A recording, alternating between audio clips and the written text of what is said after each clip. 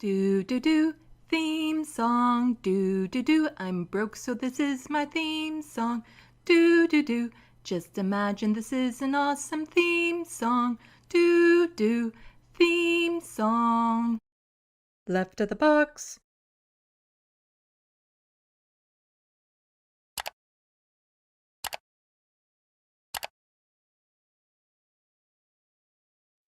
Hello, welcome to Left of the Box. Bonjour, bienvenue.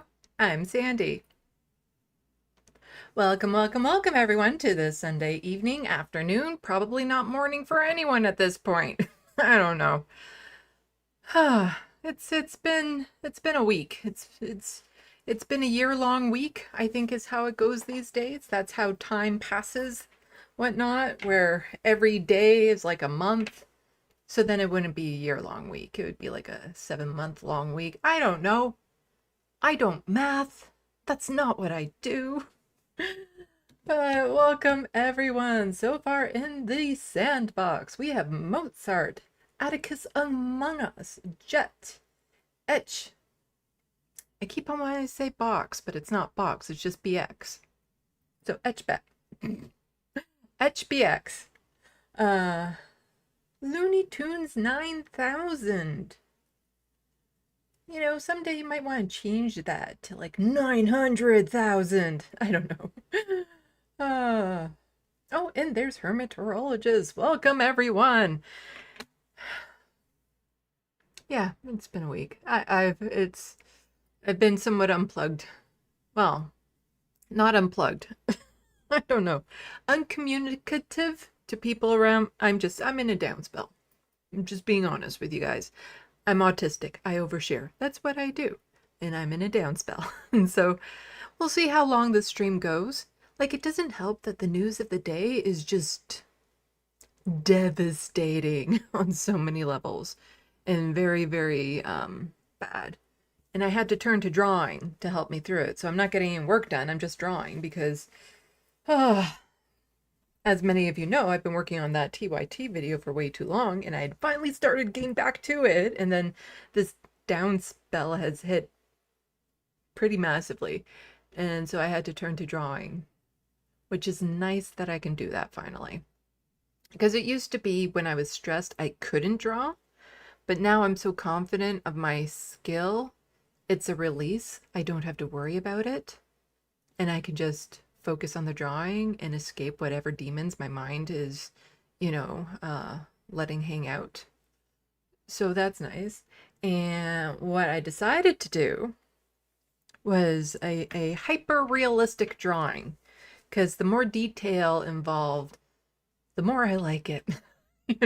I like doing the hyper detail, like the minuscule details, and spending a long time on it.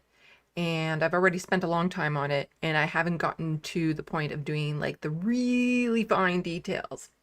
And to give you an idea of the difference between my regular drawings and the hyper realistic, so my drawing of Olay, this one here, that I've shown off plenty of times. This one is photorealistic. It looks like it could be a photograph. Versus this one, which is hyperrealism.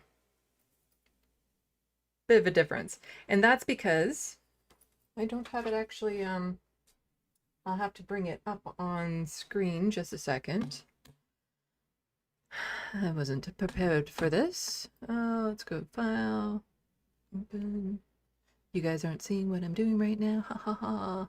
As I should have had this prepared, but sometimes I have no idea what I'm about to talk about. There we go. Where is it? There we go.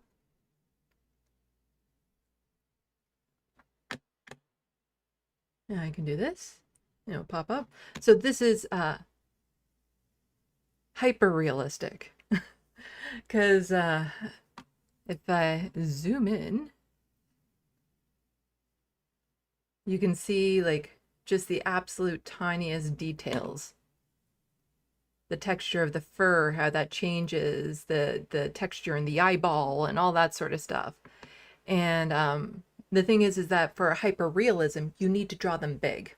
So this is an 11 by 14 versus the 9 by 12s that I do the regular portraits at. So again, if I zoom out so you can see that. So that's hyperrealism. This is photorealistic. So you can see the difference. And so the drawing that I'm working on right now, it's my first attempt at a human face that will be to this scale. So, yeah, it's, I don't know how well it's going to turn out, but it's basically an 11 by 14 and the vast majority of the page is the face. So it's a really big face. But there will be different details in different ways that I'm still working on. And I've got it looks like the person. No doubt about it.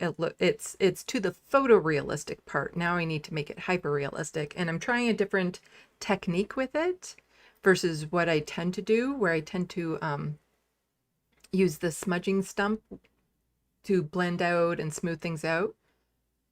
I think probably too soon in the drawing, because if you don't use that, it's easier to erase mistakes or make adjustments. And then I also realized that I have to stop using the printed out page that I'm using. Like now that I have all the portions down, the eyeballs where they should be, the nose, the nostril, the lips, all of that, I need to switch from using the printed out photo because it doesn't have the same level of detail as if I pull it up on my computer screen here. Like when I drew this drawing here, I was sitting here the entire time and looking at my computer with the image on my computer and whatnot. So I have to switch, I think, now and bring the drawing in here and work on it in here with the on the computer in front of me to get the very, very fine details, because the printout, like I just go to Staples and do a color print, and they tend to print dark for one thing, and you can't zoom in the same way and whatnot. Like even though I made several prints like where I did zoom in, again, it's just the quality of the print. It's never going to be the same. So I think at this point I do have to move the drawing to in here for the remainder of it. And I've already spent a large amount of time on it. And I'm looking forward to being able to share it with people. I don't know if the person I'm drawing will ever see it though, because it's a bit of a reach. And I don't know if I want to show people yet. Normally I like to show my progress, but I think in this instance, I'd rather just show it when it's done. And so people go, ooh, ah, because that would be nice. But, you know, people are more than welcome to put, you know, who they think it is in the sandbox. And the person who guesses it, just, I'll send you an imaginary cookie. That's about all I can do. Pendulous Dragon, thank you so much for the super chat. I see your Klingon dictionary and bought me one. Yes. Oh, I got that one long time ago. I don't even know how much I spent for it at the time. Or if it was a gift or anything of that sort. I just know I've had it for a long time, like since I was a kid type thing. I should actually probably read it and maybe learn a thing or two. But I did see on Blue Sky that you also got one, which is super cool. Let's see what people are saying in the sandbox.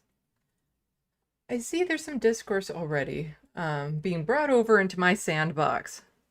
So some schoolyard stuff being brought over into my sandbox. I have no idea what's going on. I was watching a bit of The Vanguard earlier today, but when I'm watching other shows, I don't tend to pay attention to the chat. And it's not anything personal. It's just normally I'm doing something else.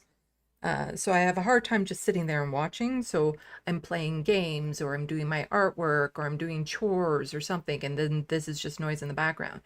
And so occasionally, and if the chat is moving too fast, then I definitely don't want to participate in it. Like occasionally I'll participate in the Letter Hacks chat or the Power Reports chat, because those ones aren't too overwhelming. And if I'm just sitting up in my spot playing games, I can glance over every now and then, or they say something and I can type it in. Versus if I'm doing dishes, I'm not going to stop doing the dishes just so I can rush over and type in something and rush back. So I don't tend to pay much attention to the chat. And I think if there are issues, the place to solve them isn't in a chat, because chats are just not set up for that sort of thing. And I've talked about this before. You're sending words at a time, your inflections aren't there. It's hard to communicate. People they'll jump to conclusions but they might be misinterpreting something. It's not a great place to kind of sort those things out. So if there are big issues, I prefer if people just email me at leftofthebox@gmail.com. And if need be, we can set up a video chat to talk about it when it comes to the mods and how mods get along, because it's not going to get solved in the chat. It just won't. It needs like an actual conversation. And I want my sandbox to be a place that everyone feels comfortable in. And if there is an issue with a mod or anything of that sort, please email me and let me know. And then I might have a private conversation with them to let them know that, something they're doing isn't sitting well with some of the viewers, because everyone who comes here to watch passively or engage in the sandbox, I want them to feel comfortable, because I want this to be an inclusive platform. I'm somebody that has been excluded from so many things in life, for finances or the fact that I'm autistic and weird, and, for so many different things. And I've never been part of like a clique. I don't tend to, I can make friends with those groups of people, but I'm never really in that group of people, if that makes any sense. So I can go to the same events and stuff, but I'm not part of that group.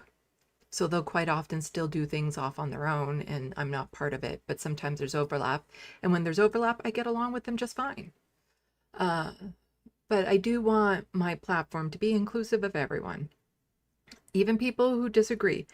Granted, if there's a fascist, if there's an absolute troll, if somebody is just coming in with slurs or insulting, this is not the place for them, because then that would make a lot of people feel uncomfortable. But if they just have a disagreement, that should be fine. As long as, again, there's no name calling or anything of that sort, they're free to disagree. And, you can bring it to my attention in the sandbox and I can try talking out whatever the issue is, but don't try to change their mind in the sandbox for the same reasons. It's just, the person might end up feeling attacked if you try doing that, because again, it's just short little quippy sentences here and there, and it's hard to get to the root of the problem. Because if you want to change somebody's mind when it comes to politics, you have to change their emotions. And if they start feeling like they're getting piled up on, that's not going to help change their emotions. So what you have to do is you have to drive down to what is causing them to vote that way in the first place. Is there, just their upbringing? Was there an event in their life? What's their insecurity? What is causing them to want to vote this way that could potentially be harmful for other people, but also potentially harmful for them? And then you have to deal with that. You have to deal with that issue if you want to be actually able to change your mind. You can throw stats and facts at them all you like, but that won't change an emotion.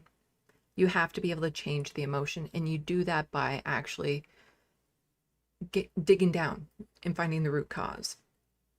And it's very difficult to do on a broad sense, like on a YouTube channel like this. But individually, it's easier to do if there's somebody in your life. That's where you can work. Some people are not savable. I get it. They're just too far gone down the right-wing rabbit hole. But for the people where you feel like they can be nudged and stuff like that, it has to be pushed gently. And so what I hope for the people that maybe don't agree with my takes on Mark Carney, my takes on Pierre Poilievre, or politics in general, is that it's done in such a way here where they don't feel like they're being attacked just because they vote one way or another. I do have exceptions to that rule sometimes, as some people know. And that's a me thing when I'm just totally frustrated. And it's not even so much the people who vote, it's the people who don't vote that really get me. The fact that Doug Ford is premier again, I do vote or shame for that one. So I can be a bit of a contradiction at times, and I get it. But overall, I want people's minds to change. And to do that, you have to gently push. And so I hope to at least plant seeds here.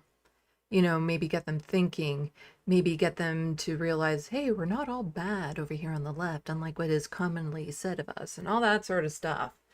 Um, but yeah, if there's issues, just try to bring it to me. Don't try to like publicly shame them or anything, because that will never have the effect you want. That will not make them a better person uh, to do that sort of thing. But if there is an issue with a mod, I want to know, because I want to know if people are feeling uncomfortable here. Let's see what people are saying. Hello, Marty.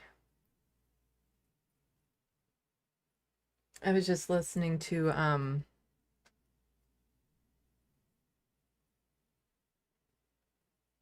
wow, I am so bad with names of shows. If I go back here and I go to here and I go,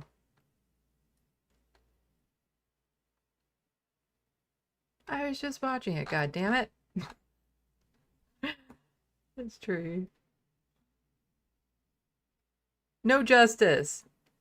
See, I get dyslexic, and sometimes I hear like the non-commit channel or something like that, and so I get it all mixed up in my brain with my dyslexia. I was just watching No Justice, and I'm trying to learn a little bit more about UK politics because they're more similar to our politics here in Canada. Like, I pay a lot of attention to American politics because, you know, when you have a fascist neighbor, it's probably a good idea to know what's going on in their parties. Uh, you know, when they're having a house party, you might want to know what's going on there. So it's always been very important to pay attention to American politics here in Canada, but there's a lot of similarities, a lot more similarities between the UK and Canada when it comes to our political systems. And a lot of our fights are also similar and whatnot. And so I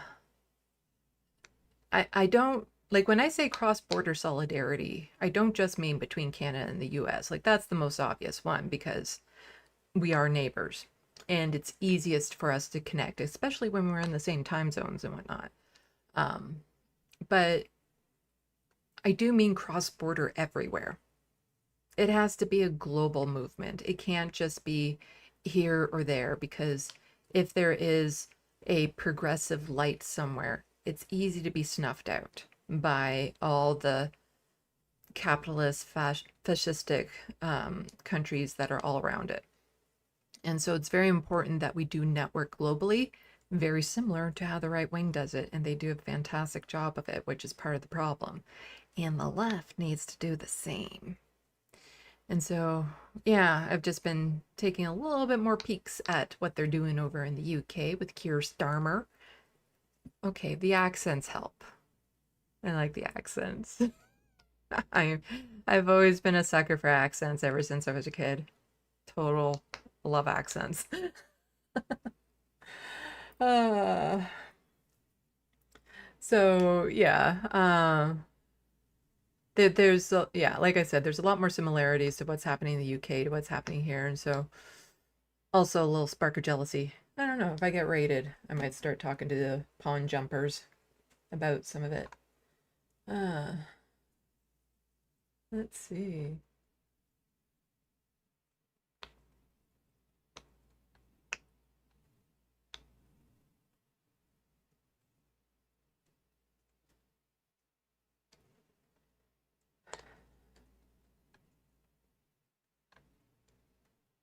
I am technically a mod in 2 chats, and I never do my job in them. I was surprised to find out I'm a mod at the serfs. And like I said, sometimes I do watch the serfs, but I'm never in the chat, so I have no idea what's happening. Uh, but I'm technically a mod there. And I am a mod in the Letterhacks chat. If I don't do anything there, I'm pretty sure I'm covered.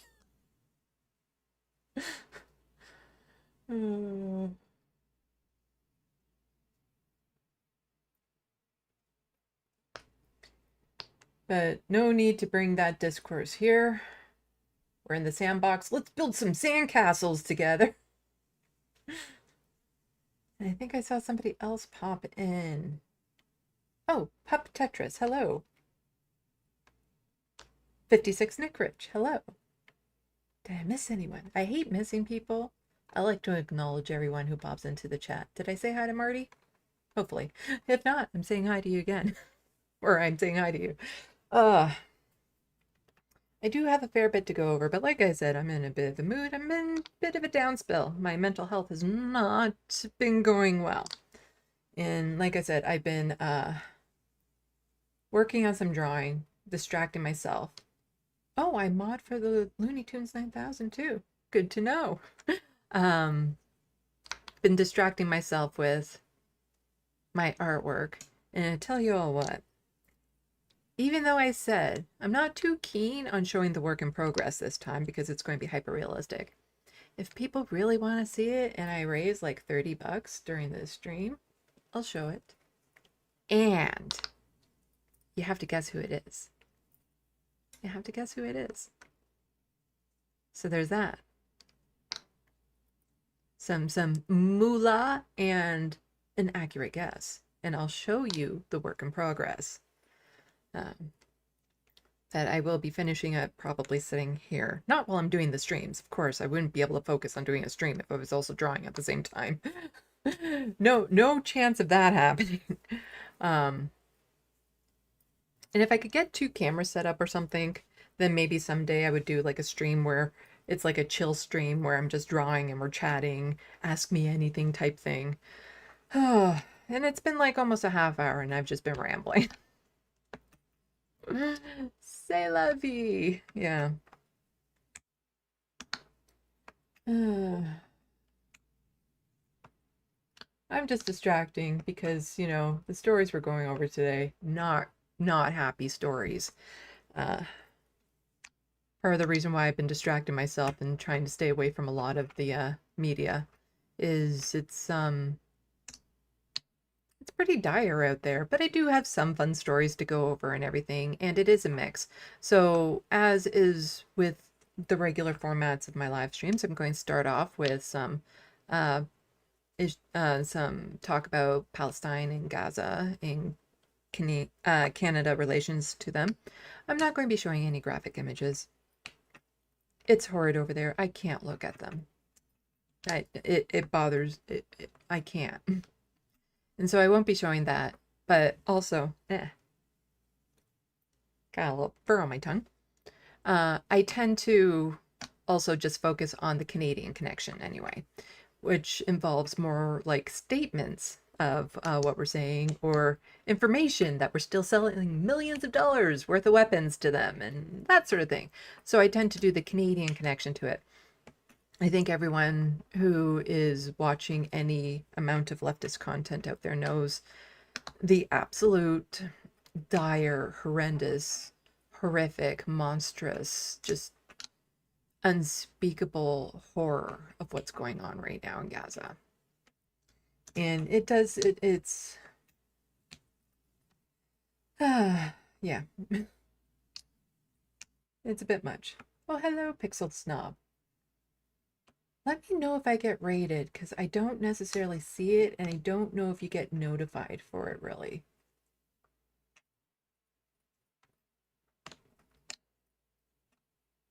Anyway, so why don't we get on to it?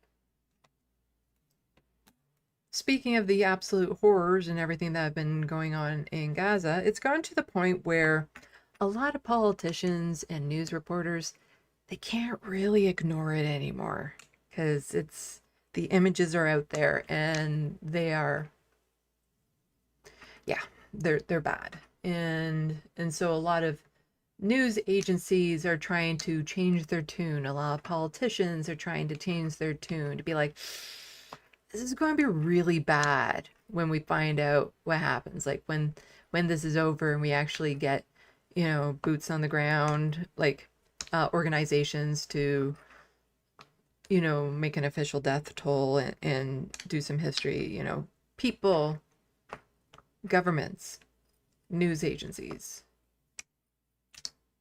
even some pundits need to be taken in front of the Hague. And just, there needs to be accountability for what is happening there. And just full stop accountability. And I think to some extent, some of our governments are starting to realize, like, this isn't going to end well for us.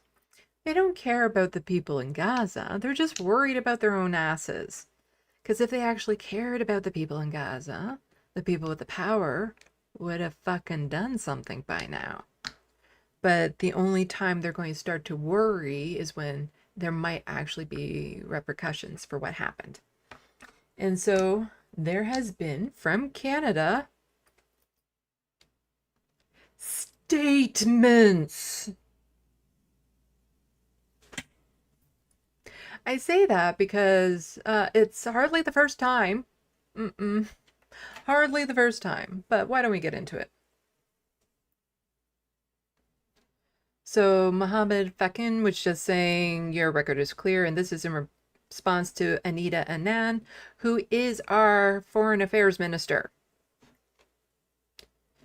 Your record is clear, 2.5 years of silence while Israel bombs, starves, and kills children. Under you, Anita and Mark Carney, Canada secretly reinstated weapons exports to Israel, even as a genocide and famine unfolded. These statements mean nothing now. Canadians have had enough. That's why national orgs and faith leaders protest outside your office today. You may think your statement and this tweet shows leadership, but we see the truth. Behind the scenes, you're enabling the starvation of children.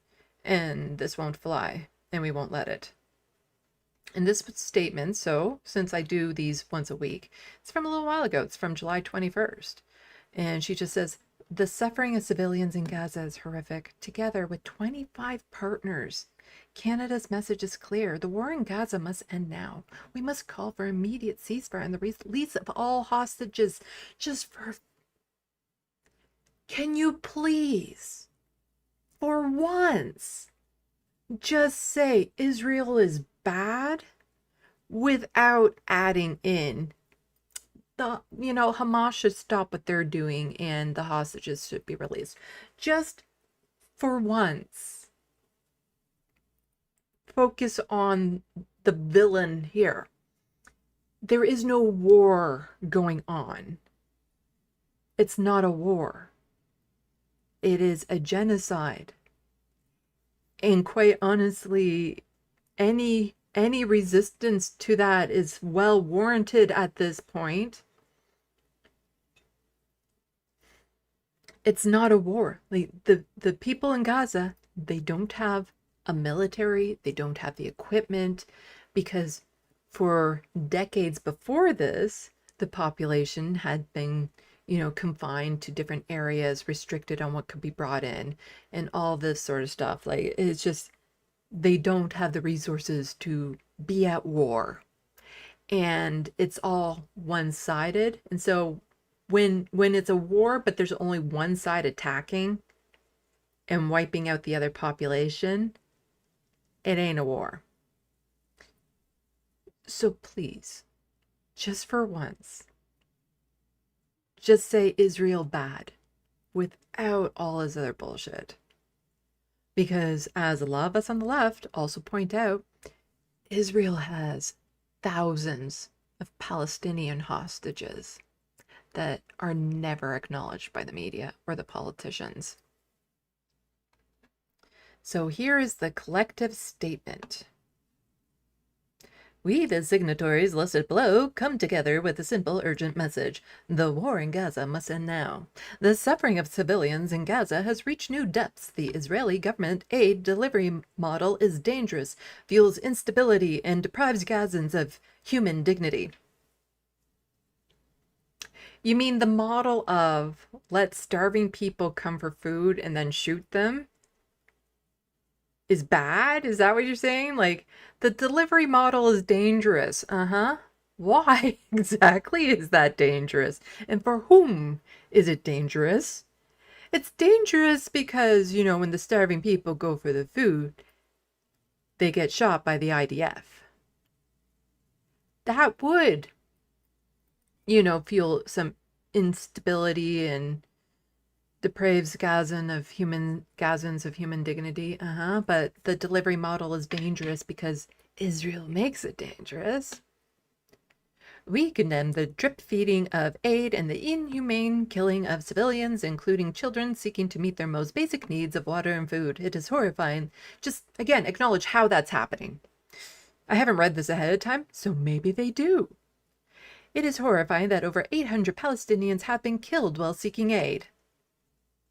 Oh, well, they say Israeli in the next sentence. Let's see if they connect the two. The Israeli government denial of essential humanitarian assistance to the civilian population is unacceptable. Israel must comply with its obligations under international humanitarian law. You're still not saying how those 800 Palestinians have been killed.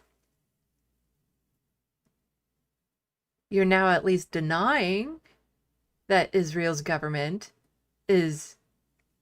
Oh, you're at least... And now... Wow, my dyslexia is really acting up right now. I'm stressed. At least they're acknowledging now that Israel is denying them the essential humanitarian assistance, as opposed to just claiming over and over again Hamas is taking it. Because a report came out saying that wasn't the case, and so it's kind of hard for them to stick to that narrative. But they're still not saying how those 800 were killed. The hostages cruelly held captive by Hamas since 7 October 2023 continue to suffer terribly. They could have been released if Israel would actually abide by a ceasefire. Also, more of them have probably been killed by Israel than from anything else. We condemn their continued detention and call for the immediate and unconditional release. The negotiated ceasefire offers the best hope of bringing them home and ending the agony of their families. Again, there's a lot of Palestinian families in agony right now because they've lost loved ones that are just taken by Israel, locked away without charge. They don't know what's happened to them. Yeah. And the most dangerous thing to those hostages in Gaza right now is Israel starving the population, bombing the population, shooting them. How does that help make those hostages safe? We call on the Israeli government to immediately lift restrictions on the flow of aid, to urgently enable the UN humanitarian NGOs to do their life-saving work safely and effectively. We call on all parties to protect civilians and uphold obligations of international humanitarian law. I also just want to say that to be calling this now, to finally be like, let the NGOs in, let them do their life-saving stuff. At this point in the famine, a lot of the people can't be saved, even if they get the aid now. And even now, the type of aid they need is very specific. There's, I heard about it before, there's like a peanut butter paste that's like pre-digested almost because their bodies are so shut down. They wouldn't be able to properly digest food to begin with. Like, it's just horrific. And to be like, oh, now that we're seeing these images and it's way too late to really help, we should say something. And it's like, they've been violating international humanitarian law since this began. Since it began. Proposals to remove the Palestinian population into humanitarian city are completely unacceptable. Permanent forced displacement is a violation of international humanitarian law. And meanwhile, all these governments have sat back while the West Bank has been repeatedly, occupied. And their occupants been pushed out. We strongly oppose any steps towards territorial or demographic change in the occupied Palestinian territories. The E1 settlement plan announced by Israel's civil administration, if implemented, would divide Palestinian state in two, marking a flagrant breach of international law and critically undermine the two-state solution. There's not going to be a two-state solution. Meanwhile, settlement buildings across the West Bank, including East Jerusalem, has accelerated while settler violence against Palestinians has soared. This must stop. We urge the parties and the international community to unite in a common effort to bring the terrible conflict to an end through an immediate, unconditional, and permanent ceasefire. Further bloodshed serves no purpose. We reaffirm our complete support to the efforts of the U.S., Qatar, and Egypt to achieve this. We are prepared to take further action to support immediate ceasefire, a political pathway to security, peace for Israelis, Palestinians, and the entire region. So we're prepared to take further action. We're talking about it hypothetically. There's no sanctions being imposed. There's no actual actions being implemented here. We're just saying, it's bad. You're bad. We don't like it. And if you keep on doing it, we'll eventually do something. And a lot of people have rightly pointed out that this is basically a mirror of a statement that was released 2 months ago, where it's like, if you continue doing what you're doing, there'll be consequences. Well, 2 months later, they've continued doing what they're doing. So where are the fucking consequences? And just to remind you of that statement that was sent out 2 months ago, here we go. Australia, Canada, and New Zealand today issued the following statement. Wait, this doesn't sound right. Right, this one was from a year ago. Joint statement. The situation in Gaza is catastrophic. The human suffering is unacceptable. It cannot continue. So this statement, sorry, this wasn't the one from 2 months ago. This was the one from 1 year ago. Let's get to the one from 2 months ago. Australia, Canada, and New Zealand mourn every Israeli and Palestinian innocent life. Wait a second. This one is from 2 years ago.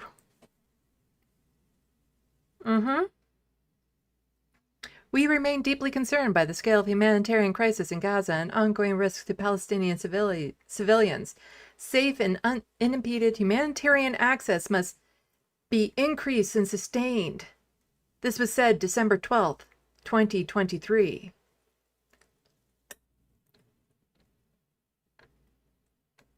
We acknowledge the persistent diplomatic efforts of the United States, Qatar, and Egypt. Let's just go back here. We reaffirm our complete support to the efforts of U.S., Qatar, and Egypt. They just changed the words. That's it. Like this is been going on for a while. They just changed the words around because this is the actual statement from 2 months ago. We strongly oppose the expansion of Israel's military operations in Gaza. We will continue to work with Palestinian Authority and regional partners in the United States to finalize consensus and blah, blah, blah. Do something or else. Or else.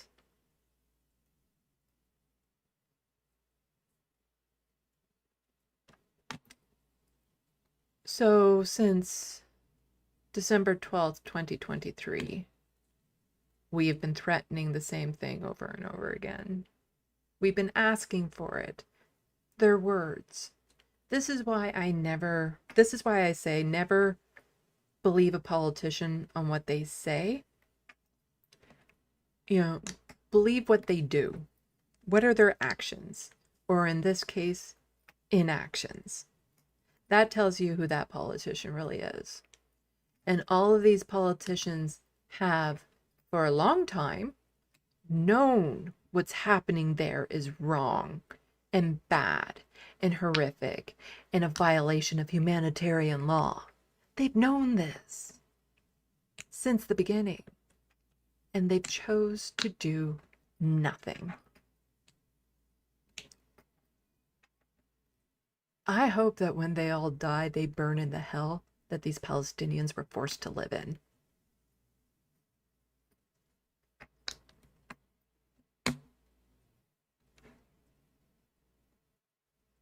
Yes, 25 nations strongly oppose this.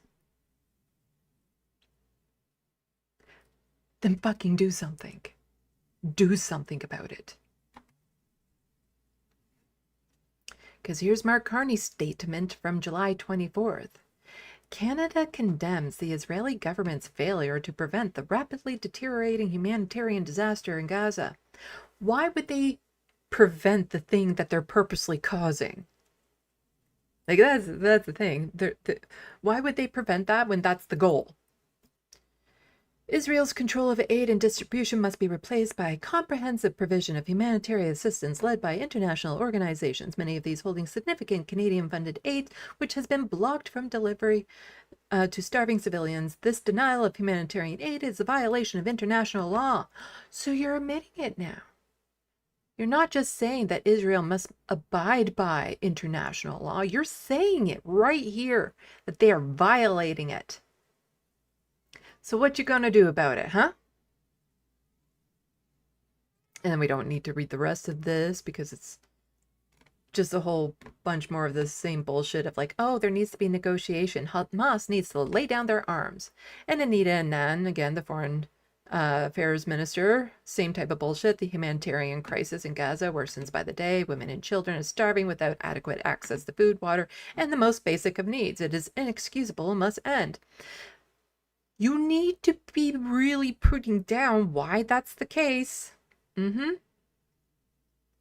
Don't just say that this is a humanitarian. It's not a humanitarian crisis that came out of nowhere. It's not from a natural disaster. It's not, it's being caused by something very specific and purposeful. This wasn't something that couldn't have been prevented. It's intentional by the Israeli government.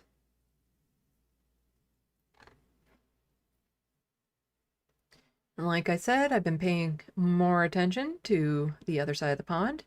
And Owen Jones just pointing out, at the beginning of the genocide, Keir Starmer backed Israel's right to impose a siege on Gaza.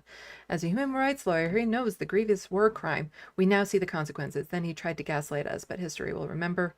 We don't really need to listen to the 19-second clip, but that's because Keir Starmer also releasing a statement. The suffering and starvation unfolding in Gaza is unspeakable and indefensible. Then do something about it. Like, that's the thing. We'll get to France in just a moment, but there has to be more than just one of the countries who have been backing it to start saying, yeah, we're really going to start pushing back now because this is horrible. There needs to be more. They need to be putting pressure on the other nations to start owning up to it and start doing something. Just sitting here saying, this is bad. It's like really bad. Like, seriously, this time, so bad. It's getting worse. Like, have you seen the pictures? This is bad. We should say something. We'll just say something. We'll say it and then hope that when all the dust settles, we won't be hauled in front of the Hague. Because we said words. We released a statement. Never mind the fact that they actually had the power to do something about this in the first place. The suffering and starvation unfolding in Gaza is unspeakable and indefensible. I would attempt to do a British accent right now because I've been watching enough of the Brits right now that I could probably pick it up, but put on the spot, it would sound worse than my characterization that I've already been doing. Like it would be bad. The thing is that I can do these accents, but only when I'm not thinking about doing them. While the situation has been grave for some time, it has reached new depths and continues to worsen.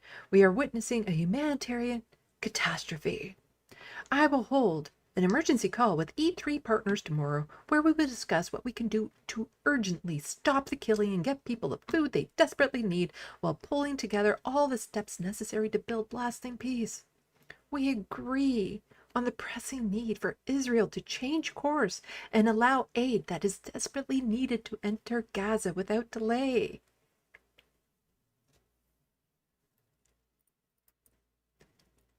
This isn't a course change that needs to be done. You know, you have to, again, say it, that Israel is purposefully starving the population by not allowing aid to get in. It's hard to see a hopeful future in such dark times, but I must...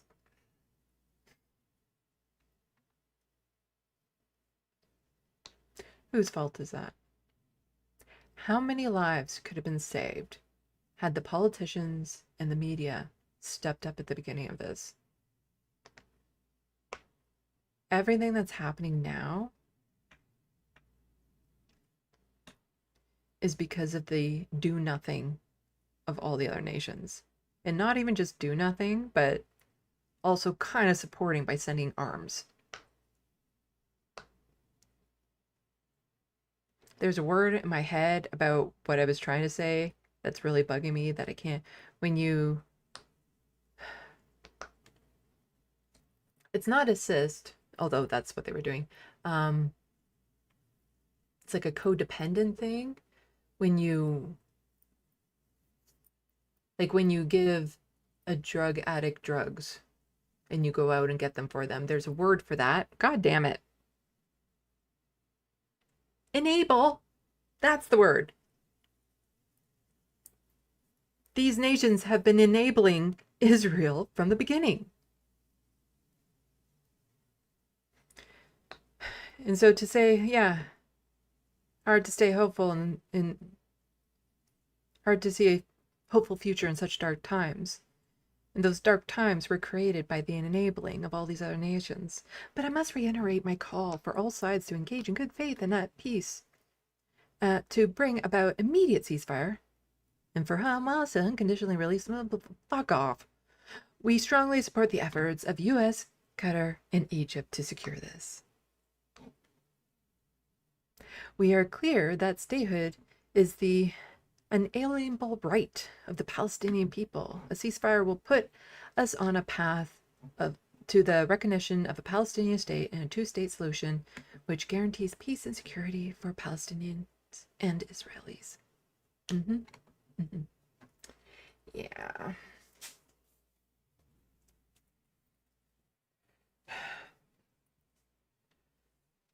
Well, let's get on to France, because France is actually... Again, it is still more words, but they're being far more bold than any of these other nations right now. France plans to recognize Palestinian statehood. Will Canada do the same? Now, the reason why this is actually more of an action than, these statements being put out is because this does make France a target of places like the United States, places like Israel, for backlash. Like this actually, just this is an action. It's a protest. It's an acknowledgement that what Israel's doing isn't right.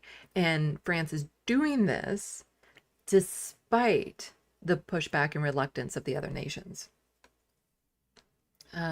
When French President Emmanuel Macron shared his plans to formally recognize Palestinian statehood at the upcoming United Nations General Assembly in September, he said, "There was no alternative. We must build the state of Palestine to ensure its viability and ensure that by accepting its demilitarization and fully recognizing Israel, it contributes to the security of all in the Middle East. He wrote in French on Thursday, noting that it's up to the French, along with the Israeli, Palestinians, and European and international partners, to prove that peace in the region is possible. Macron's intention to recognize a Palestinian state would be largely symbolic. However, it is notable that France is the first major Western country to change its position on the issue since Ireland, Norway, and Spain did last year. But the turnaround on Palestinian sovereignty from Canada might not be forthcoming. We'll get into that in a moment. So in a social media post on Friday, Israel Foreign Affairs Minister Gideon Sahar wrote that he spoke with Foreign Affairs Minister Anita Anand and warned against strong diplomatic attacks by certain countries against Israel during ceasefire negotiations. So yes, the Foreign Affairs Minister for Israel is telling Canada, you might want to sit this one out. He said actions such as France would encourage Hamas to harden its stance in the Israel-Hamas war. But let's flip that around. All these other nations not challenging it is encouraging Israel to continue doing what it's doing. Unilateral steps by France and other countries will only push Israel to take steps of its own. Again, this is why, even though it's symbolic in nature, what France is doing, it does make them a target. The French initiative harms the chance of achieving a hostage deal and ceasefire. It won't promote stability in the region. Let's see. This hasn't stopped elected officials in the UK from capitalizing on the moment. Friday, 221 British MPs, about one-third of the UK House of Commons, sent a joint letter calling for a country's Prime Minister and Foreign Secretary to recognize a Palestinian state. More about that similarity to Canada in a bit. Carney criticizes Israel. Hours after Macron's social media post, Prime Minister Mark Carney made a statement, which I just read. Rather than address Macron's intentions explicitly, Carney noted that Anand would take part in a high-level UN conference in New York next week, blah, blah, blah, blah, blah. And then I think this is just going over. I wanted to also just touch briefly on this one, which is from CTV News. France will recognize Palestinian state, as President Macron says, because this has a little bit different information. So you can read the post in French. I could do that for you. It'd be gibberish. So here we go to why this isn't just simply a symbolic thing, even though they're saying the mostly symbolic move. And that's, in a way, by saying it like that, it's almost like it's trying to undermine the significance of what France is doing. By saying, well, it's just symbolic. So is it important for the rest of the countries to do it when it's just symbolic? Nothing will actually happen from it. But the reason why it's more than just symbolic is, like I said, it's making them a target. So the Palestinian Authority welcomed it. A letter announcing the move was presented Thursday to the Palestinian president. We express our thanks and appreciation to Macron. The blah, blah, blah. Anyway, Secretary Marco Rubio. The United States strongly rejects Emmanuel Macron's plan to recognize a Palestinian state at the UN General Assembly. This reckless decision only serves Hamas propaganda and sets back peace. It is a slap in the face to the victims of October 7th. Yeah, just not acknowledging at all that by not doing it, you're enabling Israel to continue its slaughter. With Europe's largest Jewish population and the largest Muslim population in Western Europe, France has often seen fighting in the Middle East spill over into protests and tensions at home. But there was another statement. Darn it, where was it? There was another statement from Benjamin Netanyahu in this. I swear I saw it in this. Oh, no, I just copied it over here.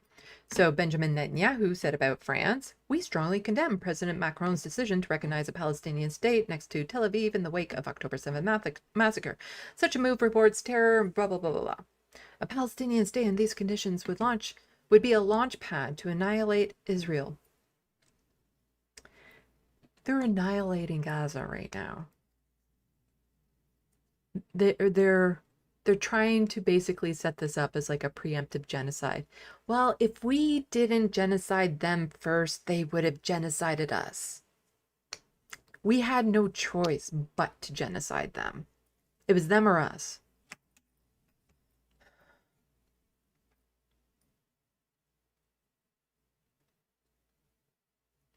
And it was very similar to the statement that Marco Rubio sent out, probably because, they get their notes from Benjamin Netanyahu. But, a little bit more on maybe why Canada is so reluctant to actually say anything. Why France, I think it was Spain, Norway, and Ireland have the backbone to say something. But Canada, there's more to it, I believe, than just this statement or whatever. I think there's more to it. And this from Al Jazeera says Macron pushed UK, Canada to recognize Palestinian state, but they balked. Report. Reuters is reporting that French President Emmanuel Macron had been pushing to have France and its G7 allies, the UK and Canada, recognize Palestinian statehood. But the news agency, which cited 3 diplomats, said London and Canada did not want to face the wrath of the United States.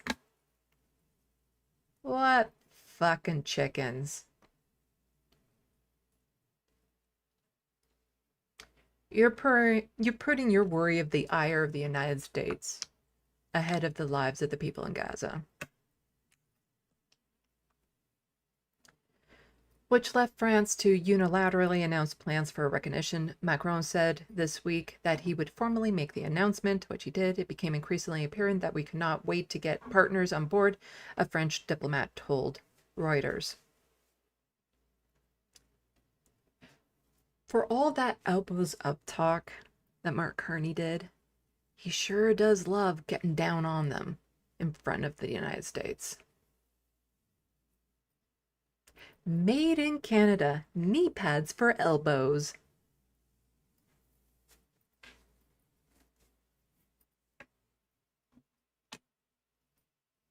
It's just, there's no excuse at this point. So what if the United States threatens us over it?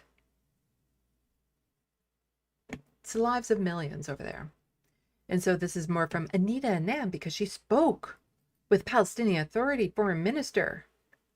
We spoke about the suffering of the civilians in Gaza and the worsening humanitarian crisis caused by Israel's ongoing restrictions on the free flow of much-needed humanitarian aid. We also discussed the urgent need for immediate ceasefire, for Hamas to release all. You can't just go one fucking tweet without that, can you?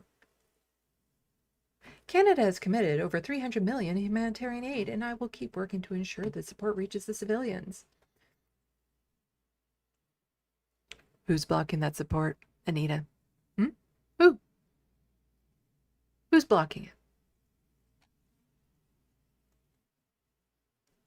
And so Samira was just pointing out, today I spoke with a genocider and told them, please feed the people you are going to kill.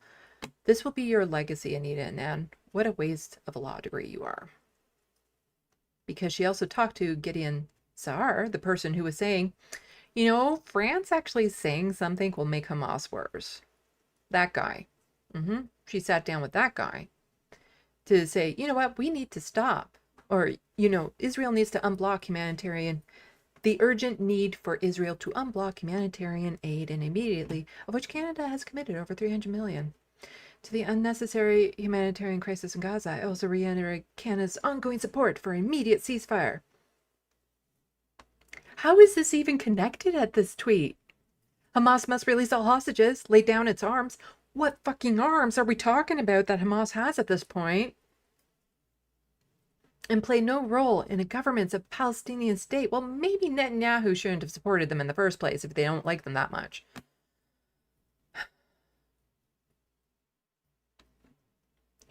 And here we have a senator here in Canada, Ying Pa Wu, who has been outspoken about this cause. Orwellian obfuscation from an Orwell's aficionado. Israel is killing innocents and starving population of Gaza. Israel broke ceasefire and cut off negotiations to release hostages. Israel wants to cleanse Gaza of its inhabitants. Israel is the problem. And this Canadian senator is quote tweeting Bob Ray, who is an ambassador to Canada, saying, "This is the point. We know this is true. Israel and Hamas must stop fighting. Free hostages. Ceasefire. Let the food and water in. Now. Now. They should do it now. We're not going to sanction them. We're not going to force them to do it in any way, but they should do it. They should." Mm-hmm.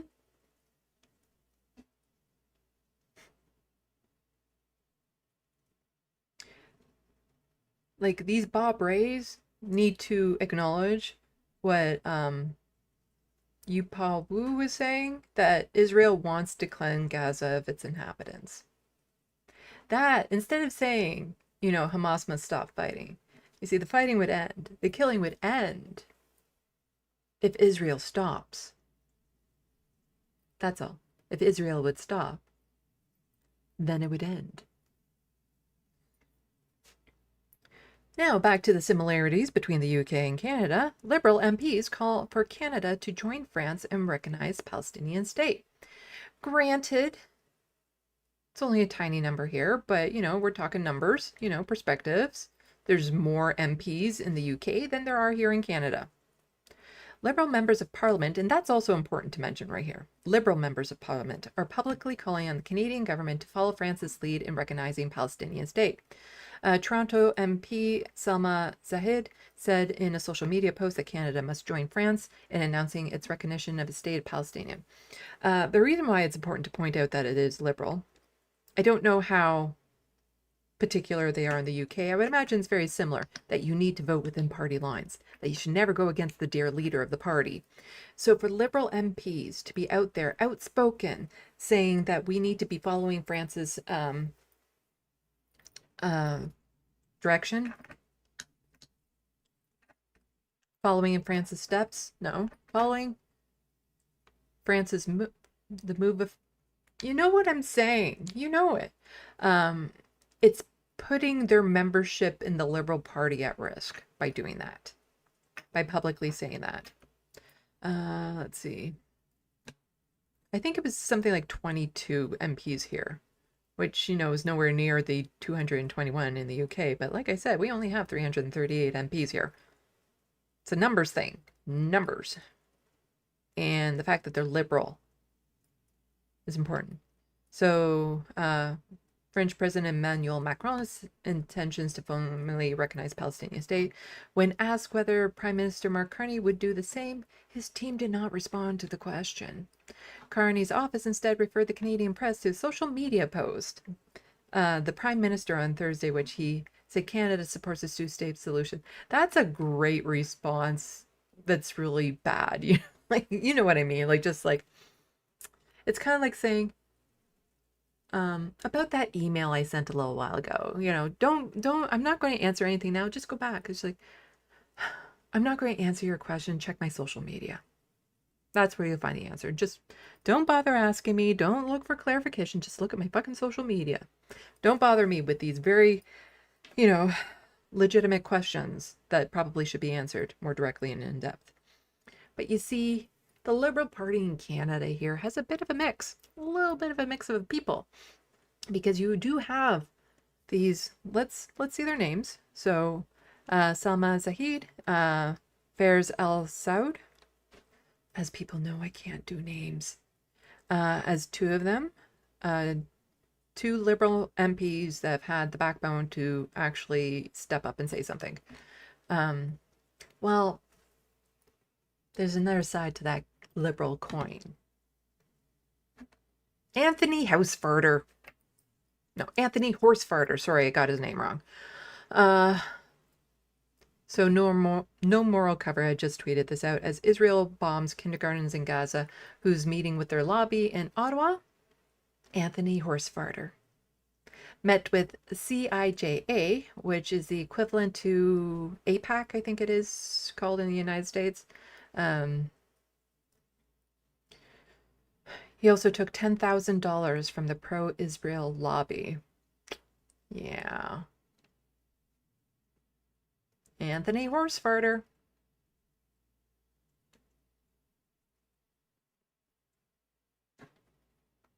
He's one of the most Zionists of Zionists in our parliament.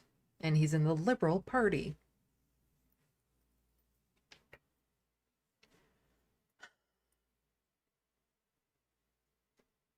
Just checking. Right. Okay. We're still on the same topic, but I'm just taking a little bit of break because there's going to be a little bit of a tone change. Just want to get caught up a little bit in the sandbox and take a drink.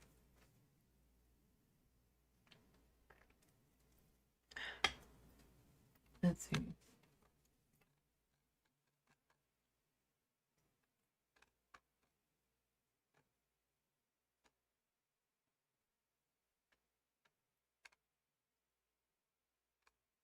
Oh, hello, Bobby.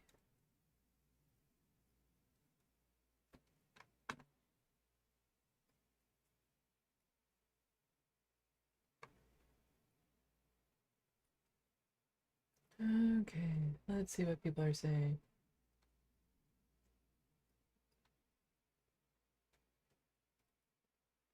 HBX, strongly worded emails. Woo-hoo, yeah.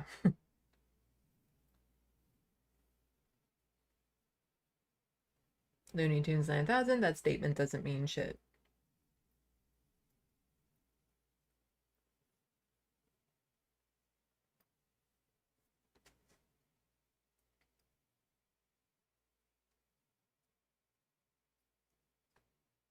HBX, hearing they are playing target games is so horrific. Yeah, I saw those reports where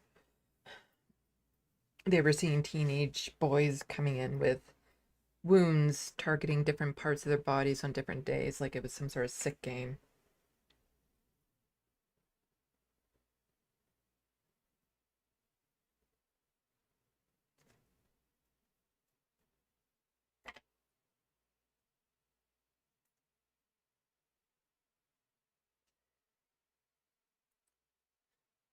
Concepts of a plan, yeah. Hello, Canadian Socialist.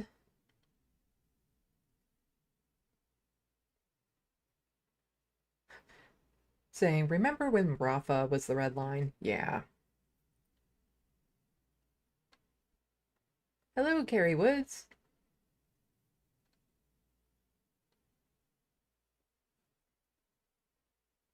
Canadian Socialist also saying we're in a strange place where the paper of record Hretz is far more honest about the war than anything Canadian media. I did have some things in here about like headlines and whatnot, but we've seen it all before, really.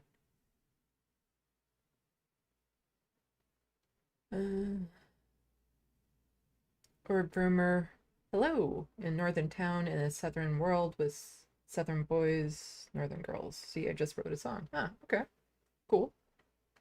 Yes, the word I was looking for was enabling.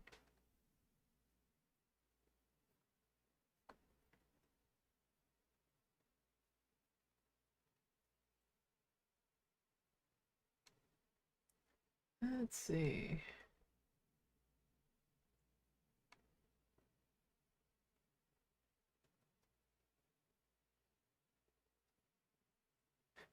Mozart, I'm going to start swearing Donald Trump instead of Jesus Christ. He really is the new Jesus.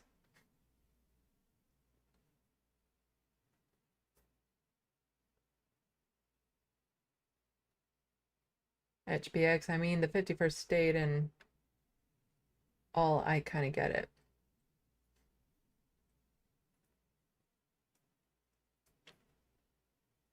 Like, I get that Canada is particularly vulnerable to any lashing outs from the United States, but that's just no excuse. No excuse for enabling, because again, it's not just that we're not doing anything. It's that we are also actively participating in it by selling them arms and weapons, sending them money. Like it's more than just being passive.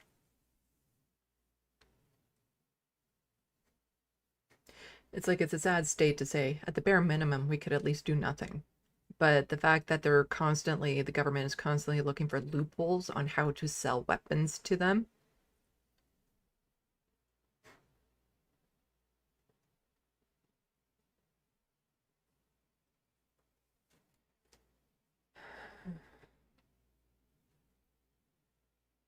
Atticus Among Us was at my folks this morning, and Dad tried to convince me that the regime is only going after immigrants that have been here less than 2 years, talking about Trump. It was a struggle not to respond. Yeah, I'm not in a good headspace right now. I would totally lose my shit on somebody if they decided to, in my life, if they were just, I'd be like, but you know, Hamas. I would just lose my fucking mind on them. Oh.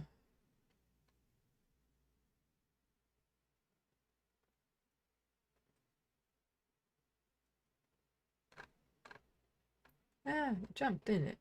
Didn't it?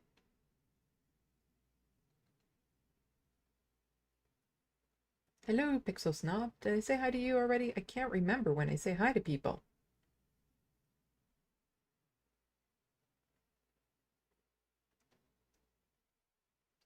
Hello, Soul Life. I addressed some things earlier. I'd appreciate if people leave this drama out of the sandbox for now. We can address it later. But welcome to the sandbox.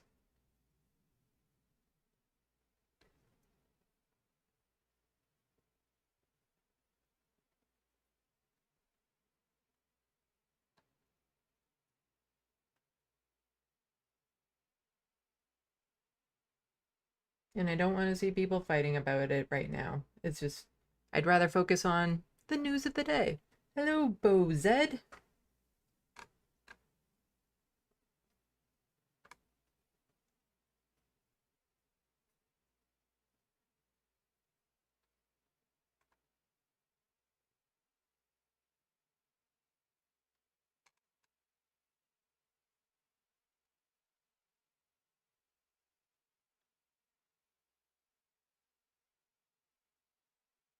Oh, I did say hi to Pixel Snob already.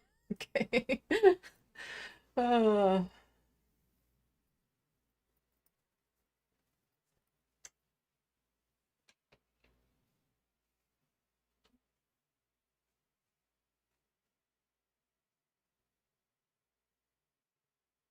Yes, everyone put it to live chat. So Life, you can just go back to the beginning of the live stream to find out. Um, I have no idea. The short end of it for me is I have no idea what's going on either. So, um, I don't know because I don't generally pay attention to other chats when I'm watching their videos because I'm usually busy doing something else. Hello, Grand Theft Autobot. Man, we've tried nothing, but we're all out of ideas. Governments, yeah. Grand Theft Autobot, the person who coined Anthony Horsefarter.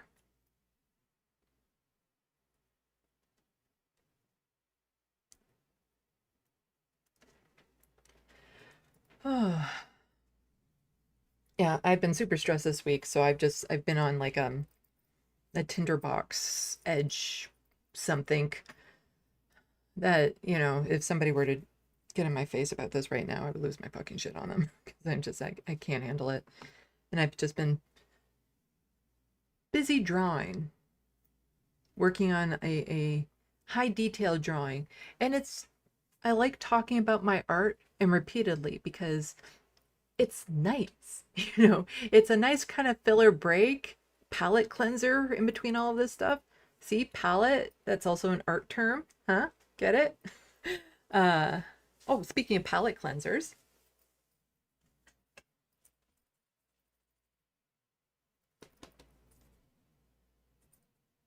come on, come on. And we go. We have Lanier. Hmm.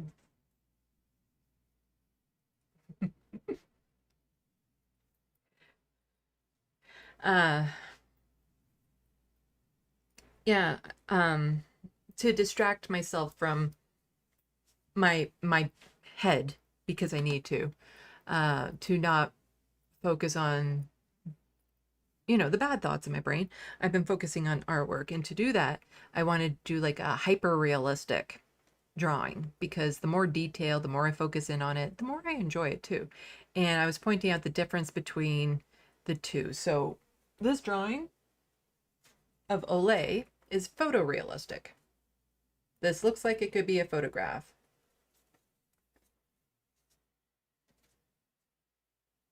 this drawing here of Thumper, a cat of mine, passed away years ago, that's hyperrealism. Do I still have it up? Yeah, I still have it up. Where's the right? There we go. So that's hyperrealism, where you go down to the absolute minute details. And in order to do this, you draw it big so that you can do that. So I'm doing a portrait of someone. So this is my first attempt at hyperrealism of a human face. But then again, that was my first attempt at hyperrealism. So there's a good chance it's going to look really good when I'm done. But I'm not saying who it is yet. I want people to guess. And normally I like showing work in progress, but this time I'm like, you gotta drop $30 in the sandbox if you want to see that work in progress. Because I could stop that drawing now and it'd still be phenomenal, but I haven't even gotten to like the very minuscule details. Like I'm talking about the fucking pores in their skin. Like it's just, I'm going to go that deep. And I don't know how the person would feel about that. Like it's quite the thing to be like, so I studied your nose for hours and all the little dots on it and everything for hours and the little tiniest wrinkle by your eye. I have examined your face unlike anyone else. So the canvas size for the big ones are 11 by 14.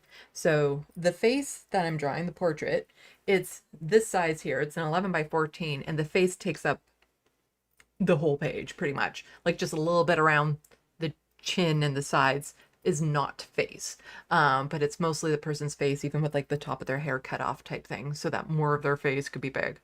And I'm working on it, but I want people to guess. HBX. I can't wait to see the pores. Yeah. And it will take a long time, but if we go back to this one, this picture isn't the greatest. Like it's hard. You have to see the picture with your own eyeballs type thing. But like all the individual hairs and stuff, like the furs in here and whatnot, and like even all the little things like this.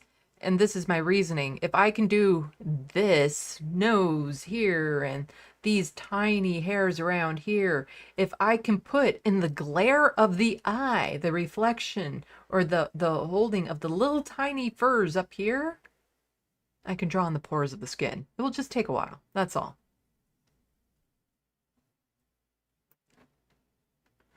And I'm fine with it taking a while because I love focusing on that very, very minuscule detail. But I want people to guess who that person is. And then maybe I'll show you the work in progress because I could stop it right now and it's already a stunning portrait. Because I've just gone over like all the face. Like I said, I could stop it right now and just smudge it out to smooth out everything and it'd be basically photorealistic.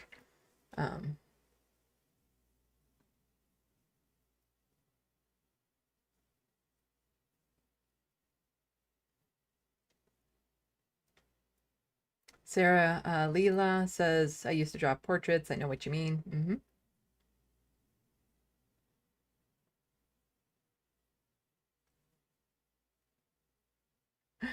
Or rumor. So what size do you draw down to? Tiny, like pixels? Could be. Yeah. Oh, Zed, Sandy said it on Thursday, I think. I wasn't streaming on Thursday, so how would I say who it was on Thursday? Ha ha.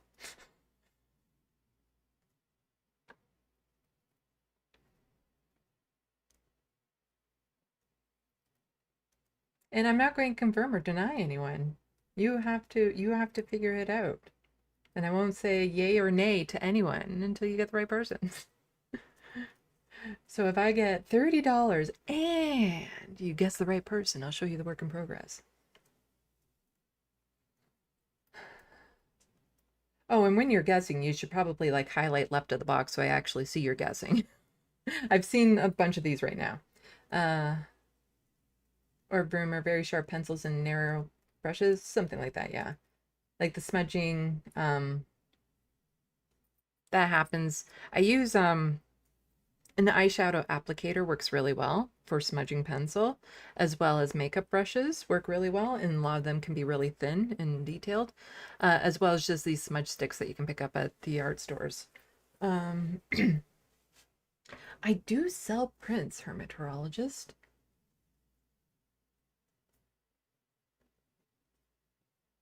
Let's see. I see the names, but I'm not going to confirm anyone until you guess right.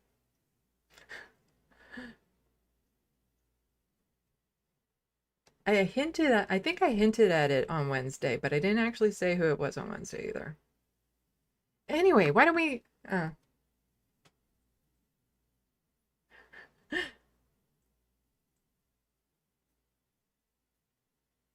didn't say what expression or pose they were in. I might have said, I prefer like ambiguous. Oh my God. Ambiguous? That's not the word. Inambiguous? Ambiguous. Expressions that you could, project onto type thing. Like not something that is um, an obvious emotion type thing. Okay, I'll give you guys a hint. It's not somebody I've drawn yet.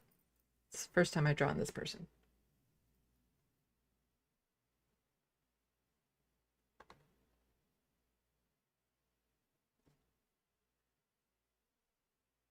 I know it's ambiguous. I just know I'm not saying it right.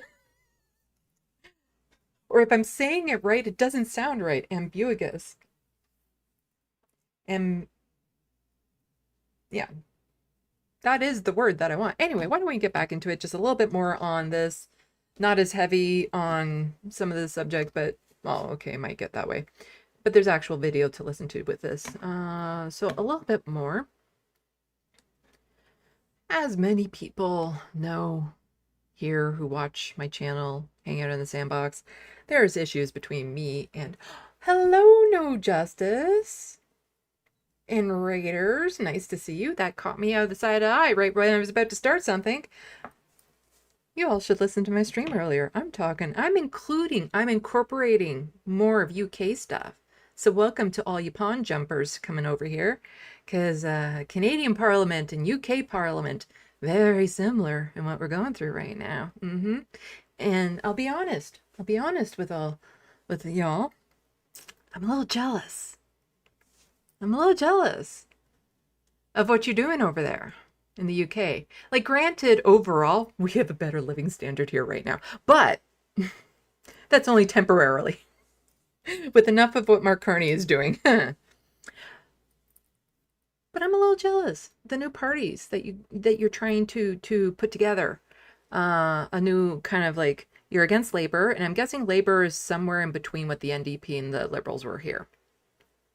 But you're upset with them because they did a total 180 with what they said they were going to do, and once they got in the office, complete opposite.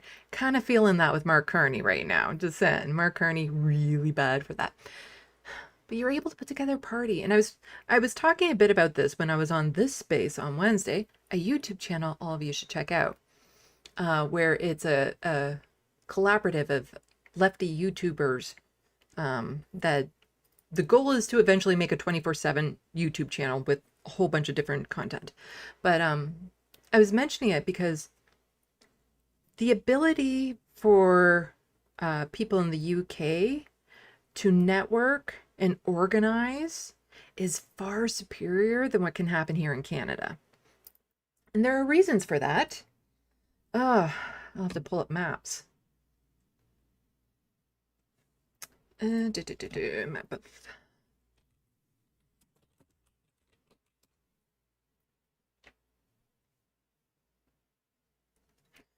Can I do versus UK?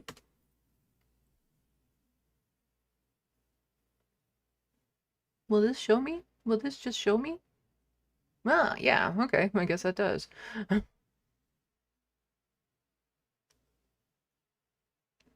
So here's the big problem, I would say, with Canada trying to organize the same way that you guys are in the UK.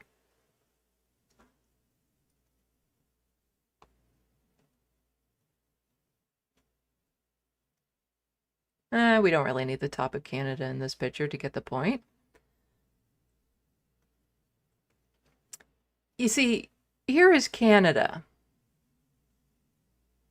And this is how big the UK is compared to Canada. This blob here, just takes up a tiny portion, or just a portion of Ontario.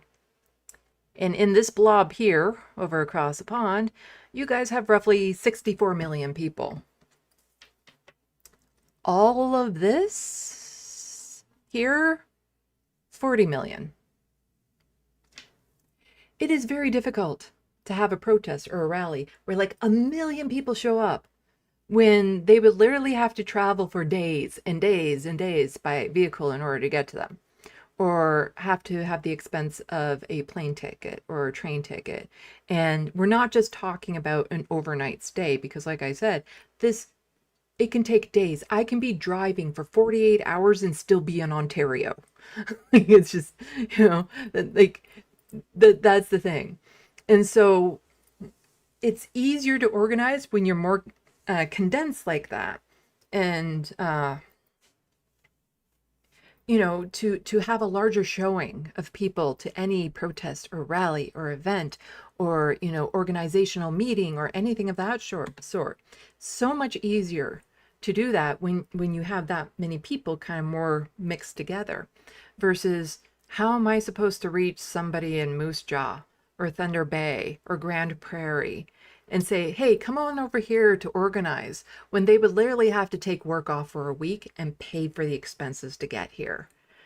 And then it'd be like, okay, now let's all head up to Ottawa. Oh, from my place? Right, that's a 6-hour drive. It's just in good traffic. So tank of gas. Oh, and then we'd want to use the 407 to avoid the 401, because the 401 is just a nightmare. So then, that's like our only toll highway. So then I'd have to pay extra money for that as well. And then the parking in Ottawa is a pain in the ass. So then there's that. Oh, but we could take the train, but then that's like 12 hours to get there. So there's that. Like, it's just. So I'm a little jealous of your ability to be able to actually organize in a way that we just simply can't here. And I'm doing this. I'm going to do this. I'm going to do this. From your ally across the pond. Help us do the same here. I'm open to suggestions on how to get the refugees from the NDP and Greens and Liberals to maybe start organizing and making a new party here, a viable party. Huh? A little help? I'm raising this flag in solidarity. We need more cross-border solidarity. And when I say that, I don't just mean between us and the United States. I mean like every border. So we need cross-pond solidarity. And I am very much open to suggestions on how to do that over here with the massive obstacle that we have, what I just showed you, because we do have a lot of the same issues going on when it comes to our governments, and we understand each other. We're connected. You and us, we're connected. We can see eye to eye. We get it. We get it. We have a parliamentary system here. First past the post.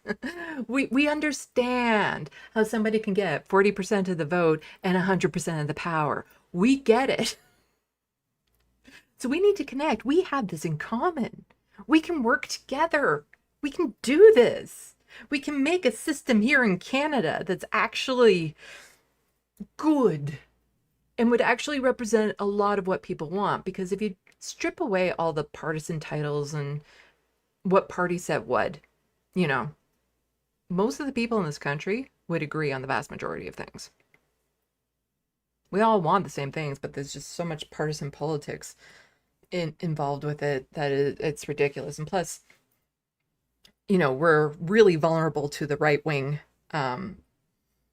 organization and rise here because we do border the United States, and it's not just cross-border solidarity. They also send money, and they network, and they travel together, and then they go visit, and they make their camps together, and all that sort of stuff. We get a lot of that. So yeah, I'm open to suggestions on how to do that here.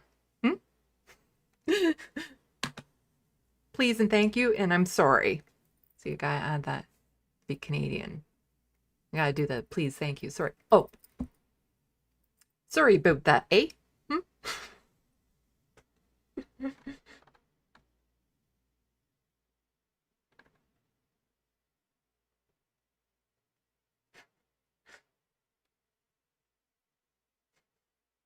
Everyone telling me how to pronounce it.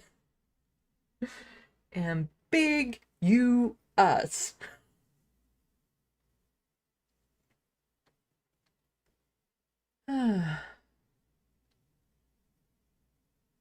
So earlier, I was talking about what's happening in Palestine, Canada's statements on it, France actually saying we're going to call for a Palestinian state, and Canada saying we're not going to because USA wouldn't like it.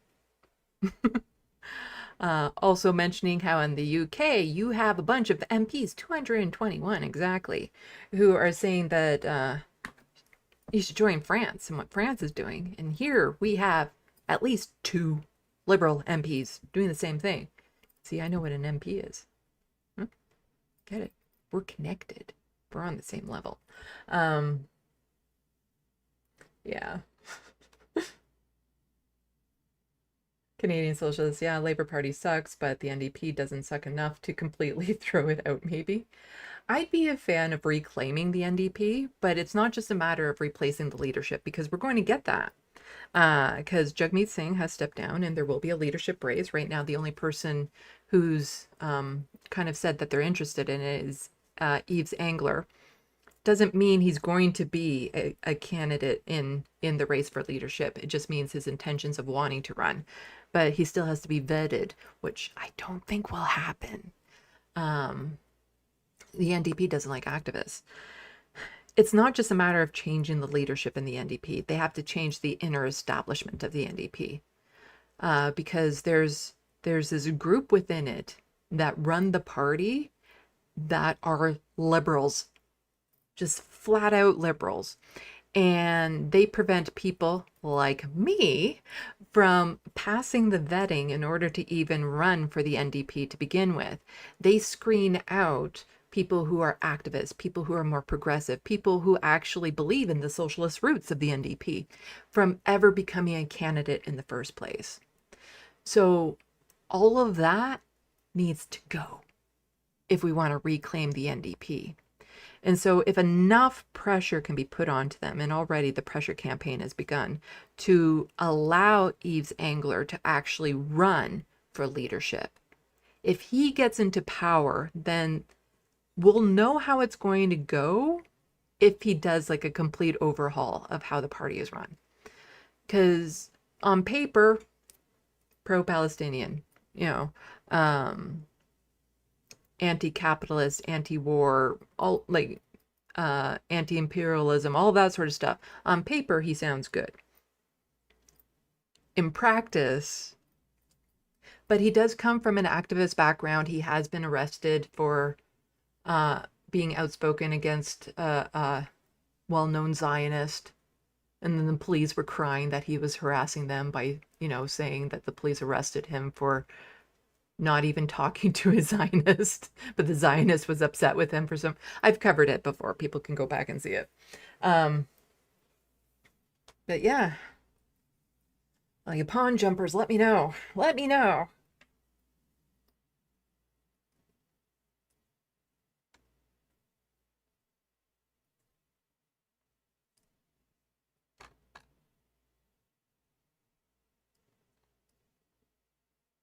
Jet, I don't. Gina? Who's Gina?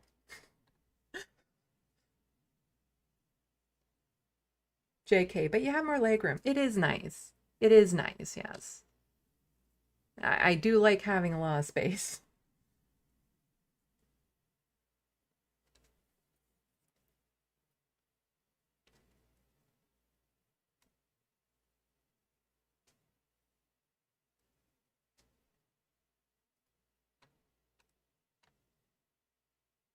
Carl, build a wall. We would love to do that if it meant keeping the states out. The Wild West, sadly, why the convo was so impactful. Big trucks. I will be touching a bit on the Freedom Convoy that was up in Ottawa. occupying Ottawa for a bit. There is a story on that later on in this live stream.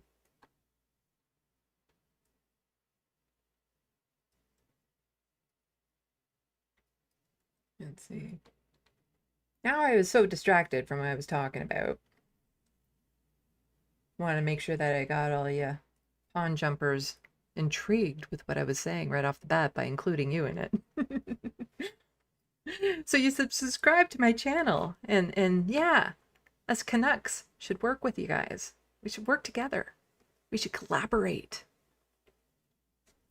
And you could start that by subscribing to my channel.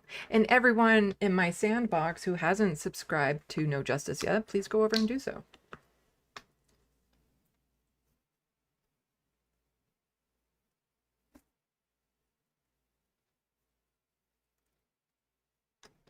Okay, let's get back to what I was about to say. So, as many of the people who are in the sandbox know, I have a past with the Young Turks, TYT. I used to be a contributor to Rebel HQ. And I do have a video that I am eventually working on that, you know, my mental health hasn't been the greatest. Hence why I've been working on that drawing as opposed to doing any real work. But every now and then, Anna Kasparian gets in the social algorithms, the social media algorithms. And on the very rare occasion, it's for something good. Because as much as Jank and Anna have become really bad in their takes, the one place where they've kind of stayed strong is with what, you know, Palestine and calling out the genocide and stuff. There's a caveat coming with that. And so she's gotten a lot of press because of her appearance on Piers Morgan, which we will watch. It is cathartic.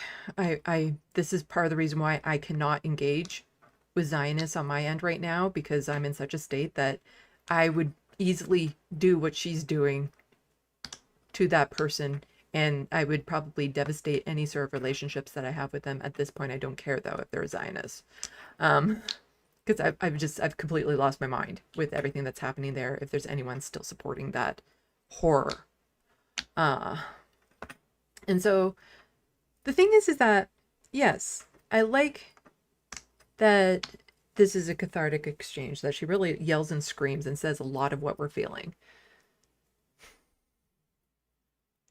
And the only reason why I'm showing this one of her is because I haven't seen another contributor go off like this. Because if she was just there saying Israel bad for what they're doing in Gaza and spitting out stats and facts the same as a lot of other contributors were, then I wouldn't want to focus on her because she's not worth it. You know, I don't want to promote somebody who overall is a net harm. And Jank and Anna right now are a net harm, especially to the leftist movement. But I did want to show this because it is very cathartic. It feels good to have somebody just let loose the way that I want to right now. But there is a caveat to this. There is a caveat to this. So hopefully the volume doesn't totally destroy people here. And I'm sure a lot of you have already seen it, but we'll get to it. So, and unlike what a lot of them will say, like Jank and Anna, not a lot of them, Jank and Anna will say, we do give credit when credit is due. And this is the Vanguard who has gone after both Jank and Anna hard. But it's like, no, this was good. This was good. And so this is from Piers Morgan. Fact that they shoot at people as they're waiting in line for humanitarian aid. Dozens of people get shot and killed literally every single day. Every single day as they're waiting for food. No, I'm not going to let you filibuster, bitch. I'm not going to let you filibuster. I'm not going to let you filibuster. You guys are totally okay with IDF soldiers shooting and killing desperate people waiting for humanitarian aid. You're okay with that. I find it so unbelievably evil. Unbelievably evil. It shocks my conscience and my soul that people as evil as this exist in this world. Okay? Watching these images, looking at these videos, seeing all these kids desperate, hungry, parentless, trapped in Gaza. And you're sitting here and you're defending it. I can't stand it. I can't listen to it. The filibustering is unbearable. It's unbearable. What is not doing enough? I feel that to my core right now. I really do. Anyone who's still defending what's happening over there is just a flaming piece of trash. I said it earlier in this stream, and I wish I could go on Piers Morgan just so I could yell this at him. I hope that when he dies, he burns in the hell that the Palestinians were forced to live in. Like, it's just, I have no patience for them anymore. And people like Piers Morgan have absolutely enabled this. When you have people with these massive platforms that were constantly capitulating, constantly saying, well, what about the other side? You know, there's another side to this. What about that? From the get-go, when we knew from the beginning what the intentions of Benjamin Netanyahu were. We knew it. They said it. They said from the beginning what they wanted to do. This isn't, you know, it wasn't a secret. It's all over social media. They proudly said what their intentions were. And to have media personalities and politicians say, yeah, but we just don't know. How could we possibly know? Like, what clues were there? You know, it's so ambiguous. How could we possibly know what is in the heart of Benjamin Netanyahu when it comes to this? Because he fucking told us. And then the actions that he did to back it up. And the absolute slaughter that has been happening there since. And all of these platforms that have tried to both sides this argument should just be absolutely delegitimized as any sort of news network. Any organization that tried to both sides this should no longer be considered a legitimate source of news. And I say that because of this. TYT, the place where Anna is from. I believe I covered this a while ago, but let's just go over it again. This absolute disgusting clip from TYT. Appreciate it, guys, and we appreciate it if you become members because that allows us to be. All right, now there's a critical comment. It is what it is. Deanne Loso says, I'm sorry I had to turn off the show because I can't stand to watch one of the hosts defend genocide. I understand that Ben has strong feelings on this issue, but saying it's the price of war is unjustifiable. I have seen Ben Glebe, that's who he's talking about, on a show that was like in Israel when he was there to visit. Ben Glebe is a fucking monster. Absolute horrid piece of trash monster. And what Cenk will say is like, well, here we get to argue, here we get to vent it out. Because, you know, at least Cenk is here to push back. Except, you see, I used to be a contributor to Rebel HQ. That's on a different YouTube channel altogether. And you put that together your own videos and everything. And do you know what? You get no pushback. You get nobody there challenging everything. And Ben Glebe was able to post under the TYT brand a 15-minute long video of him spewing the most wretched, misleading stories of what happened on October 7th, all that propaganda, the most wretched propaganda that was coming out from that day. And he was spewing it out without any challenges from Cenk or anyone else at the network.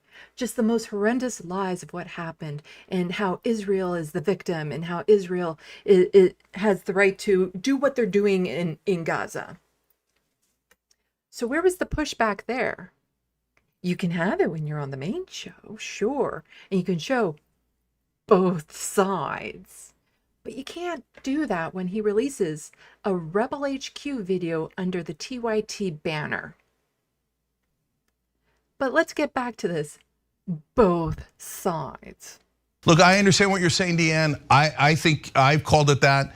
Having said that, we have to hear each other out. You think that it's a genocide. Ben doesn't think that. So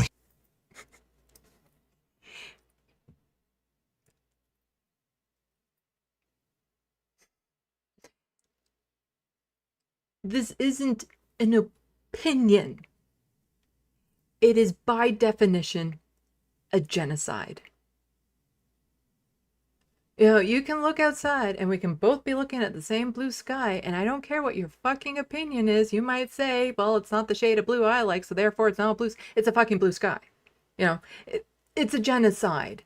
And to even, what's the word? To even suggest that there are two sides for this is malpractice from a journalistic point of view. To even allow that on your show, to suggest that this is a two-side situation. There is no two sides to a genocide. You know, you don't sit down with the SS Waffen and be like, so, is what you were doing wrong in your perspective? You know, unless they're in the Canadian Parliament, you know, you receiving a standing ovation. You don't platform Nazis and be like, so what is your take on what you're doing? Let's get both sides of this situation in. No, there are no fucking two sides to a genocide. And to pretend as much is misleading your audience, is capitulating, is minimizing, is, you know, allowing people wiggle room to believe that maybe it's not as bad as what they think and all that sort of stuff. No, they had to be out in front with it and say exactly what it is. But to sit there and be like, I call it a genocide, but he doesn't call it a genocide, and we're just platforming this, is bullshit. They don't shut it off. I know, look, sometimes it's tough dealing with people yelling, and I'm the #1 culprit of that, okay? But please try to bear through it so that you can get both sides of the issue, then come to your conclusions. I too want to address one of the comments that was said. And this is the Ben Glebe, Zionist piece of shit.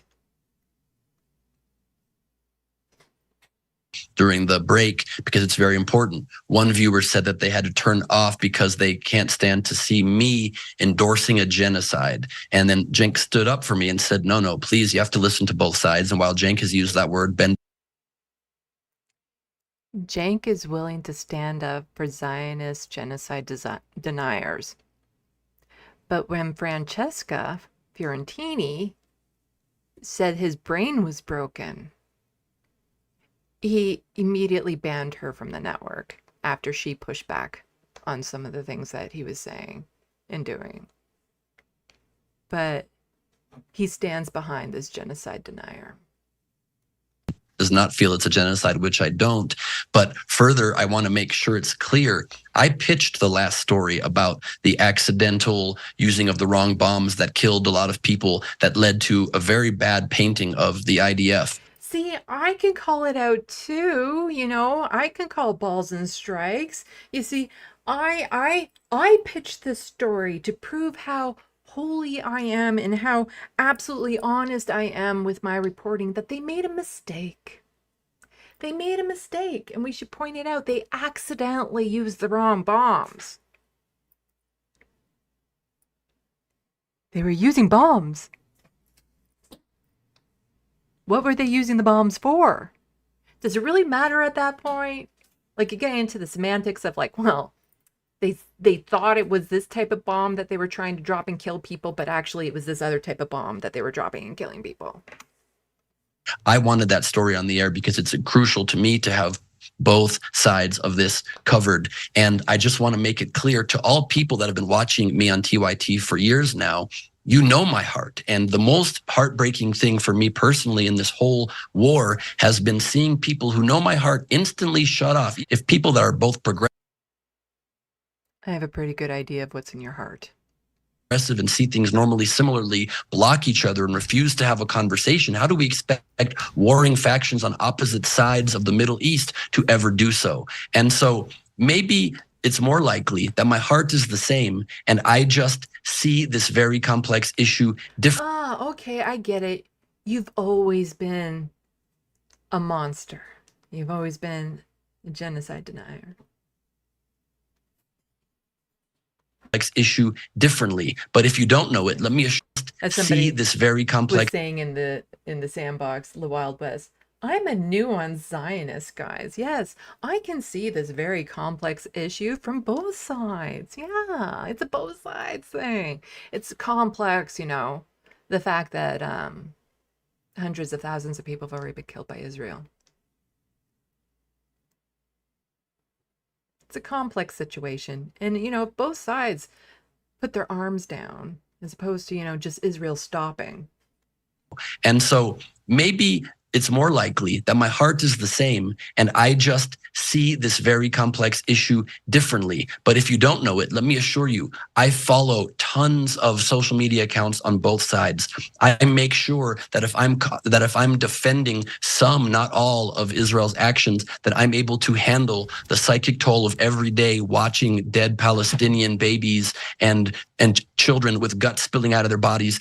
It's the most horrific, sickening to my stomach thing I've ever seen in my life. I want it to end as soon as possible. But he has justified it in his head. All those children being dead. I don't remember the clip off the top of my head, but he's basically saying, well, that's just the cost of war. Sure, I wanted it to end, but really, it's just what happens. This guy is a fucking monster. Disagree on how to do it.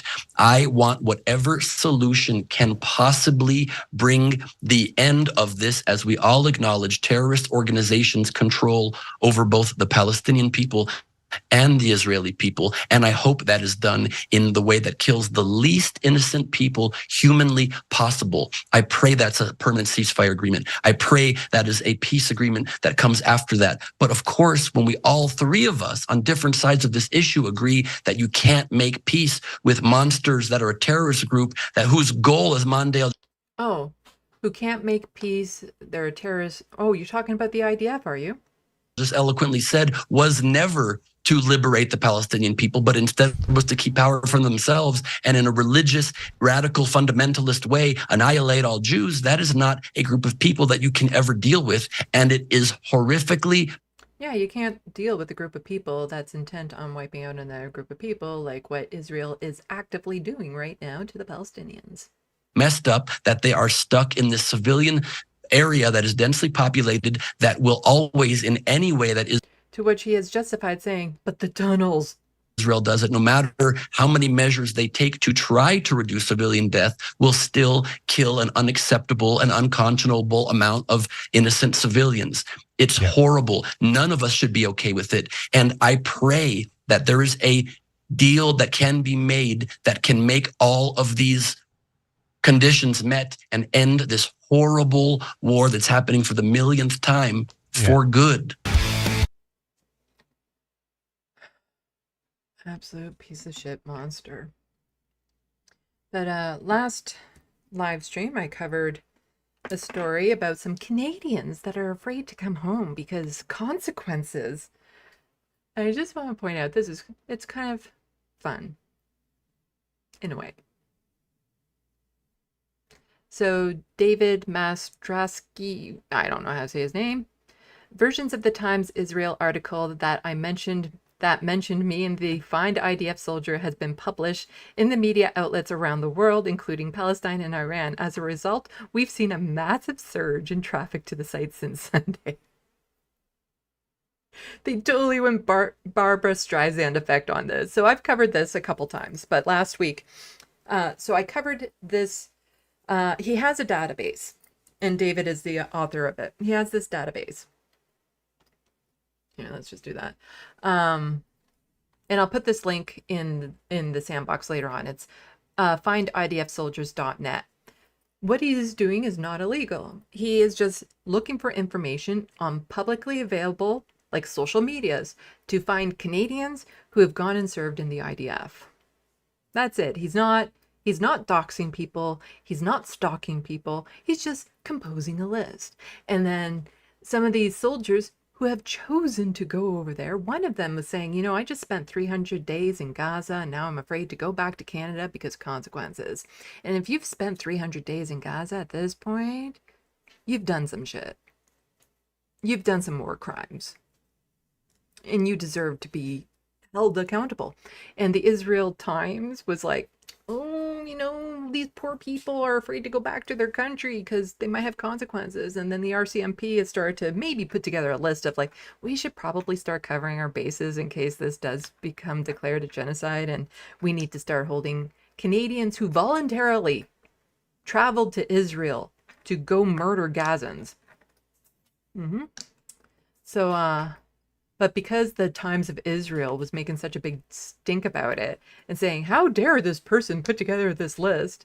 And versions of that article got out and shared and spread. Like I found out about it because of progressive people pointing it out, saying, yeah, the Times of Israel is pointing out how these couple Canadians are scared to come home. And so many more people now are finding out about this website, and it is great. I hope all of those Canadians that have gone over there are fucking scared for their lives to come back here. I hope that they feel the stigma and the horror for the rest of their lives. I hope that they're held accountable for the horrendous war crimes that they have committed. They should not have a single moment of peace in their lives. I want to see them in front of the Hague. They should be arrested upon entry to this country as war criminals. That's it. That's it. So I will toss this link into the sandbox so all of you lovely people can also go and share it and spread the word. Pendulous Dragon, thank you so much for the more super chats. There's another $2 one saying Ben is trash, just like Jank. And another one saying, for $2, saying, fuck Ben and his prayers. Absolute horrible piece of garbage that guy is. Okay, so that is all I'm covering on this topic for today. Next, we're going to get into it's not a long docket on federal politics. And then provincial stuff, and then some other often story stuff. You know the routine. You know how I like to jive on this.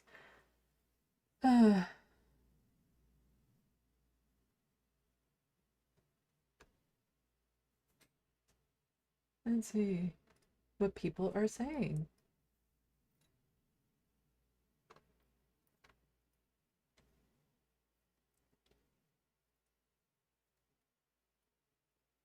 Canadian socialists, I mean, I agree with you completely. I think the NDP might as well embrace the activists at this point. The NDP is probably going to disappear with status quo. Yeah. I would love to see the advantage of just reclaiming the NDP is that you already have the infrastructure in place of a party. It's already there. You already have the networks, the riding associations and everything. So it would be easier if we could do that, but there's that core establishment that's preventing it from happening.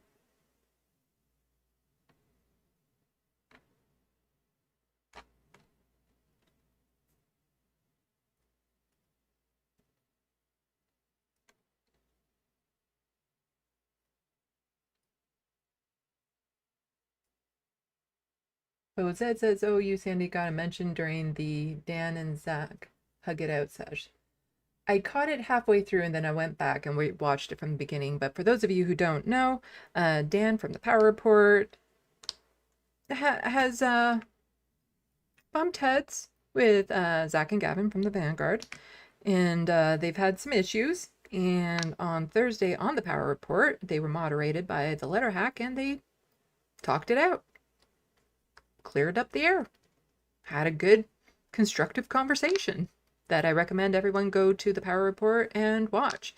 And then after Gavin had to leave, Matt and Dan continued talking about some of these issues and stuff, and it was a really good conversation. So I encourage everyone, go check out the Power Report and see the conversation that he had with Letterhack and Gavin to clear up the air, because it is important to show leftists can actually, move past arguments and different disagreements. It's good to show that. And I did see at the beginning that I got a shout out there, which was nice. Pixel snob. Is it a portrait of Anna? Just joking. There's no way I would want to study that face that closely for so long. As far as I know, nobody has guessed it yet, who it is, but I would need $30 in this live stream and somebody guessing it right in order for you to see the work in progress drawing of the hyper-realistic drawing that I'm attempting. I'm still saying attempting because I don't know if I'm going to pull off the hyper-realism, but I could stop now and it's photorealistic. Well, I would need to smudge it out because right now it's still scribbly looking. But I realized that if I don't smudge it out first, I have more control over erasing and stuff, because when you smudge it out, the pencil out, it pushes it deeper into the paper, so it's harder to erase it later on. And so it's still very scribbly looking. So if I were to like smooth it out and whatnot, it would still be photorealistic at this point. But I want hyperrealism. I'm going to be looking at the teeny tiny wrinkles and all the pores around the nose. And this person might be completely creeped out that somebody has studied their face that much. Like full blown, like big. I've seen every hair. Luckily you had a clean nose at the time, as I spent hours studying it.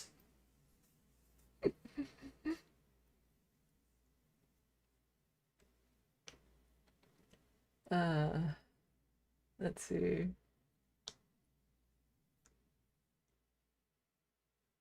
Jet saying it's clear as day. Anna is trying to get that box money.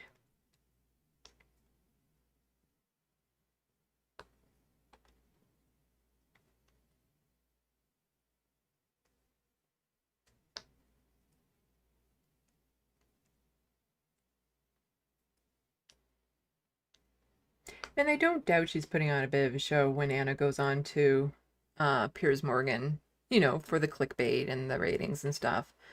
It'd just be nice to actually see her get passionate like that again about actual progressive lefty causes.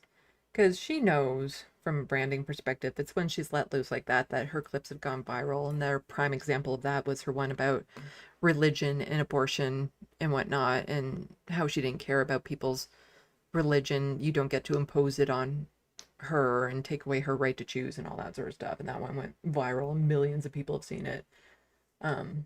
So she knows how to play the game. But, you know, it is cathartic because I would probably yell and scream at Piers Morgan, not even the other panelists, just at Piers Morgan for everything he's done.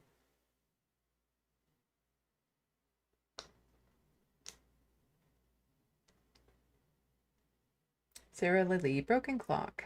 Well, you know what they say about broken clocks, don't you? They're garbage.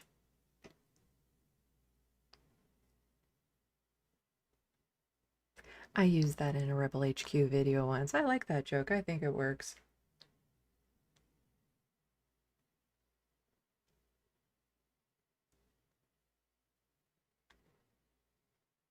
Hello, Pitchfork Dragon.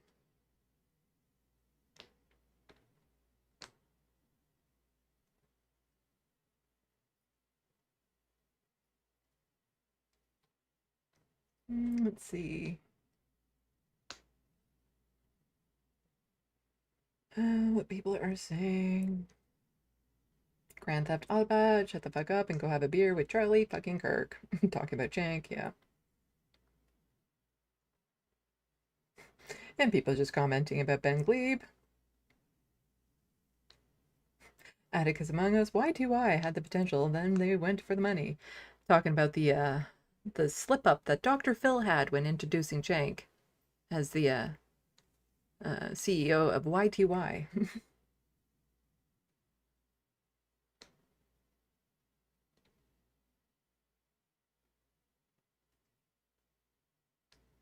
And a couple of people yelling at them, which is what I feel. Or rumor dolphin fetus, the oldest peach tree dish in the book. Yeah, That's the only reason why I think he got onto TYT was because of that one viral clip pushing back against Charlie Kirk.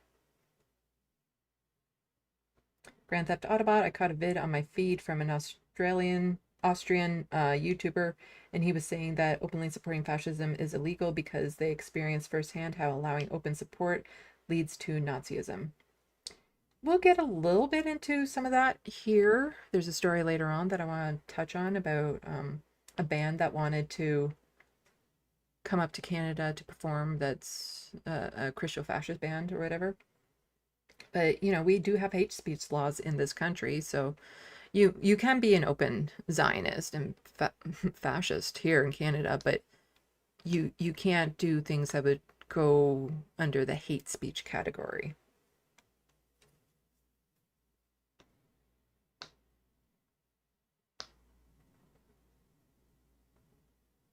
And Grand Theft Autobot also pointing out it's not a war, and it's not.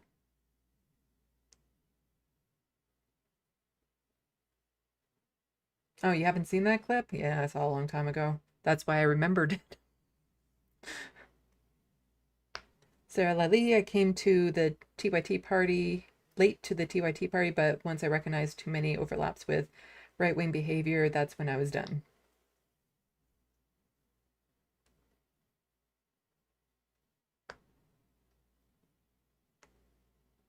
Soul Life, in the middle of an unrelated news broadcast, Ben stopped and went on a 10-minute rant about trans youth bathing suits at Target and how kids shouldn't be tucking their junk back. I was like, I'm pretty sure that's the sound the emoji makes.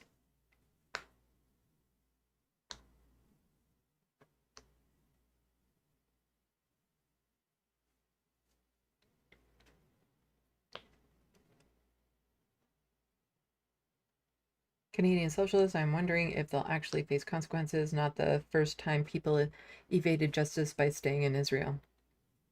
The Canadians that went over and fight. Yeah, they could just stay in Israel. It's not like Israel would deport them, you know, to face justice.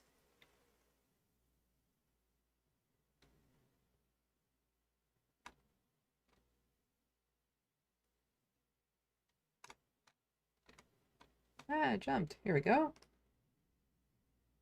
What was that? Is there a John Idarola clip? Saw something on the van. Oh, I guess John, I saw it a bit earlier today. He had the most mildish of pushback about Anna going on with Tucker Carlson. And then Cenk didn't let him push back or anything of that sort. And yeah, it's... But a lot of people realize John is probably in a very difficult situation. His IP might not belong to him. Everything he's built there, the health insurance situation in the United States is really bad, and you can't really say he has a new baby anymore because he had the baby a while ago. Probably be about 3 years old, so he does have a young child to look after or something. So, yeah. JK, don't most Canadians own guns? Why arrest them? I'm anti-violence. And yeah, I think it is. At least half the population here in Canada has guns.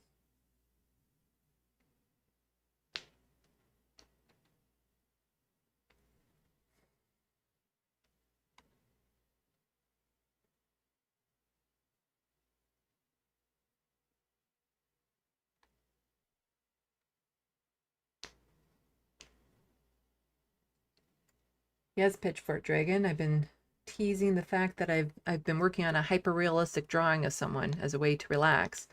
And hyperrealism is the difference between this drawing and one of my regular portraits.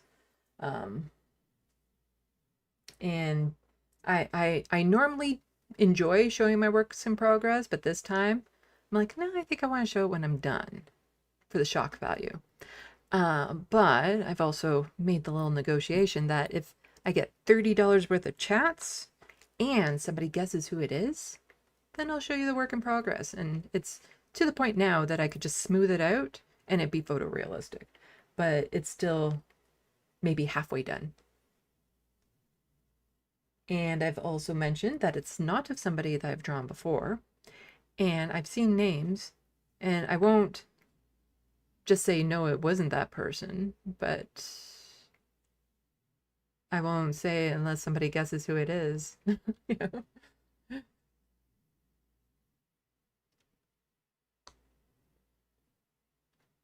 know? George Waters. Gary's Economic released a video today about organizing on the left you might be interested in. I don't know if I know that person. Let's see. And that's on YouTube? Everything is on YouTube.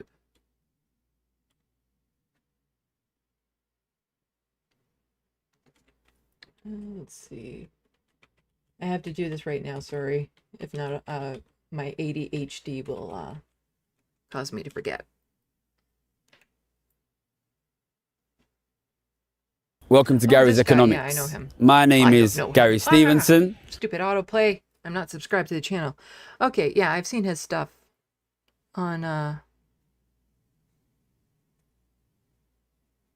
mostly on Twitter and stuff. Let's see.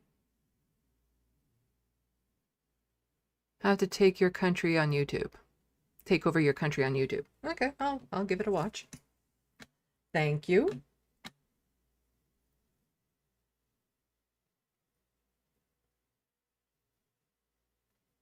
Oh, just so people know. This guy here.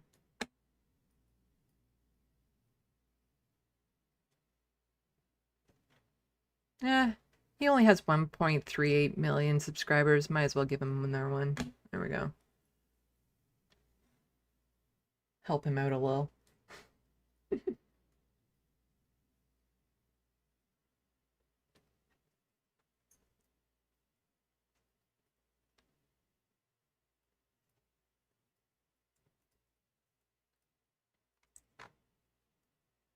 Broken military clocks are only right once a day. I missed who said that. Oh, there we go. Orb Rumor. Because they go by the 24-hour clock. The 1800 hours. 20 hours. 20, no, something like that.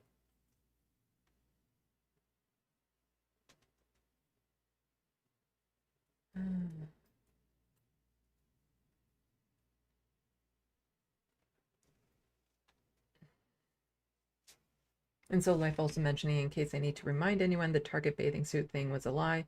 Total right-wing propaganda.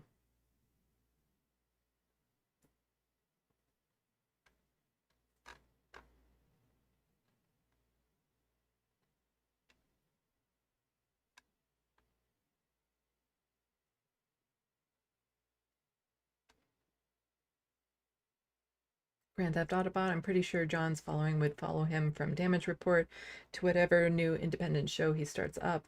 I would join back if he did, and he could do super chats and patrons at all. It's a little bit more complicated because I stream. Just getting all the equipment you need properly, and all the logo making, the name and stuff, because he probably won't be able to keep any of his IP. So he'd have to completely rebrand, rename. He would need somebody to, you know, make the logo, start new social media accounts for it, whatever new name of his show he would be, other than maybe just his name or something.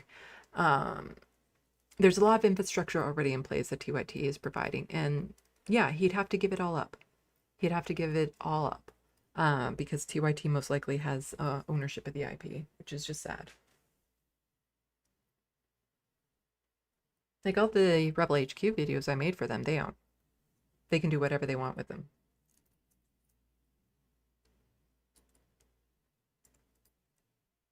But I'm sure he would do well.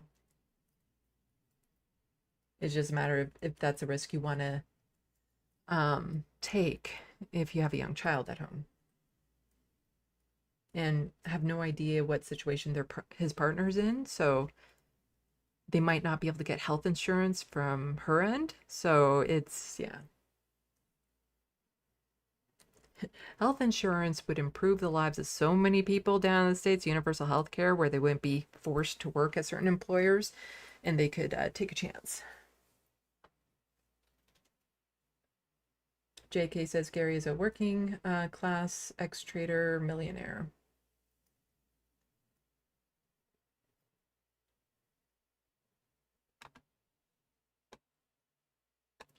Anyway, let's get back into it.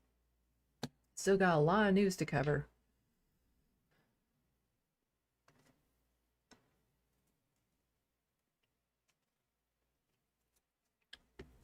Probably won't go over all of this article because The Breach does a wonderful, fantastic reporting.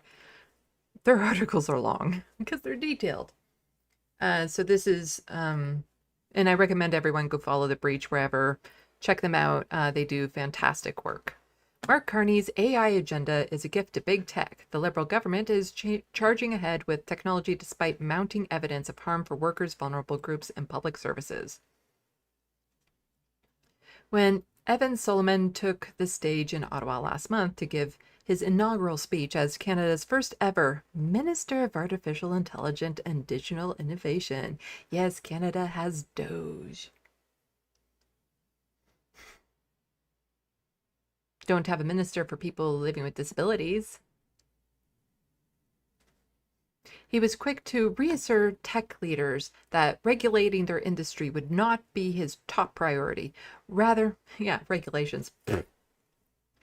Rather than dwelling on AI's pitfalls and over-indexing on warnings and regulations, his focus would be on unlocking the technology's economic potential, he said.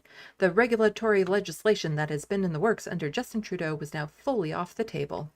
Yes, we should not regulate AI at all.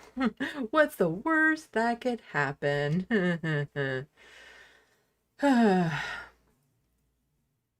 For Canada's tech elites, this was cause for celebration after spending much of the past year cozying up to Pierre Poilievre and the Conservatives in search of less regulation and lower taxes. These CEOs could now breathe a sigh of relief. Reason why the Liberals aren't getting much pushback from the Conservatives is the Conservatives are like, you're doing more than we could have ever gotten away with. But for everyone else, from public service workers to artists to gig workers, refugees, and the broader public, Solomon's message should cause alarm. The government appears poised to speed ahead with adopting AI without considering its proven drawbacks and harms. Since Mark Carney arrived on the political scene, he's made AI adoption a cornerstone of his policy program based on the view that the technology can serve as an essential tool in boosting productivity and addressing the government's budget deficit. See, we really need a universal basic income, and then AI would be useful for some things. But when it comes to art, writing, artwork and stuff like that, AI should be no. When it comes to acting and background workers and all that sort of stuff, when it comes to artists, broad umbrella of artists, AI should be banned. Pay artists for their goddamn work. His federal election platform contained plans to increase funding for AI projects because you know what AI projects also do? Kill the environment. That's what we need right now is more environment-killing projects. Create incentive for workers and business to adopt it and cut red tape around construction of infrastructure like data centers. Yes, that red tape known as the environment. Carney's excitement about AI isn't new. In his 2021 book, Values, he outlined his belief that AI, big data, and increases in computing power meant that smarter machines are already replacing a broader range of human activities than before. Now, when asked tough questions about government finances, military procurement, and the state of the economy, he often throws out AI as an obvious solution that doesn't require further detail. But there's ample reason to be worried about the consequences of the government's optimistic embrace of AI at any cost. I think I wanted to skip over the hype cycle. Let's see. Yes, getting back to the UK and Canadian similarities here. The UK Labour Playbook, something that Mark Carney seems to be taking a lot of pages out of. Solomon seems eager to ignore these lessons and hopes. Is that because you mentioned something up here about it that I need to transfer over?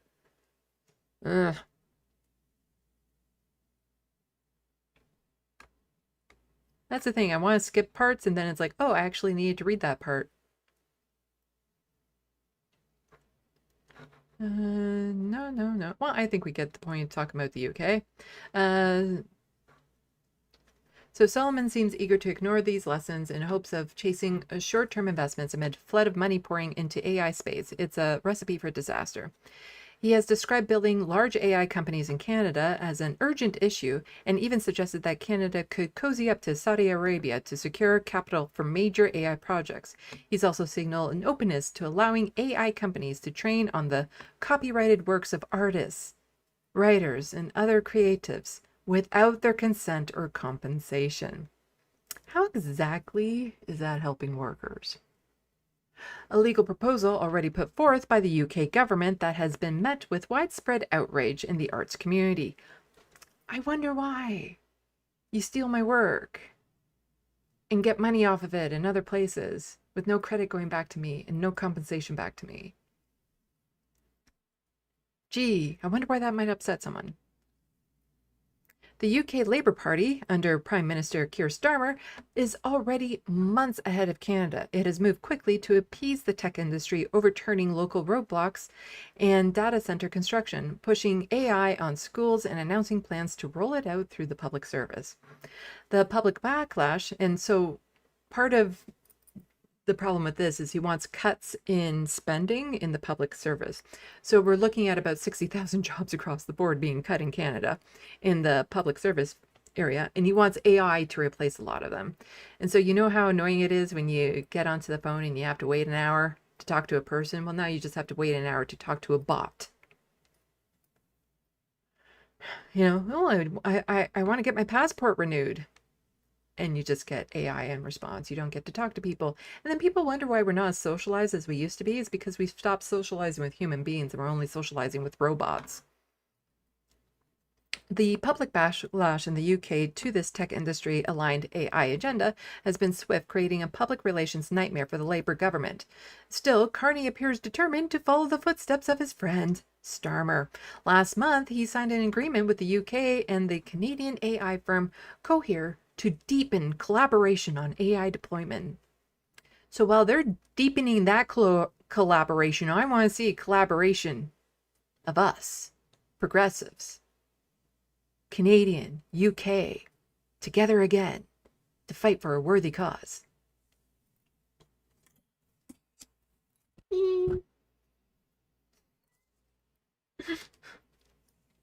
Specifically, Cohere has been tasked with accelerating the adoption of AI in the public service in Canada, though Carney has refused to offer any details about how this might impact public sector service jobs, service delivery.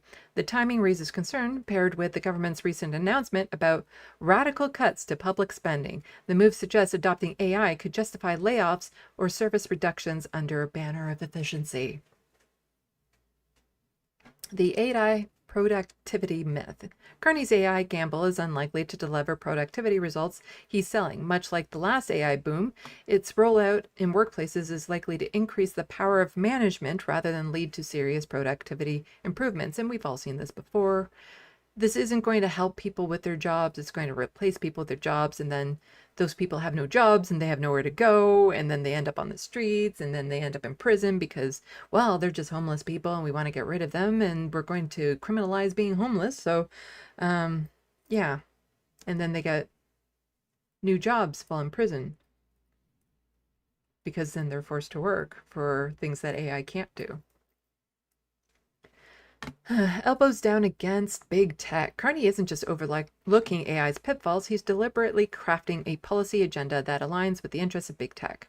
While he boasted about taking an elbows-up stance against Trump during the last federal election, his approach to the tech industry, whose leaders have cozied up to the MAGA movement, have been anything but adversarial. His government killed the planned capital gains tax increase that had angered domestic tech executives, rolled out a series of measures seeking to attract more tech investment, and most recently killed the digital service tax that had drawn ire of tech CEOs south of the border. Made in Canada. Knee pads for elbows. His gamble is being is that being friendly to the tech industry will drive economic growth in Canada, the only metric that seems to matter to the former central banker. The process, he appears ready to hand over the country's research agenda to an industry that fuels financial bubbles for its own benefit, expand the scope of surveillance, and incentivize the hook to the public in order to maximize engagement and profits. Technology can indeed serve the public good, but only if it's developed with that purpose. Carney's agenda will allow existing tech harms to fester while new ones are birthed, forcing all of us to pay the price of the industry's reckless efforts to maximize power and profit at all costs. We can take a different path, but it's clear the government will not do that unless it faces pressure to change course. And I will pop this into this box.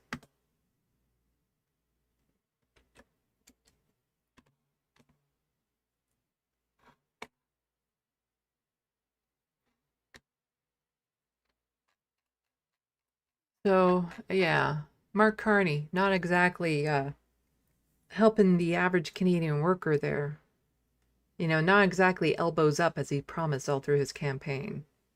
And more about that from Jacobin. Oh, I didn't make this super big for everyone to see. Here, we'll do this. Super big print. Jacobin. The Great Canadian Rights Grab. To keep the U.S. happy, Mark Carney's Liberal government is pushing Bill C-2. I've talked about this a bit before. The Conservatives love this bill, so it's probably going to go through. And it's a horrid, horrid bill. That if the Conservatives were to push through, all the Liberal partisans out there would be screaming bloody murder. But since it's Mark Carney who's doing it, and he's a Liberal, they all fell asleep. Our guy's in, we don't need to pay attention. Despite the fact that he is just enacting the conservative agenda on overdrive. Like, it's just, yeah. So, expanding surveillance, limiting refugee protections, and eroding privacy in the name of national security, it's Canada's own Patriot Act, minus the excuse of an actual attack. Mark Carney's Canada Prime Minister during news conference at the Walters Group Steel Construction. Okay, we can just skip that. Here we go. As Canadians begin to tune out politics for the summer, Mark Carney's Liberal government pushed forward with a broader border bill reminiscent of conservative security crackdowns on both sides of the 49th parallel. Framed as a matter of getting things done at speed and scale, and with an eye towards placating the Trump administration, again, gotta keep those Americans happy. In the hopes of securing a trade deal, the Carney government tabled a bill that would grant extraordinary new powers to the state. Critics warn the bill carries significant risks. The Liberals don't seem especially troubled by these critiques, but they should be. Amnesty International has denounced the proposed law as an attack on the rights of asylum seekers. I have covered that on my YouTube channel. I really should get back to clipping these things so that they're easier to find, but it's in one of my live streams that I did recently. You can always do a Control F.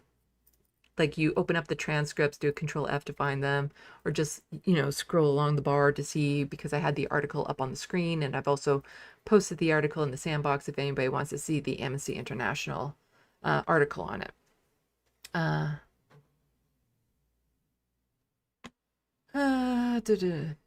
So denounced the proposal as an attack on the rights of asylum seekers, arguing it would make it virtually impossible for most people entering Canada via the U.S. to have their refugee claim reviewed by the Immigration and Refugee Board. For a party that just won an election by running against Donald Trump and the threats to Canadian sovereignty from the Yankee menace, elbows up and all that, Bill C-2 is a particularly cynical offering.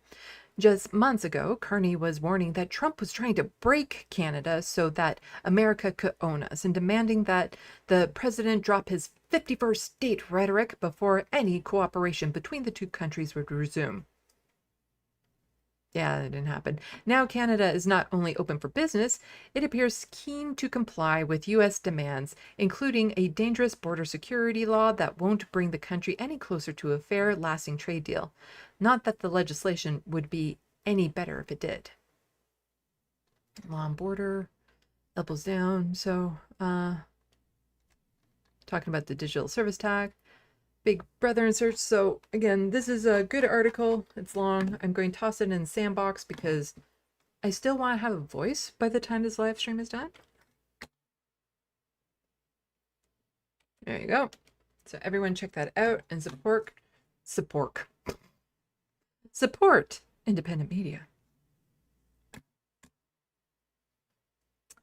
Yes, I am masking. I am stressed.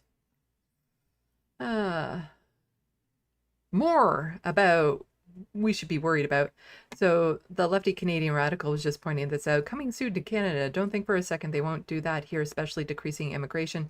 They don't care about us. They will do this and more to make sure our wages are suppressed by increasing the labor supply, even from within.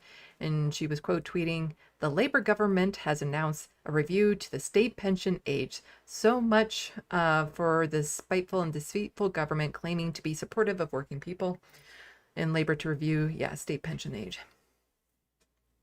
Canadians, take stock. Everything we're seeing happening over there right now will happen here. So we're kind of in the middle. Like all the horrible stuff that you see happening in the state with fascism and whatnot, it can happen up here too. And then all the horrible stuff that you're seeing with austerity and neoliberalism in the UK, it can happen here. We're kind of in the middle of all of it. But also keep in mind that Mark Carney is buddies with a lot of these labor folks. Like he was in the UK. He was president of the Bank of whatever for a while. He's friends with these people. He agrees with them. Everything you see happening over there will happen here under Mark Carney. So pay close attention to what you see Labor doing, because Mark Carney is just, there's just a couple months lag because of when he got elected. But also, talking about UK and Canada relations, Canada should follow UK's move to lowering the voter age to 16, says Senator. And this is from CP24. Now that the British government has vowed to lower its voting age to 16 by the next general election, one Canadian senator says it's past time for Canada to do the same. The UK announced last week that it would lower its voting age from 18 to 16 in a bid to strengthen British democracy and restore trust in politics. Senator Malraux McFarden said the issue has been her top parliamentary priority since she joined the Red Chamber.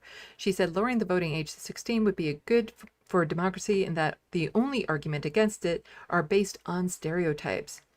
McFarden said decisions being made in Canada will now affect younger generations and the extending voting rights to younger people is logical and about fairness. She added that about a third of 16-year-olds in Canada have some form of employment and are already taxpayers.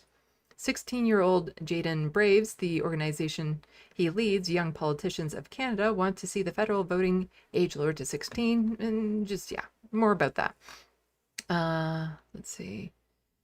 Britain's voting age last fell in 1969 when UK became the first major democracies to lower it from 21 to 18. Many other countries quickly followed suit. Canada lowered it from voting age to 18 in 1970. So this is something that, Canada tends to follow in the footsteps of, and this would be a good thing. I'm in support of this. Several countries already have a voting age of 16, including Austria, Brazil, and Ecuador. Scotland and Wales allow 16 and 17-year-olds to vote in local and regional elections.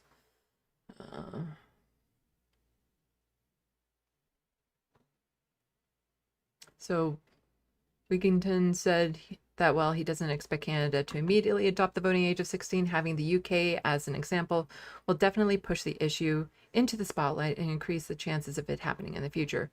What I see most likely is that one or more provinces will adopt lower voting age first, and the federal government may eventually follow suit. Same thing when it came to equality in marriage.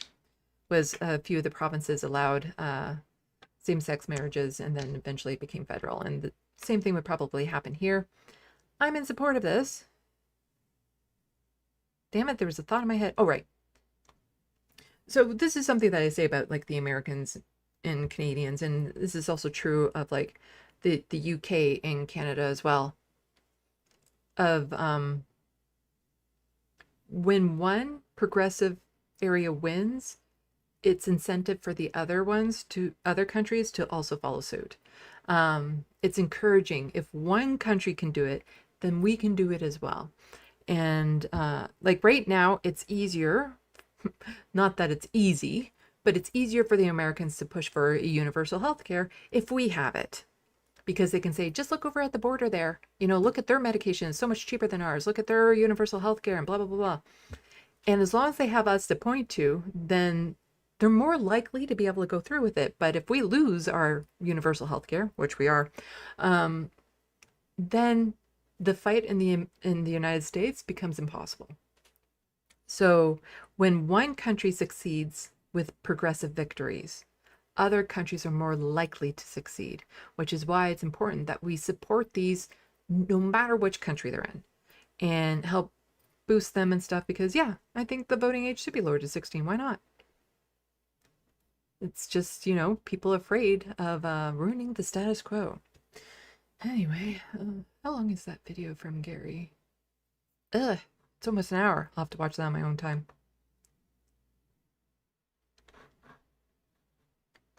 Okay, and then we get into some provincial news. But before that, we'll get back to the sandbox.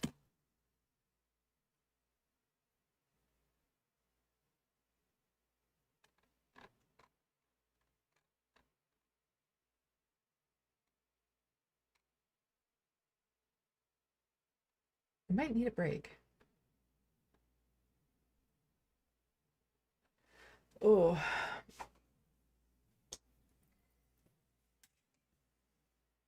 Actually, I'm about to show a video that is about 3 minutes long.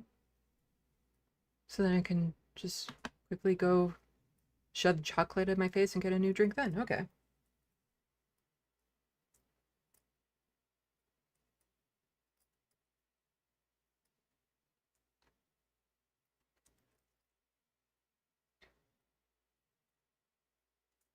Canadian Socialist, I did my best by voting against Crook, even Solomon, and voting for NDP Samantha Green, an anti-Zionist Jewish doctor. It's a shame that the NDP lost party status. It's not like that could, like, who could have predicted it?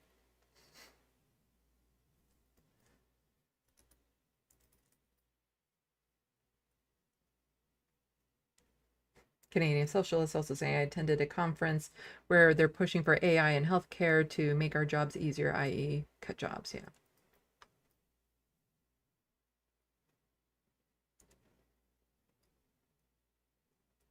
Sarah Lally, that part is not mentioned enough, talking about how this destroys the environment, AI, yeah.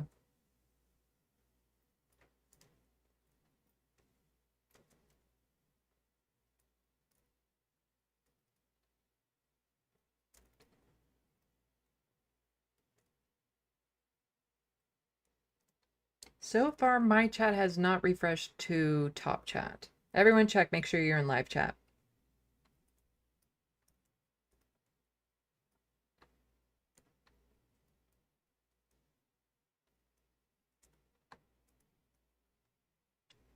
And there's the Breach Media article that I tossed in there. Let's see. And I have very crispy, crunchy curls right now that I love playing with. Really crunchy curls. I like it. I like it. My ADHD and autism is really kicking in. My dyslexia is also really bad today, too.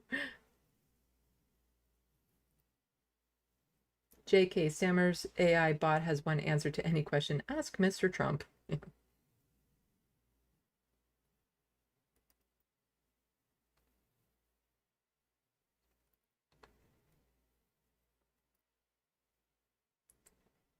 Let's see.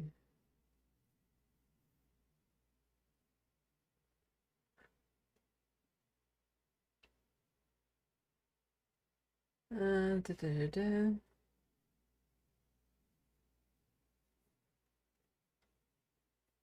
Yes, I said some pork. I might be hungry.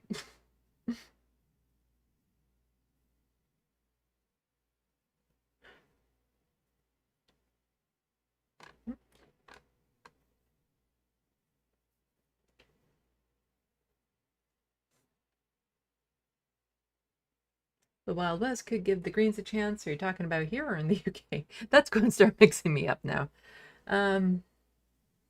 I really would love to see the Greens take over Ontario with Mike Schreiner. He's really... I'm shocked he's not doing better, and that's, you know, commentary on the ground game and stuff.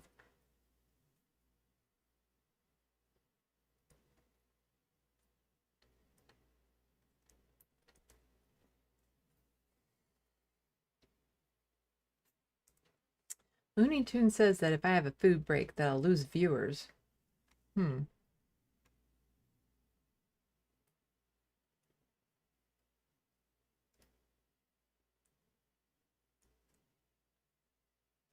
Pitchfork Dragons saying America age laws are weird. You can die in the military at 18, but no pot or alcohol till you're 21. Cigarettes, 18 if they're your lungs. Weird, just make it all one age. Then there's also the age of consent, which is wild all over the place. The age that you can drive. The age that you can do all these other things. Yeah.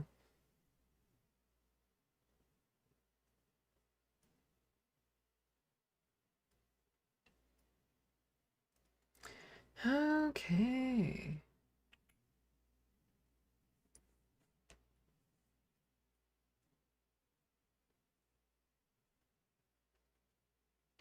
Why don't we get into it talking about U.S.-Canadian relations? Doug Ford. He's really loving his new spotlight. So, I don't trust President Trump as far as I can throw him.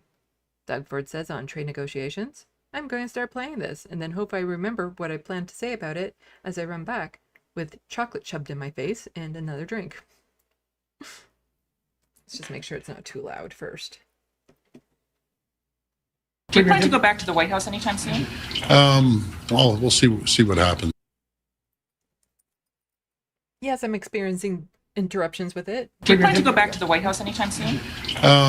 Well, we'll see what happens. That's up to the federal government, up to Minister LeBlanc and Prime Minister to go there and discuss. Would you be okay waiting until 2026 next year for the CUSMA renegotiation to land a new trade deal with the U.S.? I have no problem, but I don't trust President Trump as far as I can throw him.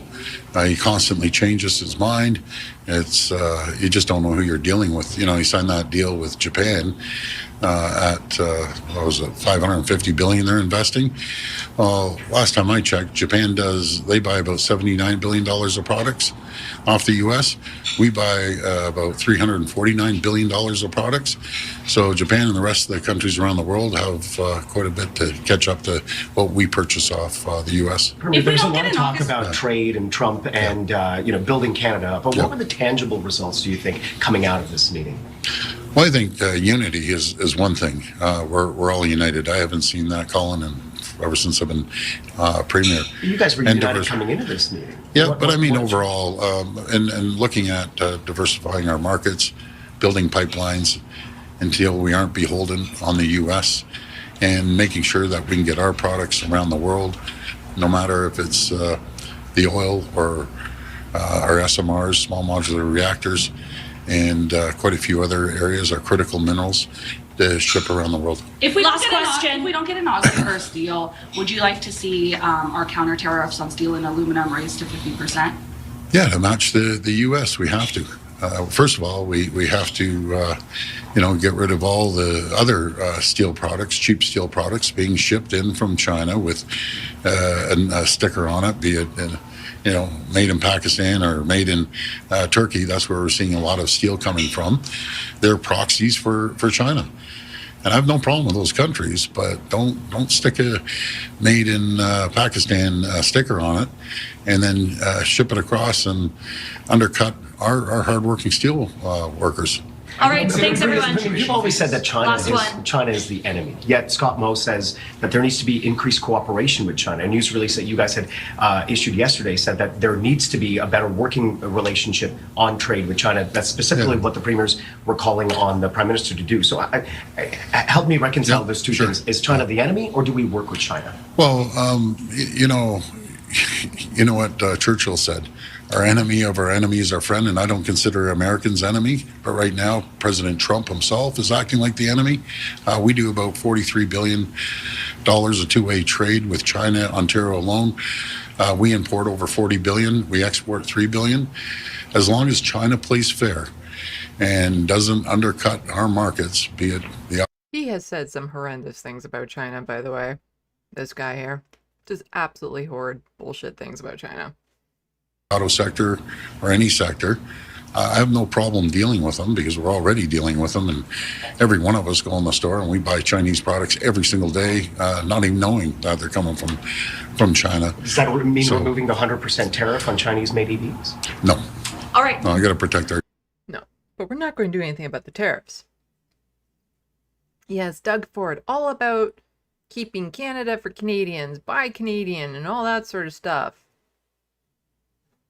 I don't think we actually need this. Well, this morning Canada's premiers, and this is from Doug Ford, this morning Canada's premiers arrived in Muskoka for our Council of the Federation meeting. Together we're united in standing up for Canada from coast to coast to coast. I can't play this because it's just music. It's just music that would probably get, you know, hit up. But I'm looking at this, and there's a problem in this province with underspending, like in healthcare and things of that sort. How much money did he spend on this fucking ad to just post to social media? And it looks very militarized, if you ask me.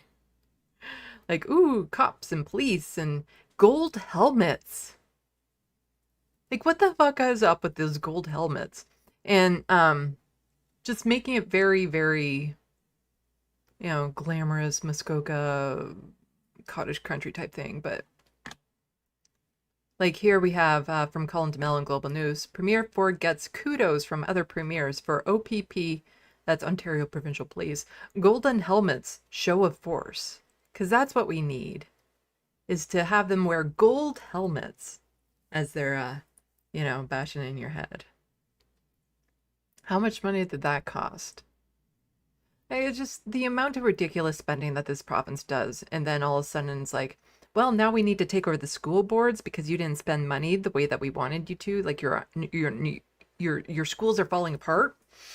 It's like, it's so frustrating. Yeah, they're falling apart because he underfunded them. And now since they can't balance the books, he's taking over the school boards. Probably going to privatize them.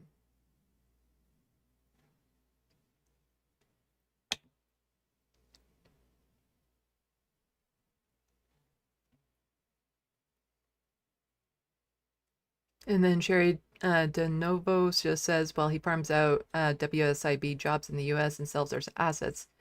Ontario plays to private Australian spas while holidaying in Florida. And this is just him saying we need to buy Canadian made vehicles and Canadian stuff in general. It's probably provinces and territories. Start buying Canadian-made vehicles. Start buying Canadian-made everything. That will hurt them more than anything at all. We're their number one customer. We do more trade. We do more trade with them, or they actually we buy more products, I should say, off the U.S. than Japan, China, Korea, UK, and France combined. So we are an economic powerhouse, and we don't have to take a backseat to anyone. So yes, buy Canadian. We should be buying Canadian all the freaking time. It just stays. It's Canada first, as far as Doug Ford is concerned, except for when proposed Wasaga Beach sale could set awful precedent environmentalists say, except when it comes to our public parks. He wants to sell off chunks of it, or the Greenbelt, or anything else. Like, let's just take everything that makes Canada Canadian and sell it off to privatized corporations or international corporations. And Wasaga Beach is a very nice place to visit here in Ontario. Ministry says proposed changes to provincial park law will only affect Wasaga Beach. Declines to share details. It's like a whack-a-mole with him. Like, he's constantly trying to sell off all these other types of land, public lands, farmland, the green belt and stuff. And as soon as he gets stopped doing it from one, he immediately goes to the next one and the next one and the next one, because he has developer buddies that he has to think of. Like, they come first. He wants to make them rich. You know, our provincial parks and environment be damned. The Ontario government plans to hand parts of Wasaga Beach Provincial Park over to local town for tourism development could set awful precedent for other provincially owned parks, environmentalist activists say. Premier Doug Ford announced in May that his government would give $38 million to Wasaga Beach to help revitalize the town's tourism scene and support future housing. Part of the proposal plan includes selling the town Beach Area 1, Beach Area 2, New Wasaga Beach, and Allenwood Beach. The amount of land being transferred is nearly 60 hectares, a spokesperson for the town said. In late June, the province posted a proposal to amend both the provincial parks and so on and so forth. We get it. Tourism push within ecologically sensitive area. The vision for Wasaga Beach is one of the province's latest and largest waterfront tourism redevelopment projects in Ontario. Transferring parts of the provincial park to the town would be essentially positive for local residents and businesses, said Wasaga Beach Mayor Brian Smith. You know, sometimes what is positive for some businesses here and there, is it worth the destruction of the environment when we're in an environment crisis, like a climate change crisis right now? Our vision is and always has been become a year-round destination here. Sorry. Wasaga Beach is really nice this time of year. Why the fuck would you want to go there in the winter? Going by the lakeshore of one of the Great Lakes here in Ontario in the winter? In the winter. What you gonna do then? It's just, I love winter. I love the snow, so I'd be happy with it, but I'm an outlier when it comes to that. Like, what, you're going to wait till the lake freezes over so you can go skating? Like, it's not one of those picturesque lakes that you see up in the Rockies.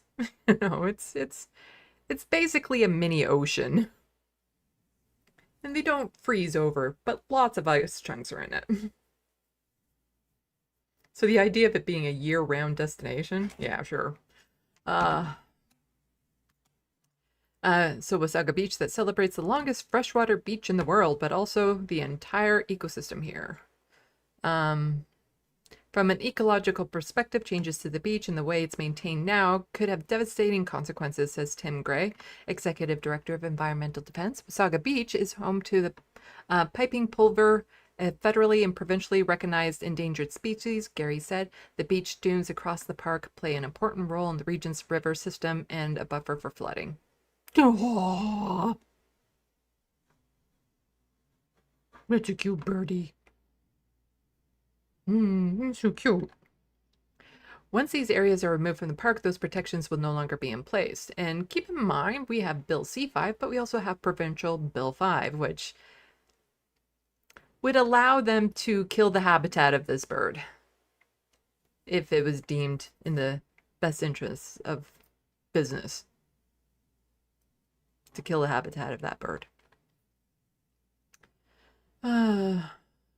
Once these areas are removed from the park, those protections will no longer be there. We'll set an awful precedent if it's allowed to go ahead. The Ministry of Environment statement blah, blah, any protected species and their inhabitants will remain protected regardless of who owns and operates land where they are found. Yeah, they will be called protected on paper, but they won't be protected.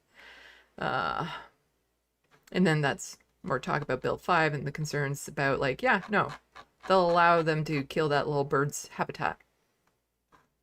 And this is just a little bit more on Ontario plans to sell parts of Wasaga Beach Provincial Park for development. Traditional territories of Mississaugas, the Credits, the Anishinaabe, and Haudenosaunee, and the Wendat. The Ontario government has proposed removing 645 acres of the beaches and islands and whatnot. I guess we don't really need to go over this because we just covered a lot of it. And my voice is giving out, so I'm not going to be reading a lot of these articles. Meanwhile, so cutting jobs, all this sort of stuff, but remember what happened down in the States with the HB1 visas and all these corporations saying, but we need those. temporary foreign workers. You know, we need those immigrants. Well, here we are saying the same thing. Ford government plans to grant asylum seekers work permit visas via constitutional clause. And I think there was a video for this one. Yes. After a week of unity between the premiers and the Prime Minister came a rare moment of discontent. Canada's premier said the provinces are unhappy with the federal government's immigration system and demanded immediate change. We're tired of waiting around. I can't wait around. It's costing our province an absolute fortune. In recent years, provinces have raised concerns about the costs associated with people seeking asylum in Canada. Now, premiers are looking to use a rare section of the Canadian Constitution that allows provinces to... What would have been nice would be if, you know, our governments didn't use asylum seekers and newcomers and refugees and immigrants as pawns, as political pawns. Because when it was all the hype to accept Syrian refugees, Justin Trudeau was all over it to make the headlines, to make himself look good. How much support did those Syrian refugees get once they got here? Not too much. I know this because I've worked with some of them as a volunteer tutor.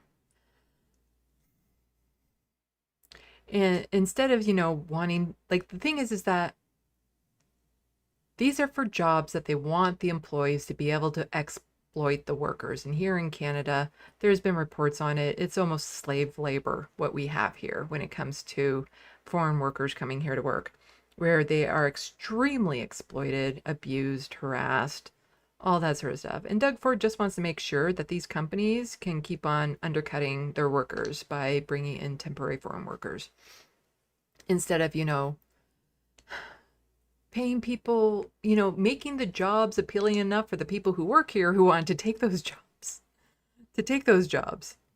Assert control over... It's just so that they can pay the people less, that's all. Over immigration, pledging to circumvent the federal government and issue work permits to asylum claimants. I'm not waiting any longer. We're issuing work permits in Ontario for these folks to give back and contribute to society in Ontario. It comes as welcome news to the rest. And his posturing is definitely, he's angling to become leader. It's just, he would have a hard time running to be prime minister of this country because he doesn't speak French. So he'd have to overcome that hurdle, but I could definitely see him wanting to get in charge of the Conservative Party, for sure. And if he did, Quebec would be a hurdle, but I think he'd still win. Okay, we got the gist of it. We don't really need to go over more of it. We got it. Got it good. So here's some good news, but this falls into the category of, like, it's good that this is being announced, but I'll believe it when I see it. So this is Dr. Jill Andrew. She used to be an Ontario NDP MPP. Mayor Chow's rental renovation license bylaw effective July 31st. Now, Doug Ford must ban AGI's above guideline rent increases, pass real rent control. We fought this for 7 years, brought countless tenants to Queen's Park's, young families, seniors, people on disability in Ontario works this time. I really hope this passes because we do have a housing crisis here. And part of that is because our rents have skyrocketed. 80,000 people in tent encampments last year. 80,000. Primarily because people can't afford rent because of what Doug Ford did. So right now, a landlord can just increase rent on new units, whatever amount they want, or when a unit turns over. So that's good incentive for the landlords to find ways of kicking out the tenants so that they can jack up the rent. But on any unit built after, I think it was like 2018, there is no rent control. They can just raise it whatever, but there are provincial guidelines. So if you have an older rental contract, then, you know, it still sticks to that. So if you ban the above guideline rent increases, which is like 2 to 3%, it saves a lot because a lot of corporations is like, well, we're being generous. We're only raising it 5% every year. And then, of course, there is nothing stopping them from doubling it.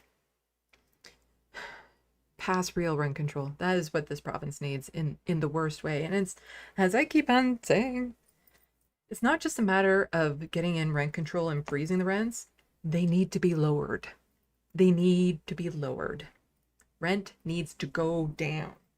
It's too damn high. I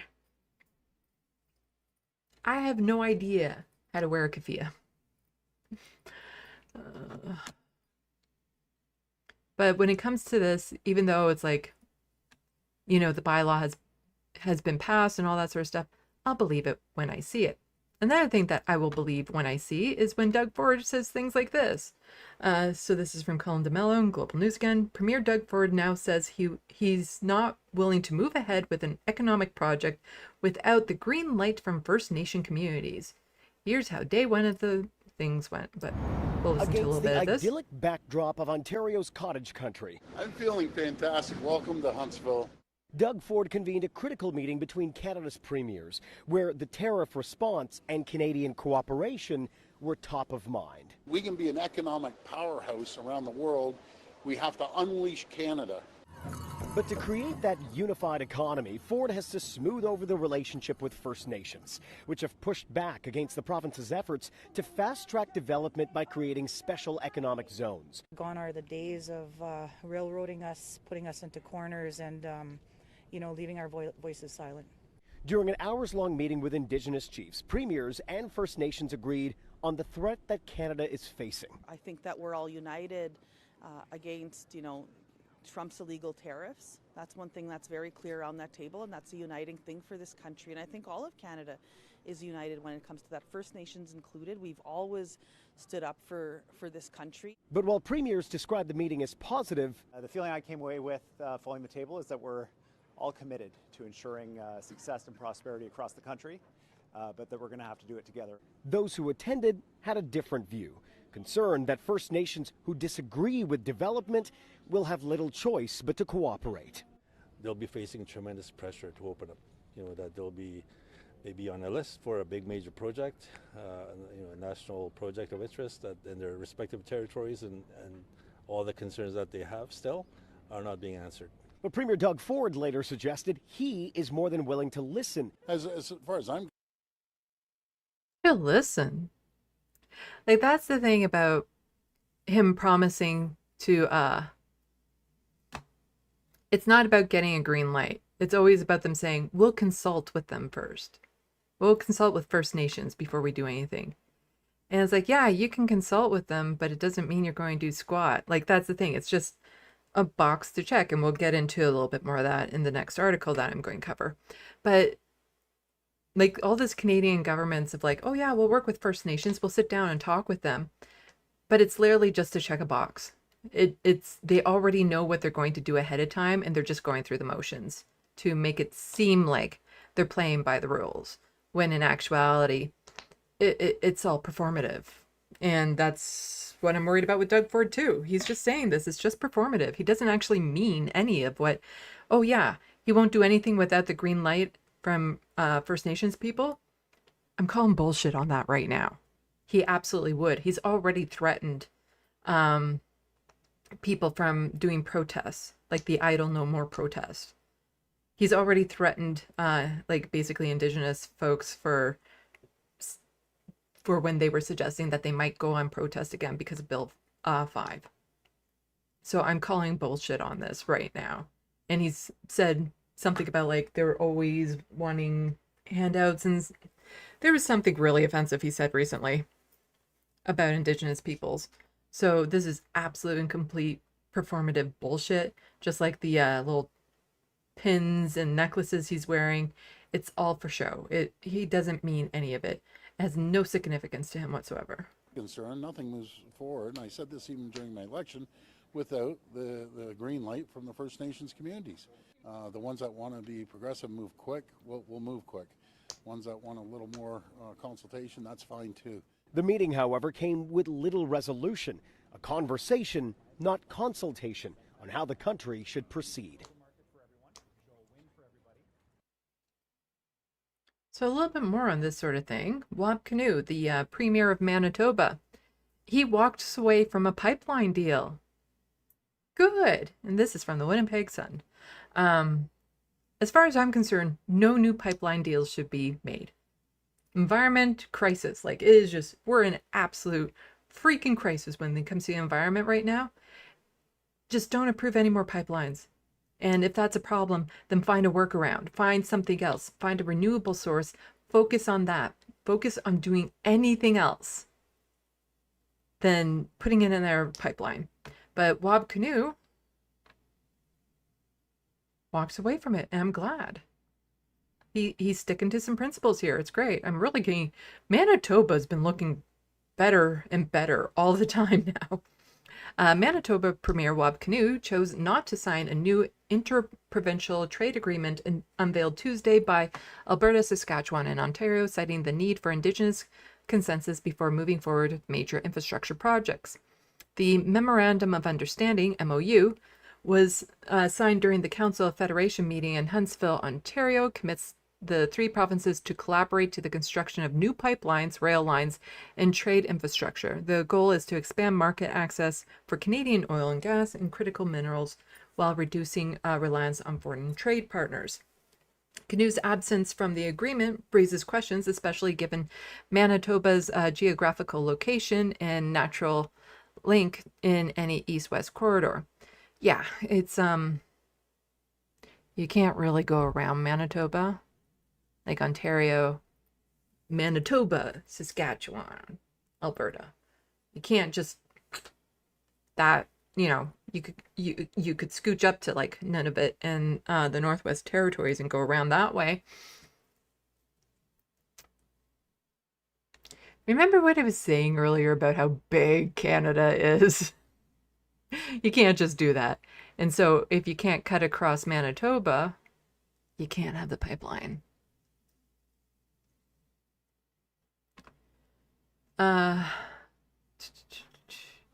However, in a public statement, the Premier said Manitoba's decision not to participate was intentional. Kinew emphasized the need for consensus from Indigenous stakeholders before proceeding with major infrastructure projects. Manitoba previously signed a separate MOU with Saskatchewan and the Arctic Gateway Group. So at this point, I don't even think Wab Kinew is saying no to all pipelines. I think he's just saying we need to actually talk and consult and deal with First Nations before we even start the project versus we have this project that we want to do that we've already approved and we just need to, you know, do the performative sit down, but we're going to do it anyway.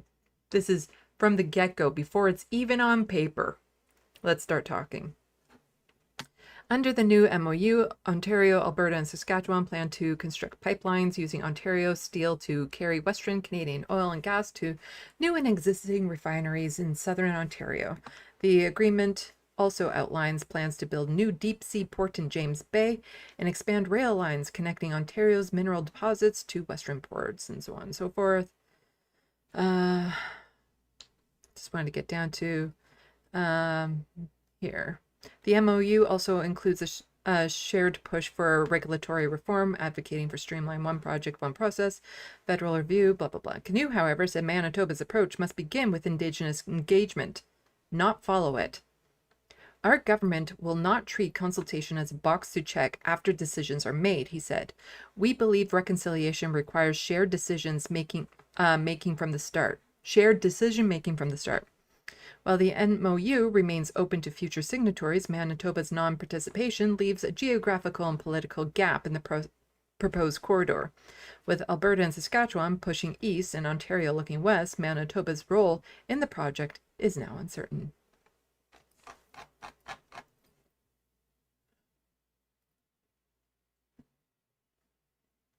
Because here's some more of that performative stuff. C5 fully respects the treaty rights.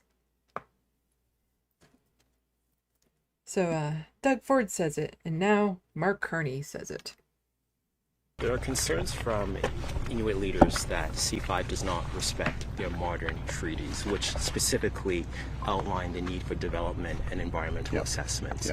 Will you still proceed with upfront approvals? I will, to be absolutely clear, C5 fully respects modern treaty, all treaty rights, modern treaty rights, and environmental assessment consistent with those treaty rights is one of the things we'll discuss directly.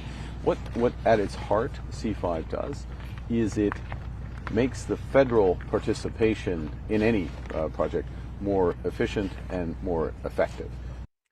And like I said before, I will believe it when I see it, when he actually, what he says here. And when it comes to Mark Carney, I don't believe a single thing that's coming out of his mouth right now. No, he is quickly proven himself to be disingenuous with all the promises and stuff that he's made. So I will believe it when I see it, when it comes to environmental assessments and consulting with First Nations. But here is Wab Canoe again. Universal healthcare is who we are as Canadians. It's one of those things that sets us apart from the U.S., and we should be proud of that. Let's keep it strong and make sure it serves everyone in every region. It's our heritage, our legacy, and something we should all be proud of. And I was kind of conflicted about this because I feel like a lot more should separate us from the United States and the fact that we have some universal healthcare. But at the same time, I know it's one of the biggest things. And it's something that I've tried to use to get Canadians engaged in the whole healthcare situation here in Canada, is being like, you like being a snob to the United States when it comes to healthcare, don't you? You like being able to be like, ha ha ha, well, up here we have healthcare. And you like having that status, that pretentious attitude over Americans, don't you? Then what are you doing to keep it? Because what happens when our healthcare is no better than the American healthcare and you lose that ability to stick your nose up at them?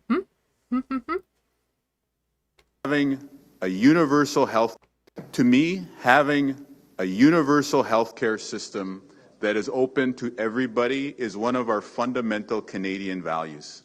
Like, this is one of the things that separates us from the Americans. And so if we want to say that we're standing up to Donald Trump and we're never going to be the 51st state, let's make sure that our universal healthcare system is strong and supports Canadians in every region of the country. To me, having... Yes, I am very worried about our universal healthcare here in Canada. With the way that it's been going.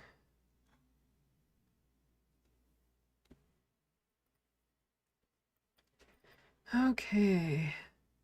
So I have a couple news stories that I wanted to get to. They're unrelated to provincial or federal politics. And then a couple fun things. But I'm going to warn you, this next story is really... I'll probably have to put up a warning.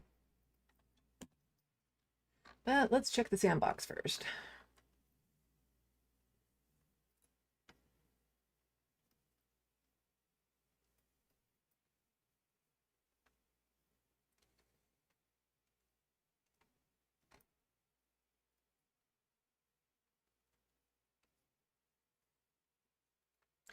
Let's see, what are people saying? Yes, for my artwork, go check out SandeeLovas.com, and you can buy prints of what I do.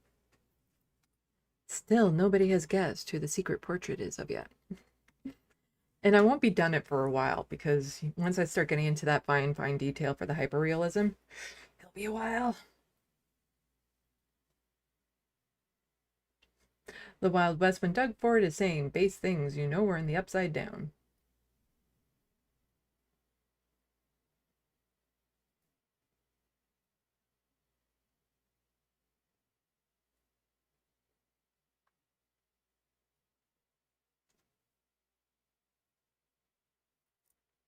Orb rumor, the golden helmet age.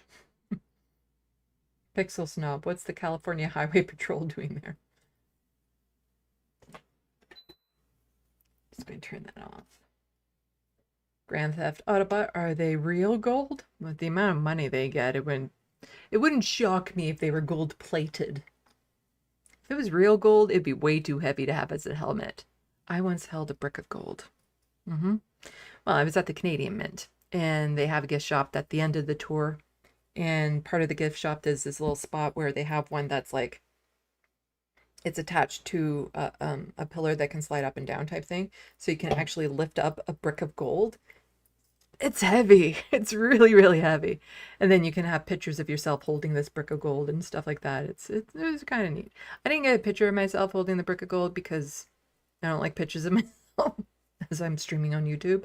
But it was neat to just hold that much gold in your hands. Like it was like $3 million worth of gold. Definitely protected. But I found out what my dream job would be. At the Canadian Mint, to work in a cold, almost refrigerated room, examining coins for perfection. I could get behind that. That would be an amazing job, to be in a chilled room, just examining for the little minuscule defects. Oh, what an amazing job. I would love that so much.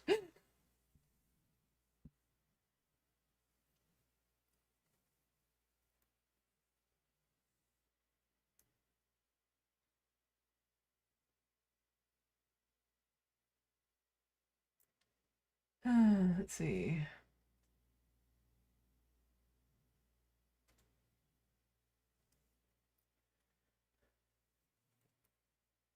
Orb Frumer, what types of humans like gold the most? Leaders who use slaves to build their pyramids. Number one answer from me. Also, Donald Trump. Like, is that some secret message to Donald Trump? Again, that they'll capitulate to him?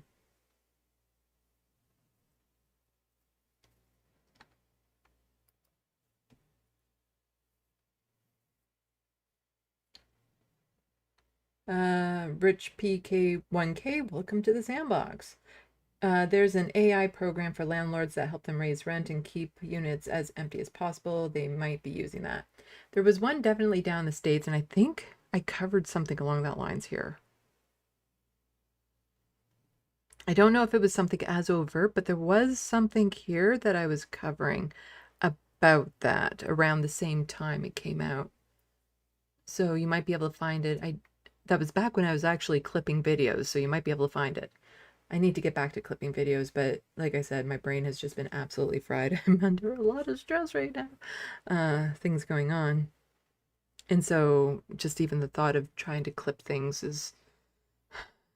Because I thought I could have clipped what I talked about Mehdi Hassam being on Jubilee might have been good, as well as my report on the Canadians wanting to, or afraid to come back to Canada might be a good clip, but I have to put a lot of work into them, and to maybe get like 100 views on it, it's...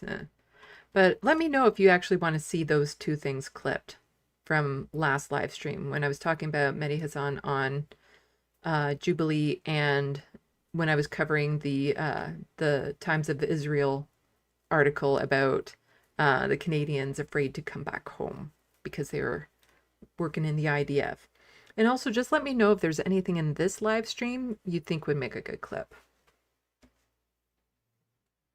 Because I want to finish the drawing, but I also want to finish the TYT video. Basically, once I get the TYT video done, it'll free me up, and I will be doing so many more clips and making that available. It's just the stress I'm under right now, it shuts me down. It really does. And so it makes it very hard to work on a big overwhelming project like that. And then I just want to escape into just drawing. So tomorrow is a non-drawing work day. I still hope to get some drawing done, but it won't be hours. It will just be like an hour here or there as I get some other things done that I need to.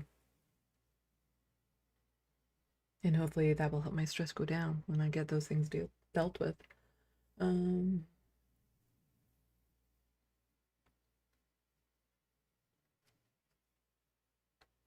Have a good night, Orb Frumer.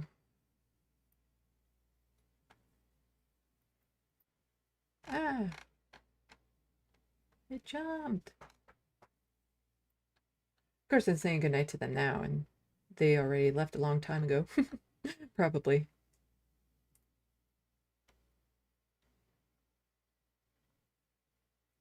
Okay, saw that, saw that. Okay, there we are.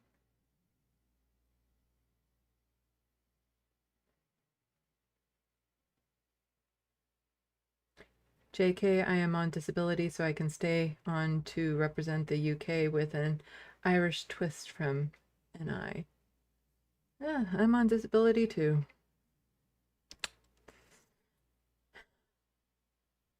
It's where some of my stress is coming from. I don't know what would happen if I lose it.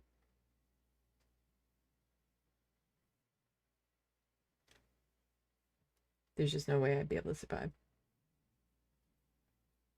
Hello, Bobby. Looney Tunes is getting frustrated that I haven't told people who the drawing is of yet. But I see some names. I do see them. I would have to see a lot more super chats. And you have to guess it. You have to guess it.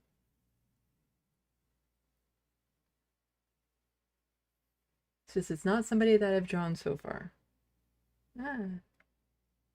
Soul Life. I found a penny from the year 1900 at work. I was so hyped until I looked at the price, but I'm hoping there's more than a penny where I found it. I like collecting old coins from change and stuff like that and finding them. I think the oldest one I found was from 1910 and it was a dime. Or sometimes you get foreign coins mixed in with it and I like collecting them. I like finding them and stuff. Or really old bills that we used to have and whatnot. But we don't have that much cash being carried around anymore, so it's hard to find. But if there's anyone nearby that has like a penny collection, I'd really like it because I like to sort it because I'm weird like that. But also, it's cheesy. I get it. It's a little cheesy gift, but I'll go and I'll find like the cleanest penny and maybe clean it up a bit more by putting it in like vinegar with salt or something to make it all nice and shiny. And I will, if their birth year is when pennies were still being made, I will find the prettiest one from their birth year and give it to them as a gift with a little note saying that since they've been discontinued, they're becoming more rare and they're unique and stuff, just like the person who was born this year type thing. So I try to do that. I think it's cute. Looney Tunes says you can't clip anything Jubilee. I don't actually show anything from Jubilee. I'm just talking about Mehdi Hassan on it. And some of my thoughts around what that means for the fascists. So I don't actually show anything from Jubilee.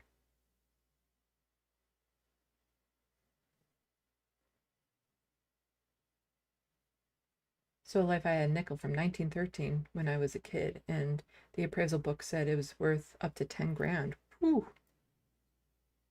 I actually sent Sam a penny.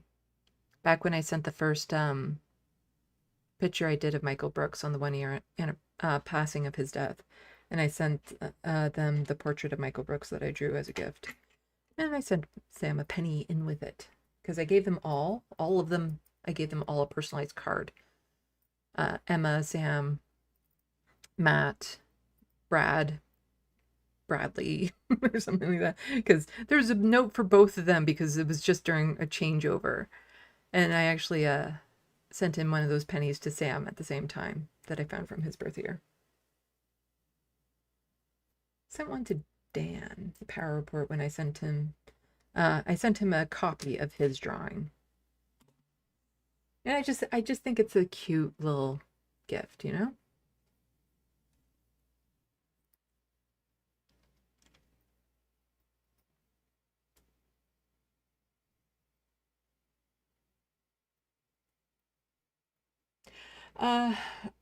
Our copyright laws are very similar to the American ones.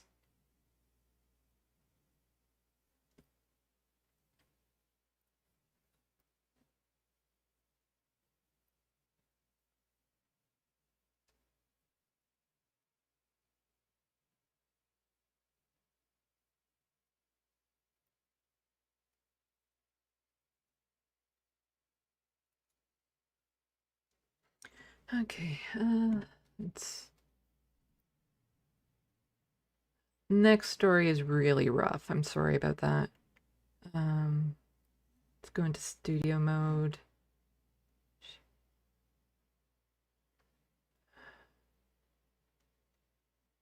Let's use it this one. Oh, let's do that. Book. Where's the banner? There we go. Banner.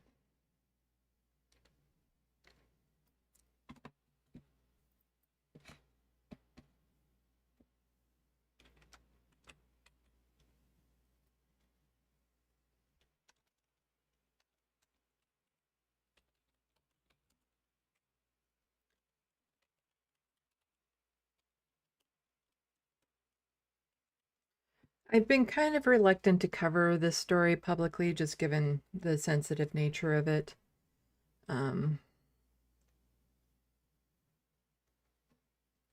It's been a while since I've done this transition. There we go.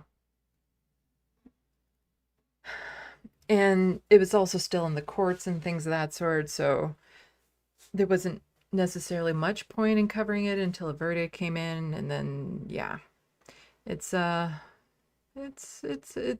difficult story. So this has been going on for a couple years now. The World Junior trial, players found not guilty in high-profile sex assault case. 5 junior hockey players were on trial for assaulting a young woman who had gone home consensually with one of them, and then he decided to call his buddies to come over. And she claims she didn't consent to that. And the verdict is kind of, you know, it's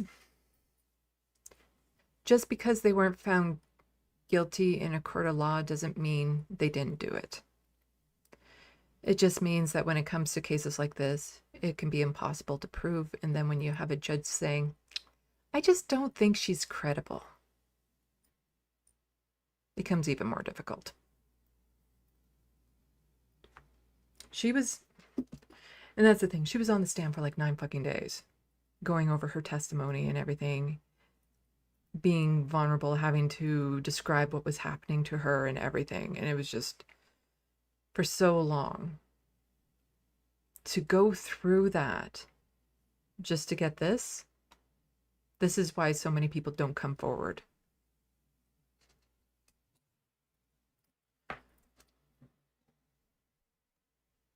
Hour or so, London's chief of police issued a statement acknowledging the judge's decision. He went on to describe what he called the outstanding courage and strength of the complainant, who we can only identify as EM. But to the judge deciding this case, EM's testimony wasn't believable.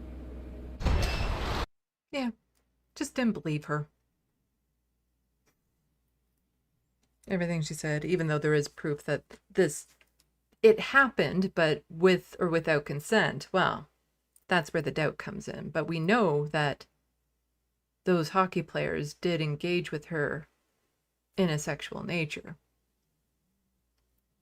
And in fact, there was one who showed up, was so uncomfortable with what was going on that he left. He didn't say anything. He didn't try to stop it. He just left, which should be an indication of something.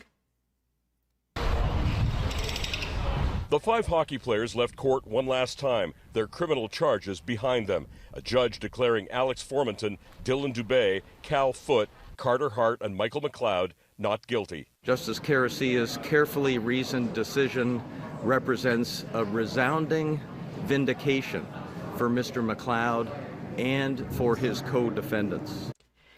And part of what sickens me about this is the resounding vindication. They did nothing wrong. They absolutely did something wrong. Even if they weren't guilty of rape, what they did was wrong. And it should be, you know, they should be held accountable. Like, there should be something, as opposed to saying, nah, you're off scot-free. You're okay. You didn't do anything wrong. Off you go. They absolutely did something wrong. Might not be to the legal standard, but no matter how you look at it, they did something wrong. So instead of them actually, you know, having to reflect on it or do some introspection or doing any sort of work on themselves, they just learned they could get away with it. Today's outcome was not just predictable, it was predicted. The Crown Attorney did not have to take this case to trial. The 5 members of Canada's World Junior Hockey team were charged in 2024 after a second London police investigation into events that took place in June of 2018. A female complainant, identified only as EM, agreed to have sex with McLeod after a night of drinking and dancing at a local bar. McLeod then texted his teammates to offer group sex with EM in his hotel room. She testified she didn't give consent. The Crown's goal throughout this proceeding has been to see a fair trial. A trial that is fair to the men charged, and one that is also fair to EM. Superior Court Justice Maria Caracia didn't believe the testimony of the complainant, EM. It stretched on for 9 days. Caracia told the court, "I do not find the evidence of EM to be either credible or reliable," saying, "I conclude the Crown cannot meet its onus on any of the counts before me." It took almost 5 hours for... And that's a large part of the problem when it comes to these types of cases, is that quite often there's no physical evidence. Like, there's nothing that you can point to prove one way or another. It is just a she said, he said. And so then it becomes a judgment call on their credibility. Who's more reliable? But being on the stand for 9 fucking days, being grilled, having to go over this trauma, you're going to misstep. Also, a lot of people deal with traumas in different ways, and they might not look like they're a good victim, or they might not look like they were struggling, or that it had the impact that they had, depending on how they internalize this trauma. And of course, they didn't put any of the guys on the stand. They didn't have to, explain themselves. They didn't have to sit there and say why they thought it was okay to walk into a room with a woman who was drunk, who didn't invite them over, why they thought it was okay to engage in sex with her. Even though it's like, oh, well, she kind of consented, but did she? If she's surrounded by 5 hockey players and they get her on tape saying that she's consenting to this, is that consent or a hostage video? The judge to read out her decision. Lawyer Anna Mattis, not connected to the case, says the outcome boiled down to this. In the end, the fact that the judge just didn't believe this complainant was the end of the story. An accusation is just that, an accusation. This case stands to the fact that we must never lose sight of the fundamental right to be presumed innocent. Now, the Crown could appeal this decision. They have 30 days to take that action if they wish, and the Crown Attorney alluded to that possibility and limited her remarks. And the defendants may or may not try to play professional hockey again. As for reaction here, there is a scheduled protest at the court behind me at 6:30 in support of EM and other sexual assault complainants. So they face no real consequences other than they didn't get to finish playing junior hockey. So 5 members of Canada's 2018 World Junior Hockey team accused of sexual assault have all been found not guilty, an Ontario judge has said. And then we went over some of that. So, yeah. So in this case, and this is from the Judge Maria Caros, I don't know how to say her name. In this case, and yes, I get female judge. They still make bad calls with this sort of thing. In this case, I have found actual consent not validated by fear. I do not find the evidence of EM to be either credible or reliable. I cannot imagine what it would be like to hear those words after being on the stand for 9 days, being grilled about this trauma, and have the judge sit there and say, yeah, not credible or reliable. This is why people don't go forward with this sort of thing. said the judge of the female complainant known as EM in the court document, says her identity is protected under a standard publication ban. With respect to the charges before this court, having found that I cannot rely upon the evidence of EM, and then considering the evidence in this trial on the whole, I conclude the Crown cannot meet its onus on any of the counts before me, added the judge, who prompted tears from some of the family members of the accused in the courtroom. They're so relieved that their sexual assaulter boys get off scot-free. Like, just the idea that they're celebrating it sickens me. That they're celebrating the fact that they have no consequences. They don't have to reflect. They don't have to do any introspection as to what they did and try to understand maybe how it was wrong. Because even if it was not to the letter of the law, illegal or sexual assault, it was wrong what they did. And you have to tackle that issue too. You can't just let that slide. And all this does is tell people it can slide. When that behavior, that culture that is festering within these organizations, it is wrong. And so many people get hurt and so many people don't come forward because of bullshit like this. The 5 men have been on trial since late April, accused of engaging in non-consensual group sex with a then 20-year-old woman in June 2018. All 5 men pleaded not guilty to sexual assault. McLeod also pleaded not guilty to an additional charge of being a party to the offenses of sexual assault, which the judge ruled him not guilty of committing. After reading the decision, Global News witnessed the players smiling and hugging their legal teams. Earlier, the preceding family members of the accused were also witnessed by Global News hugging each other when the judge spoke about EM's credibility. Court heard the team was in London for the event, and then that just kind of goes over what happened. So much has been, and this is what the judge is saying, much has been made in this case about the concept of consent, says the judge, who read the decision for close to 5 hours on Thursday. This case on its facts does not raise issue of the reformulation of the legal concept of consent. Defense lawyers suggested EM wasn't as drunk as she said she was, wanted a wild night with the players, was egging them on to have sex with her, and accused her of having a clear agenda at the trial. EM pushed back, and she had to defend herself on the stand. Those men didn't. They didn't have to, try to explain themselves. She did for 9 days. She had to push back against somebody accusing her of saying all of this. Because, of course, there's a clear agenda. She just wanted to have all this fame and fortune that would come her way should she accuse these people. The idea, again, that people do false charges because they want some sort of attention or they have some sort of agenda is just sick.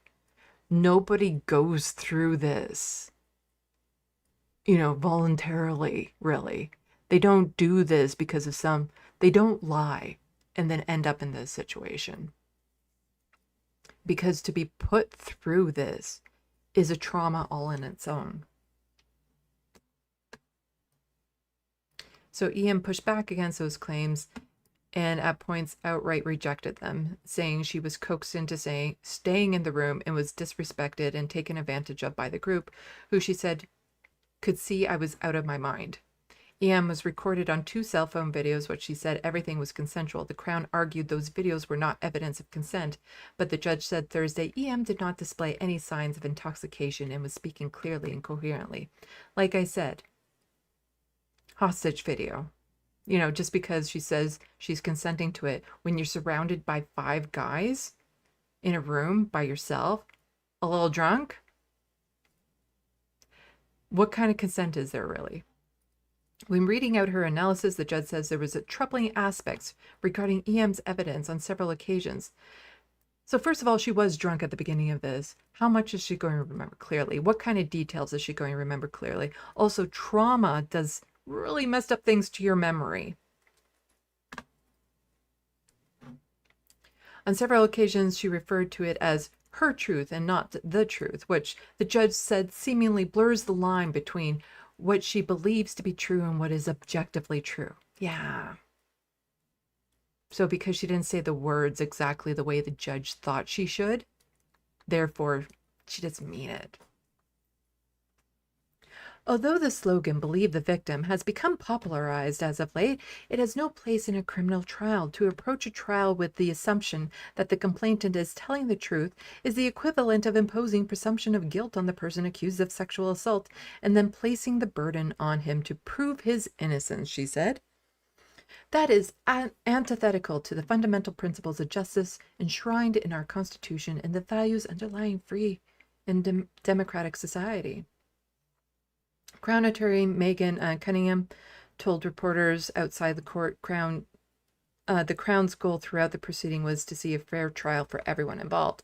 A fair trial is one where the decisions are made based on the evidence and the law, not stereotypes and assumptions, and where the trial process respects the security, equality, and privacy rights of the victims as well as accused persons, she said, adding her team has passed along dozens of supportive messages to EM.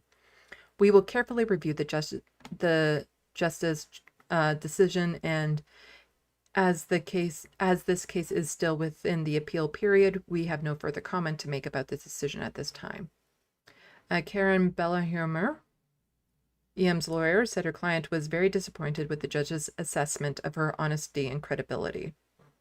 She felt that it was important to see the process through to the end, even if it meant opening yourself up to intense scrutiny and unjustified criticism, the lawyer said. Despite the verdict, we can marvel at EM's courage and be grateful for her willingness to endure this process for all the right reasons. We are proud of EM because she shed a light on the issue that needs our attention. She has fostered a nationwide conversation about sexual violence, entitlement culture, bystander responsibility, valid consent, coercion, and response to threatening and unpredictable situations. Meanwhile, defense lawyers struck a different tone when speaking to reporters. David Humphrey, McLeod's lawyer, said the decision was resounding vindication for his client. Again, he wasn't vindicated. He just wasn't found guilty. It doesn't mean he didn't do it. For years, public perception was shaped by a one-sided narrative from civil lawsuit that went unchecked. If you were on social media and you saw any posts about this stories, I can guarantee you it wasn't a one-sided perspective. There were so many people going to the defense of these boys. So many. Saying and blaming the victim. So many. The idea that it was a one-sided narrative is absolute bullshit. The amount of people defending them for what they did and just saying that she just wanted attention and she really wanted it and all that sort of stuff. So for years, public perception was shaped by a one-sided narrative from a civil lawsuit that went unchecked, settled by Hockey Canada in 2022, in a large part because Hockey Canada settled the claim without first informing or consulting the players, he said. The version of events dominated headlines and created a lasting and false impression of guilt. It was only through this criminal trial that the allegations were fully and finally tested. Again, it doesn't mean that they aren't guilty. The impression of guilt? Yeah, if you go into... Like, that's the thing. It's they went there. You know, these 4 guys went there because their buddies called them over. Saw a drunk girl all by herself. And they didn't think anything they did was wrong.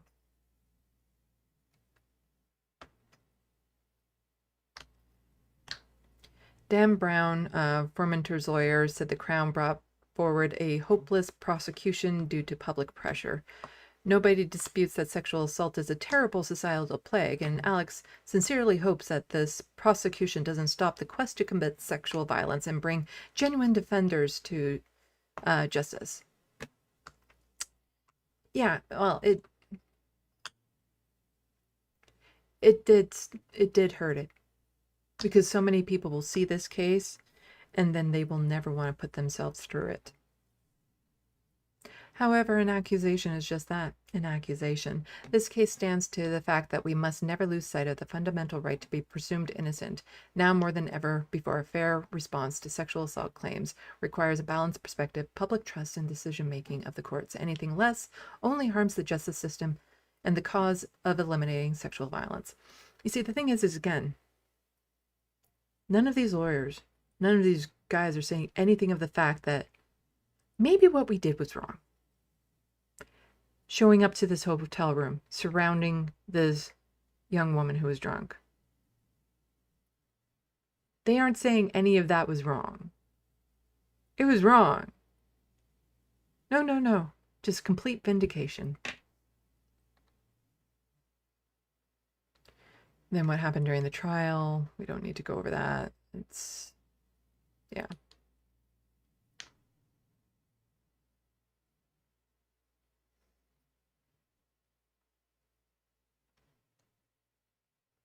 Meanwhile, the Crown urged the judge to convict the men, with the prosecutor Megan Cunningham arguing the men were reckless for engaging in group sex with EM and not seeking her affirmative consent. Cunningham said EM was a credible witness because she was abundantly fair in the trial, clear and conscious, not resentful and confirmatory. I know the word, I just can't say it. She argued that many defense submissions on EM's behavior were based on assumptions about how someone in her situation would act. And a lot of people who are neurodivergent often are not believed because we don't act the way they think we should be acting in these types of situations. It's absolutely gross. And then there's this video here from Frank Dominic, just a little bit more about this, getting his perspective. He covers some good points here.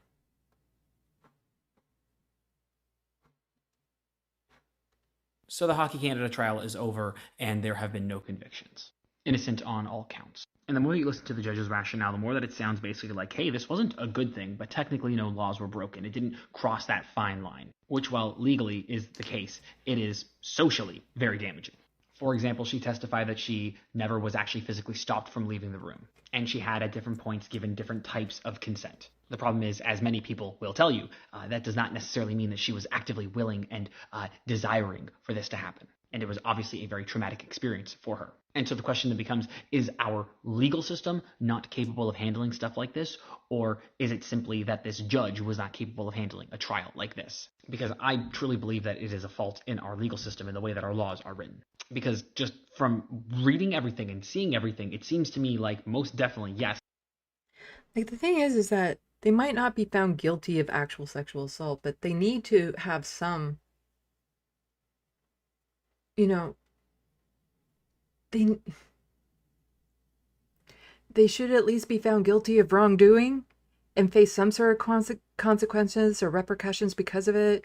Have to go to therapy or training or something, just anything, than being let off scot-free. Just even the acknowledgement that what these guys did was wrong.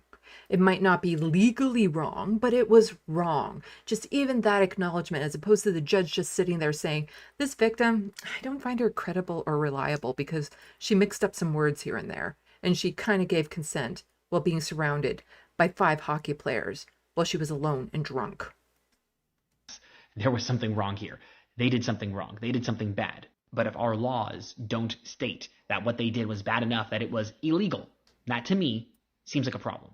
And I think that a lot of people thought that they were going to get convicted because the NDP sent out a victory statement by accident, with the Ontario NDP putting out a news. That is really bad. That is really bad that the NDP did that. Release saying that it was a rare moment of justice for survivors of gender-based and sexual violence, before retracting it. And one of the main reasons why they did not get convicted is because of all the conflicting statements. The witness proved to not be credible.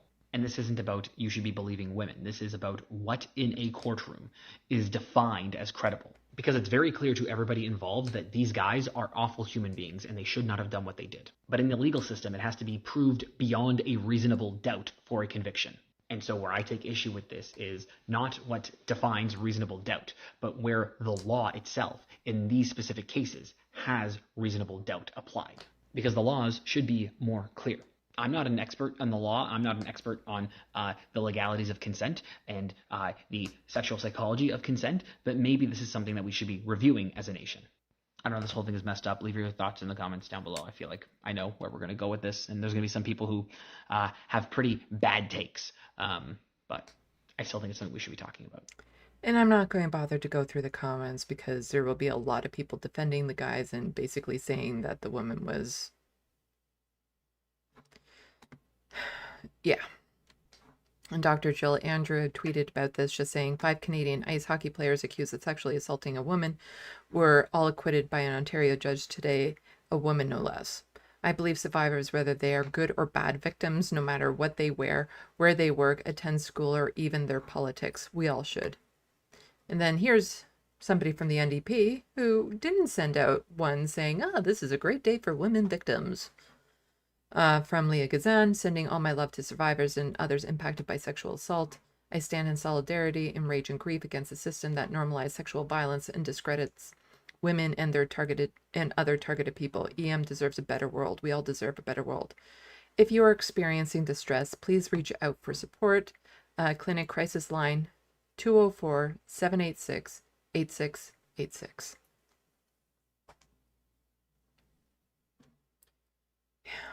Just, sorry, really heavy story, but I felt it was probably time for me to cover that. Just like when you go through trauma and stuff like that, you're not going to remember all the details. Some things will be foggy. Some things you'll remember after the fact because somebody said something and then it jogs your memory. You won't know some fine details, but other details you'll know crystal clear. I've been through traumas. I know how this works. And for everyone, it's different. So the idea that you aren't acting like a victim or you aren't acting like it was a real thing to you, you weren't doing what I thought you should be doing under these circumstances is a whole bunch of bullshit because everyone deals with these sorts of things differently. But it's just the fact that these guys get off without any consequences, without even understanding how wrong it was for them to do this in the first place. You know, their punishment was being on trial and having their names out there. That was punishment enough for them. But, you know, they'll use this and who knows, they'll make book deals or go on tour on right-wing networks to talk about how women are all skanks and things of that sort. Just absolute bullshit. It's not just, like, that's the thing. It's not just this sports junior hockey culture. It is all the cultures. It's in the church, it's in the military, it's in the police, it's in the sports team, it's in the junior sports team, it's in all of the organizations, this type of culture where you protect the predators. It's in all of these where this happens. And it's just like no lessons were learned from these guys and all of the people who are watching. The only lessons they learned is that they shouldn't go forward if it happens to them.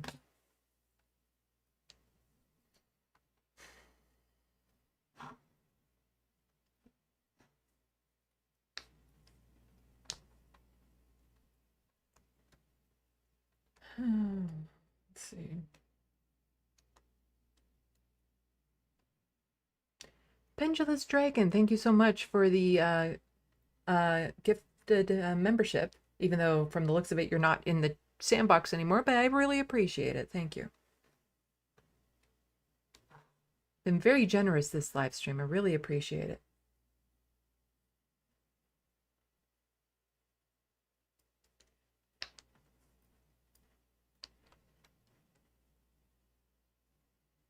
Soul Life, if you ever find cash that has the same serial number going forwards as it does backwards, like the word racer, it's worth a lot of money.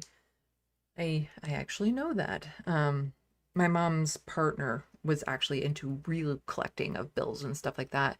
And the serial number, it doesn't just have to be a pendulum. It can be like a very, like 54545454, like any sort of very distinct pattern. It can be worth a fair bit of money.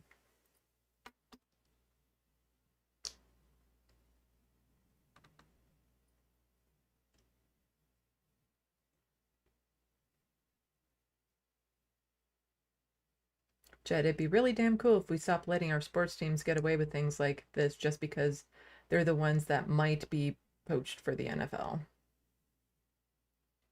Ah, and HBX, I see you are the one who gained that gifted membership courtesy of Pendulum Dragon.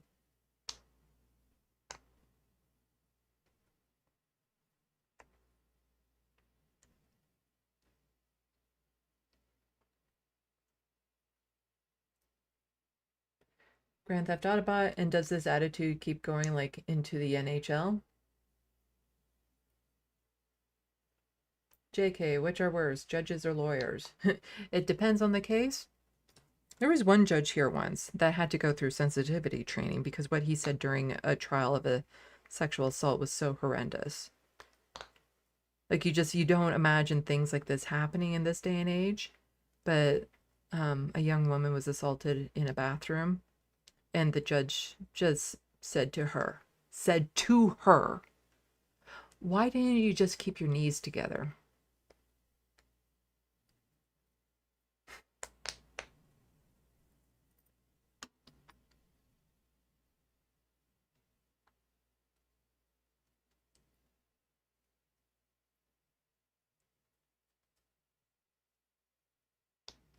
But just the judge to sit up there and be like, yeah, not credible, not reliable.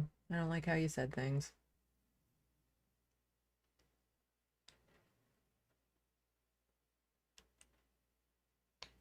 And I did have an article related to it. It was something about the Toronto Star posted a column about should women defend men in sexual assault cases and stuff like that. And it's just like some people pointing out, like, why are you gendering this suddenly? Like, when they're just a lawyer, what does it matter what their gender is? Like, would you care if it was a woman doctor, a woman pilot, a woman this and that and the other thing? Why suddenly does it matter?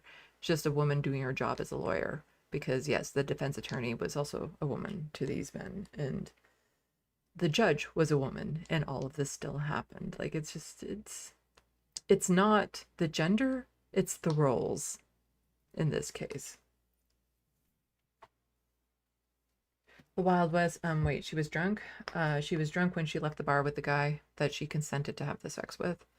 And the judge is saying, not drunk enough later on to worry about it. But she was saying that she was still drunk when the 4 other guys showed up.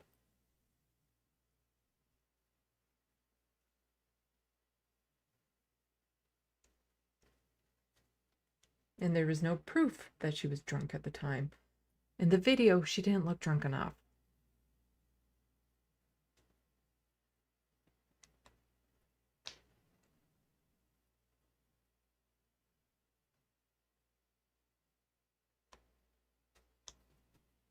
Jet, why is the default presumption in society still the woman must be attracted to a bunch of strangers who have any kind of fame whatsoever? What the fuck? Grand Theft Autobot, fame and fortune equal victim blaming? Yeah.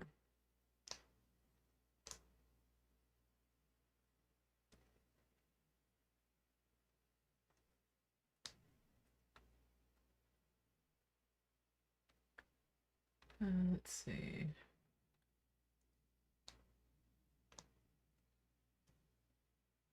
Grand Theft Autobot, this always bugs me about a woman assaulted and they claim how did she claim she did it to just get famous. Famous how?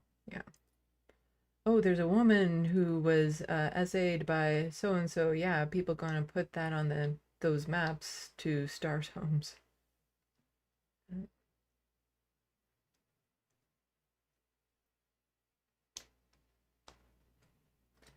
Anyway, let's get on to the next story. This is a follow-up to the Freedom Convoy. I mentioned I was going to talk about this earlier. Not as heavy as the last story. We can take this off. Go back to, is it this one? Yeah, and this one. There we go. So, yeah, the Freedom Convoy, they invaded Ottawa for almost a month, terrorizing the population. And some of the leaders were found guilty and they will be sentenced. So, this is from CTV News. Tamara Lich and Chris Barber, 2 leaders of the Freedom Convoy protest.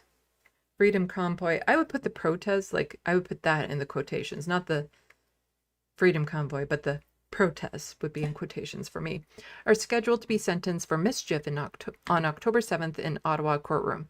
Now, I did have another article up here from CBC News, but it was so glazing of the 2 people who were in charge of this. Like, the bias was absolutely dripping. It was disgusting that this could be allowed in the news.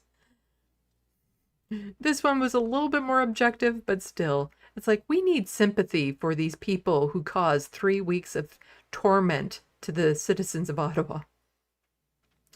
In addition to a lengthy prison sentences, the Crown wants to seize Barber's truck, which was used in the protest. A forfeiture hearing on that matter is scheduled for September 12th. Ontario Court Justice Heather Perkins McVeigh said Thursday she wants to rule on the mischief sentence in the truck. Okay, who cares? So they were both found guilty of mischief in April. The Crown is seeking a prison sentence of 7 years for Litch and 8 for Barber, who were also found guilty of consoling others to disobey court orders. The lawyers for both Litch and Barber are seeking absolute discharges for their clients, which would mean neither receives a criminal record. On Thursday, Litch lawyer Lawrence Greenspoon told the court that Litch had already spent 49 days in jail and has been under strict bail conditions for the last 3.5 years. Therefore, no more punishment is needed. Greenspoon argued that his client and Barber took unprecedented steps by working with police and city officials throughout the protest to limit protests' impact. The protesters worked with the police all right by inviting them over to the barbecue. And the police being like, "Oh, you're going to Ottawa for the protest, are you? Why don't you just go on? And I'll see you at the picnic, the KKK picnic later on." Let's just see, the police were very much being worked with, just not for the sake of the citizens of Ottawa. It was like, yeah, we were working with the police to make sure we didn't get parking tickets for being parked all over the city in places where we shouldn't have been parked, or obstructing things, and, you know, just making life hell, the noise pollution, all of that, harassing people. We were working with the police to make sure that they didn't hold us responsible for that. Anyway, this is an individual who came to the city with the best of intentions, as recognized by the judge. She had been under strict bail conditions for 3.5 years. She spent all that time, blah, blah, blah. And if one looks at the positive impact that she's had on the lives of many Canadians in the community service that she has continued to do, there's absolutely no reason for her not to receive an absolute discharge. Yeah, judge her character and credibility. Look at all the positive things she's done for the country. The Freedom Convoy, the violence of the Freedom Convoy, how they wanted to forcefully remove Justin Trudeau from office, how they terrorized the citizens of that city, causing permanent hearing damage in a lot of them. Made it so they couldn't sleep for 3 weeks. People had to flee the city. But all the good, because, you know, all these protesters got to go together and make a big movement about COVID restrictions that weren't actually happening to them. That actual truckers were already in compliance with getting vaxxed for going across the border and stuff. It was just the rich people who could afford their own trucks, and the owners of trucking corporations that were upset at certain restrictions. The ones that could afford to drive to Ottawa, to be there for 3 weeks off of work and support themselves there for 3 weeks. Yeah, they weren't exactly the average person, were they? They went in and harassed a soup kitchen, wanting food. Greenspoon read a brief statement on Litch's behalf that simply said, "Freedom is not free. Accused are given a chance to address the court during the sentencing submissions." Let's see. Tamara Litch and Chris Barber stood up for what they believed in and what many, many people, thousands of people across the country, were not capable of standing up for. And these people were inspired. It's not necessarily a good thing here. Crown Prosecutor Saoben Wester said during the sentencing submission Wednesday that she is seeking stiff sentences for them of the broad community harm caused by the 3-week 2022 protests in Ottawa's downtown core. She said that she is seeking long sentences not because of their political beliefs, but because of their actions during the protests. The lawyer says that while they may have come to Ottawa with noble intentions, they continued to encourage people to take part in protests, even when it became impossible for them to ignore the effect it was having on the downtown residents and building. Greenspoon said that it's a facile and inaccurate to say the Crown sentencing proposal sentence is not motivated by the client's politics. So on and so forth. Anyway, let's just so somebody just pointing out, because Pierre Poilievre, still somehow leader of the Conservative Party without a seat, who is now running for re-election, decided to stick his nose in this, just like he did with the protest. How he went there and brought them donuts and was supporting them and marching with them. Yeah, he was there during the protest, being all chummy with them. Said, let's get this straight. While rampant violence offenders released hours after their most recent charges and anti-Semitic rioters vandalized businesses, he's talking about people that write from the river to the sea in chalk, terrorized daycares and blocked traffic without consequences, the Crown wants 7 years in prison for the charge of mischief for Lich and Barber. Oh, he didn't put a question mark at the end of that. Sorry. I used the wrong inflection. And somebody just pointing out, Jason Scott saying, they aren't facing 7 years for honking. They led lawless, court-defying occupation that blocked emergency vehicles, froze businesses, and terrorized the city. If Poilievre can't tell the difference between protest and criminal disruption, he's unfit to be a leader. And Sam Hirsch, who I featured a lot of his tweets on here, he actually lives in Ottawa and said, if you lived in downtown Ottawa during the three-week convoy in 2022, you can attest that it was not peaceful. Convoy protesters smashed windows, intimidated residents, and subjected us to honking 24 hours a day for weeks. I spoke to one woman who went partially deaf as a result. And just responding to this guy, another member of parliament. Damn, he has a lot of followers. The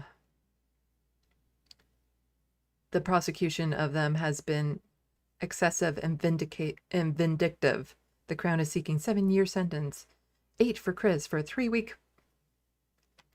As Sam was saying, it was not a peaceful protest. And let's just have a reminder. This is Glenn E. McGregor. This was a few days into a convoy. Let's just have a reminder of how peaceful this was.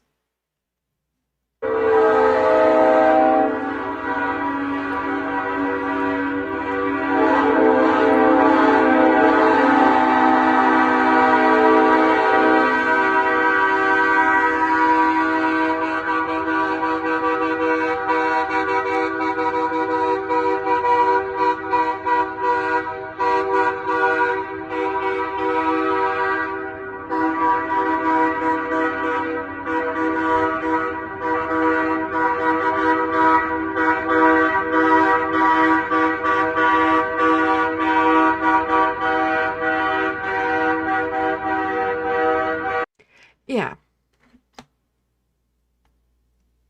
This was just 3 days into it. They were doing this for the whole fucking time. I would have lost my goddamn mind. I would have not been able to handle that at all. I am, part of my autism, I'm sensitive to sounds. I would have gone completely crazy. Absolutely. Absolutely crazy. If that were to happen. Just, it was not a peaceful protest. It was an attempt to overthrow the government. So I'm glad they're facing jail time, but chances are they won't get the 7 years. No doubt about it. They might even get time served, but we'll see. At least they were found guilty. Okay, so I do have a little bit of lighter fare after this to kind of unwind with. Let's check the sandbox. I can't stop playing with my hair now.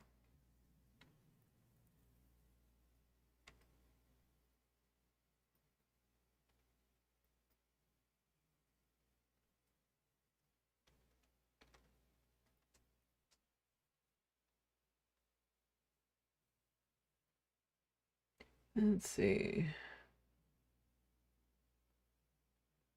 Picks on Snob saying Oops, the U.S. itself has a culture of sweeping this stuff under the rug. Talking about all the essay stuff. Looney Tunes, is Dr. Jill Andrew the female version of Jordan B. Peterson? No, not by a long shot. She is a Ontario NDP MPP, but she didn't get elected in the last election. But she's a wonderful advocate for people with disabilities and poverty and unhoused folks and all of that sort of stuff. And I'm glad to see that she's still being active on social media, which is part of the reason why I'm still covering her stuff. I hope that she gets back into government somehow and can start making a difference. But she was pushing for some really good things. JK, seems to me that these hockey players have the same sense of entitlement as the rich fucks in the Epstein case.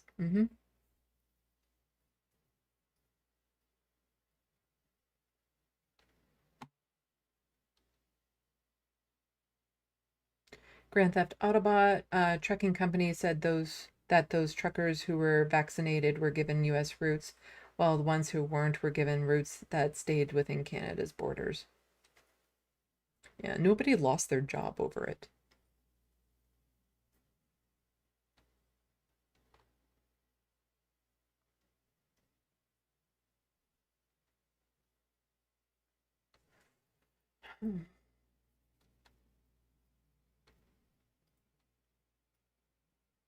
Grand Theft Autobot, I don't see any trucks, and that is loud. Yeah, I saw another video on a tweet related to that, just some guy stepping out on his balcony in Ottawa, and he lived up high, and it's just a constant tone. I would just lost my shit completely.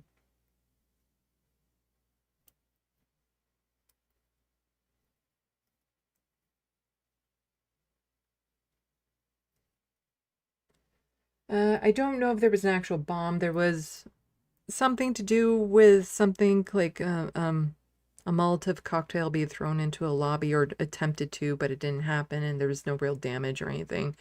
And I don't know if it's actually accurate. There was a lot of hearsay in that, where they said somebody basically tried to throw a firebomb into a lobby of a building and close the doors, like lock the doors from the outside. I don't know if that actually happened or if it's just said to have happened. And even if it did, the fire didn't catch. So.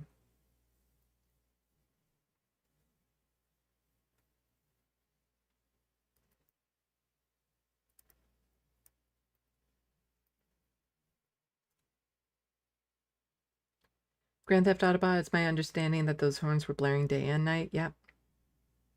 And some of them brought their children there. Those children probably have permanent hearing damage. And I have a friend who lives next to Ottawa, like across the river, and even there, it was an issue.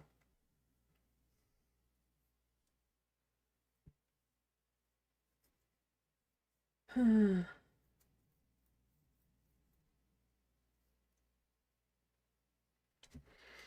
this was right around the time I was getting involved with Rebel HQ, TYT.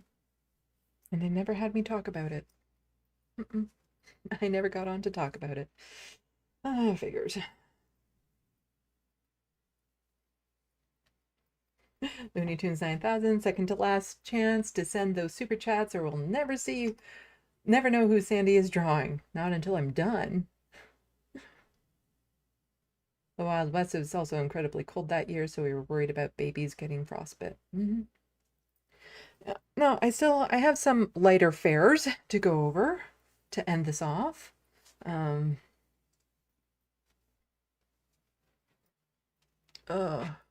And speaking of TYT, I couldn't find the clip from TYT itself. I know it's out there. I might bug Hank Thompson for it because it might be useful for my video coming up. But this I found interesting, part of this. And so we'll scooch over to where I found the part interesting. And luckily, Political Punk doesn't disrupt it too much, so we can actually listen to what Jank was saying, because I was more interested in that clip, and I tried my best to find it. Because yeah, Shank Uyghur! I saw like this here, the print in the tweet, and normally you can find it that way. I could not find it. I tried different versions, so I don't know what happened to it. But I want to get this clip. So Hank, if you're watching, I want to get this clip. So let's get to... I found this interesting because I do have my commentary on... Let's see. Your viewers' concerns. There we go. I do have my commentary on Mehdi Hassan going on Jubilee. I'm just wondering again, let me know in the sandbox if you guys are interested in me clipping what I talked about with Mehdi Hassan for Jubilee. Again, I'm not showing any footage of it. I'm just talking about it. Let me know if you'd be interested in me clipping that as well as something else. And again, let me know if there's anything, and tag me in the chat so I see it, but let me know if there's any segment from today you would like to see clipped. But here I wanted to listen to this because people are thinking, well, Sam Cedar has been on Jubilee. Now Mehdi, I don't know if his name is Hassan or Hassan. So Mehdi Hassan has been on Jubilee. What about Cenk? He loves to debate. He says he'll debate anyone. Why hasn't he gone on? Sage and Candle doesn't agree with our philosophy. They say first you insult your viewers' concerns, then you bring on Ben. Gross. Oh, let's go back. Super chat. Kenyatta again says, I would love to see Cenk do a surrounded Jubilee episode like Mehdi Hassan. Well, ask and ye shall receive. That'll be coming out soon. I debated 20 people, 10 Republicans, 10 Democrats. Populist takes on the Uniparty. So, ought to be a doozy.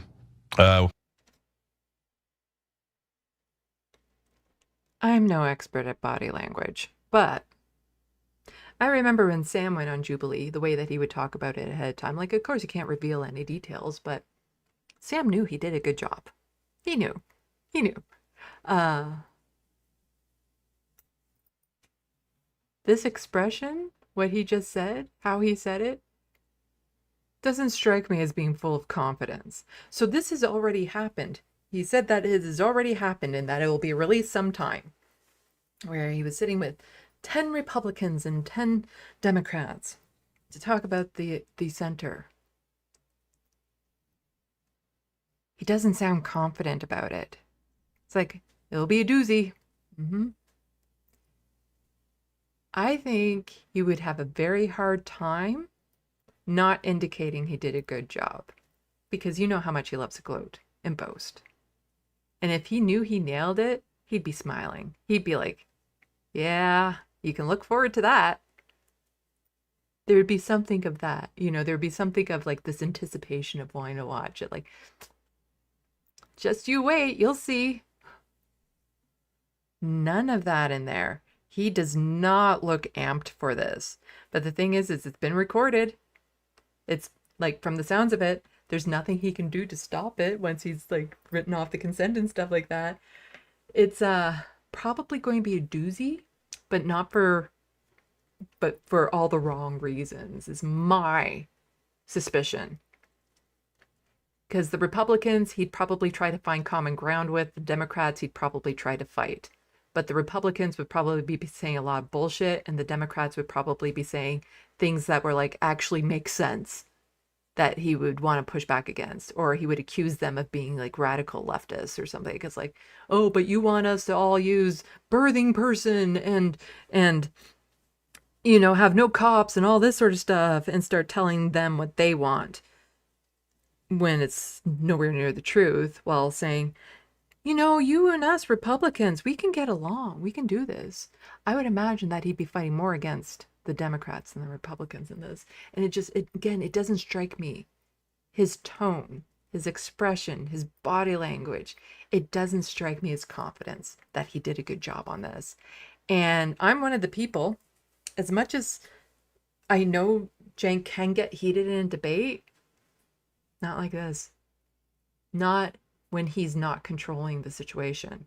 Because he's had plenty of Republicans and stuff come on his show to debate. He once did his own Jubilee-esque show where he debated like 6 Republicans in a row, which I will be mentioning in my TYT video. But here, I think people kind of gather what kind of people Jubilee seeks.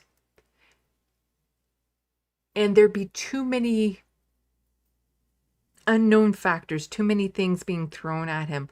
I don't think he would do a very good job of being hit from all angles all the time. He can do a one-on-one debate, but to be hit from so many different angles, from angles he might not have seen come, I don't think he did a good job. That is my suspicion. I'm calling it now. I think this will be a train wreck.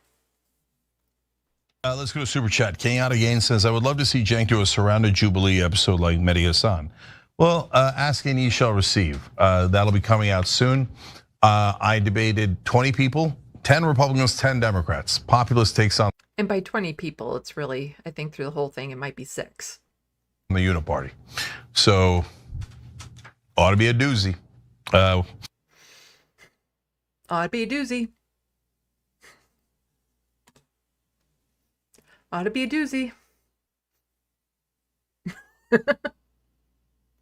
I do not think he did a good job. That is my call. I'm calling it now. He's not going to look better after this. Damn it, I need to get my TYT video out around the same time that this Jubilee video comes out. Oh my God, I need to have it out by then. Like right around the same time. I think that would be really good. Oh, I need to work more on it. But I guess we can listen to a little bit more because it's kind of in theme, talking about Ben Glebe anyway. Show has not been sufficiently pro-Palestinian. Gross. If you think that this show... So coming out soon. Sage and Candle doesn't agree with our philosophy. They say first you insult your viewers' concerns, then you bring on Ben. Gross. If you think that this show has not been sufficiently pro-Palestinian, I don't know that I would like some of what you're smoking. It sounds a little too powerful for me. You see, here's the thing with this. You don't get cookie points for being right on something that then absolves you from being really shitty and horrible in something else. One that I've pointed out, you know, like Cenk will say, oh, we've done so many videos that are pro-trans and stuff like this, and so you're going to blow up on us and one thing. It's like, just because you've done 10 videos that might be pro-trans, it doesn't give you a pass to spew transphobic nonsense. So just because you are good on the issue of Palestine, it doesn't give you a pass to platform a rampant genocide denier. That's not how it works. You don't get to absolve yourself of any responsibility just because you've been good on this issue. It's not how it works. And so, yeah, getting mad at people who are trying to point this out, that you're still platforming somebody as absolutely horrid as Ben Glebe because you think you can, because you're pro-Palestinian and speak very good about that. No, you are still legitimizing Ben Glebe's point of view. You're still validating it, this idea that there's two sides to this when there's not.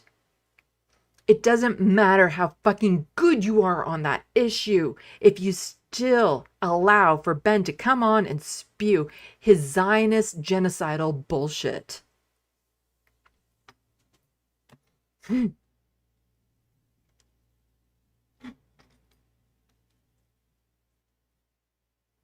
That's what I'll say about that. And yes, somebody pointed out in the sandbox earlier, we've lost a couple giants this week. Ozzy Osbourne and Hulk Hogan. And for people born after the 80s, you're like, who?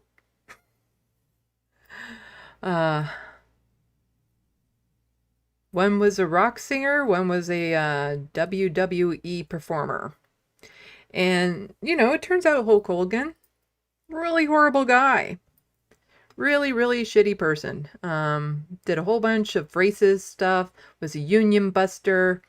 And you ever notice these days how Cenk will tweet out some really bizarre tweets in support of right-wingers and Republicans for maybe doing a nuanced good thing here or there. And it's like, this proves it, they're not all bad or something. This is, I find interesting. Cenk tweets out, the news is already so serious, there's never a chance to say this, but I wanted to say that Hulk Hogan was an American icon. He's constantly trying to give credit to horrible people. You don't have to. Like, that's the thing, you don't have to. I grew up watching him. He was an American to me He was America to me. These days I didn't agree with his politics, to which I say, so what? I'm glad you were here, brother.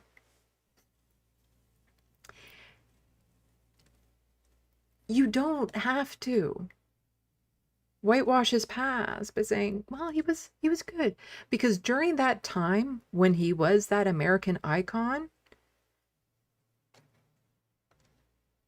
them union busters sure do stick together. Well, he was that American icon. He was spewing racist nonsense. He was busting unions. He was betraying his best friends. Also, he could make a buck. You know what? Maybe some people shouldn't be seen as an icon. They might have done some good at some point, but, you know, when you know the full history, it doesn't mean they get to maintain that icon status. It's okay to say,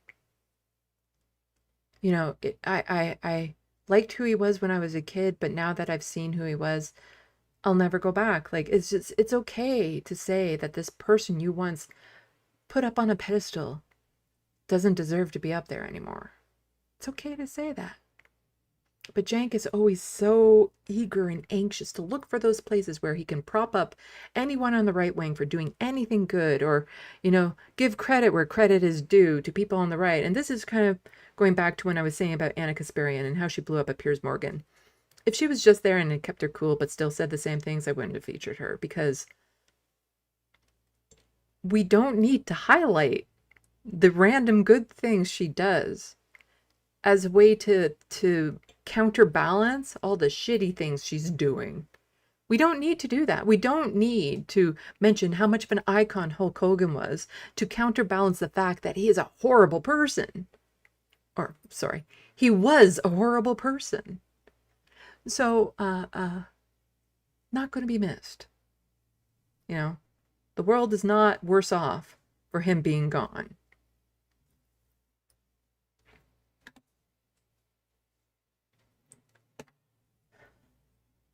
Next story.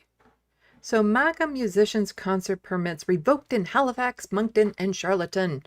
And they don't play any of their music, so we should be able to watch the video. This evangelical Christian musician associated with the pro-Trump Evangelical Christian. Just, even that alone these days just sends off my spider senses.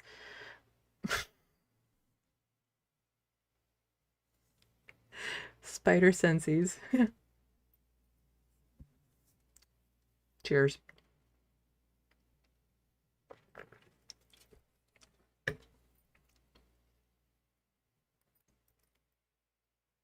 I'm stressed. I've been doing this for a while. Weird words will be made.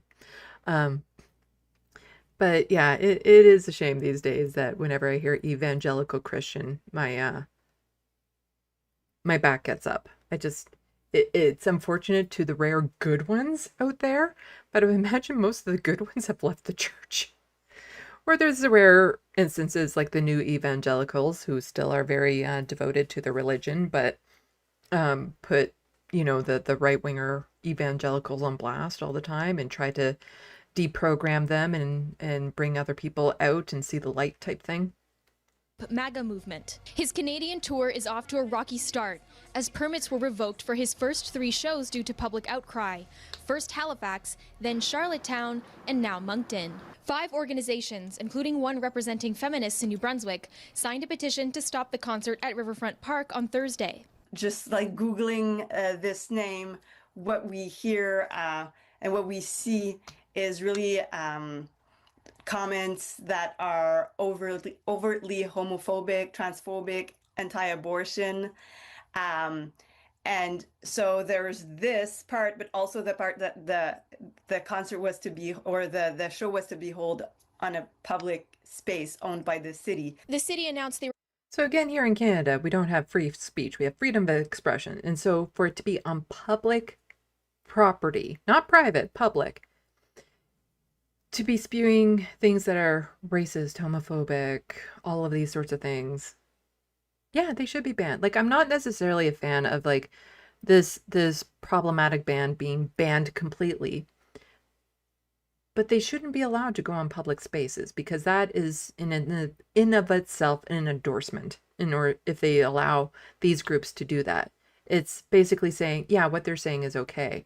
Whereas if they are crossing the hate speech line and they're being harmful, then no, they shouldn't be allowed to. And do you know what happened? They moved. They moved to a private venue.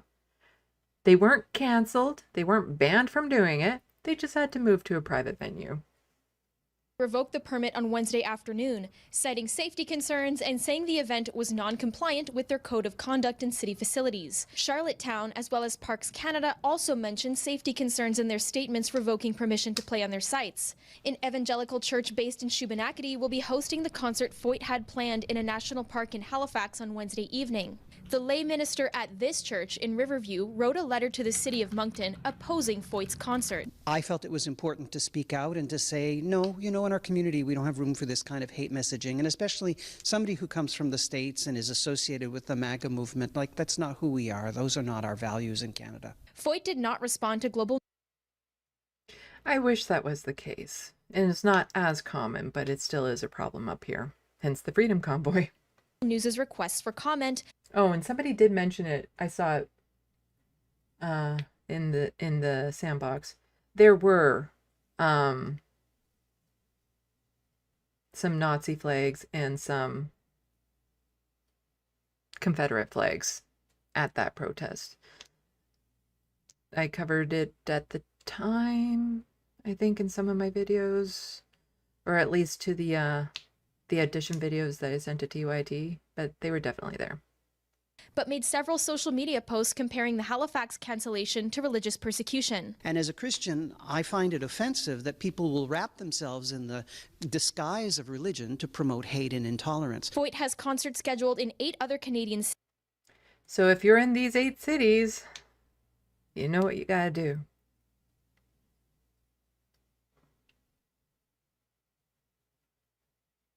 I have to see about that one. You know what you gotta do. Let's see, was there anything else in this article I wanted to do?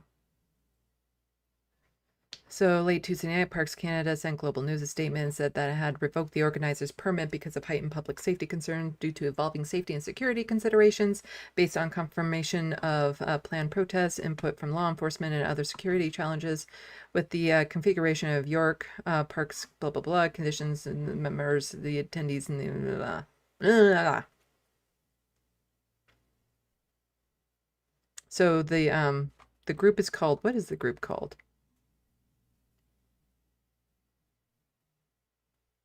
Oh, here we go. Sean Fascist. Okay. So, Fascist is known for speaking out against abortion rights and the LGBTQ community. He unsuccessfully ran as a Republican. Really?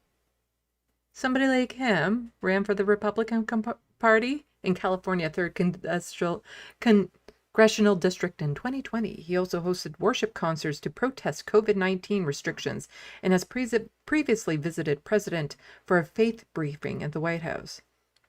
So the thing is that this Sean Fascist here, this type of thing, protesting COVID-19, especially down in the States, that costs people their lives. He shouldn't be given a platform. When you start spewing things like this, that actually has real world harms.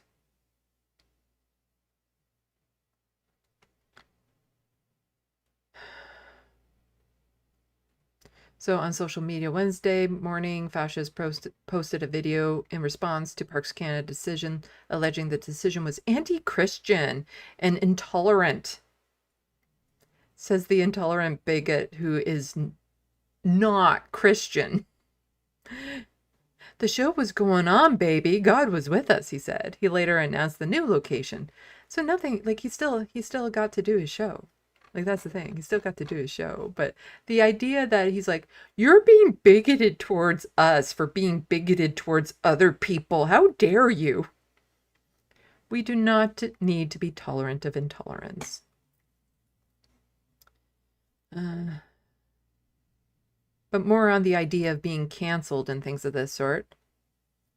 So the Catholic commentator has been fired from his job after his appearance on Jubilee debating Mehdi Hassan, and this was the guy who would say, "I am a fascist." I'm still kind of in agreement here with Jay Miles. Why do people revel in people getting fired while they're not at work? The control people give bosses in their lust to be the all-seeing eye is quite fascinating. Sure, this dude's hell suck, but I'd hate to lose my job because of my political affiliations. And I say this because especially down in the States, you can get fired for being gay, for being trans. You can get fired for so many reasons. But the thing is, it's usually used as a weapon to control people. Usually a lot more people on the left. Like, think of all the pro-Palestinian people who have been fired from their jobs from saying something like from the river to the sea. So yes, he is a horrible person, but I'm actually more concerned about, like, does he have a family? Like, is he the sole supporter? What about their health insurance? I think he should suffer. I think he should no longer be a fascist. I don't think somebody like him can be converted to the light. I think he needs to be beat. But are there people in his orbit who will also suffer because of this?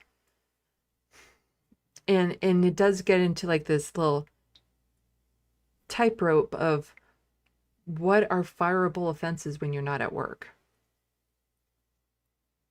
It gets, to me, it's complicated. It's nuanced. It's not an either or an easy thing necessarily, because of all the people I've seen get fired for doing things that were viewed as progressive. I covered a story not too long ago that there was a teacher who was fired because in his own time on his own websites and stuff, he engaged in puppy play and was like on OnlyFans for it. Does he deserve to get fired for that? I don't think so. Oh, but he was a teacher. Yeah, it's not like he dressed up like that in class. He was still a teacher, you know? Like, it's just, it does become very problematic when people are just being fired for political beliefs, especially when there are no safety nets. So if they are supporting other people, those other people will also suffer because of it.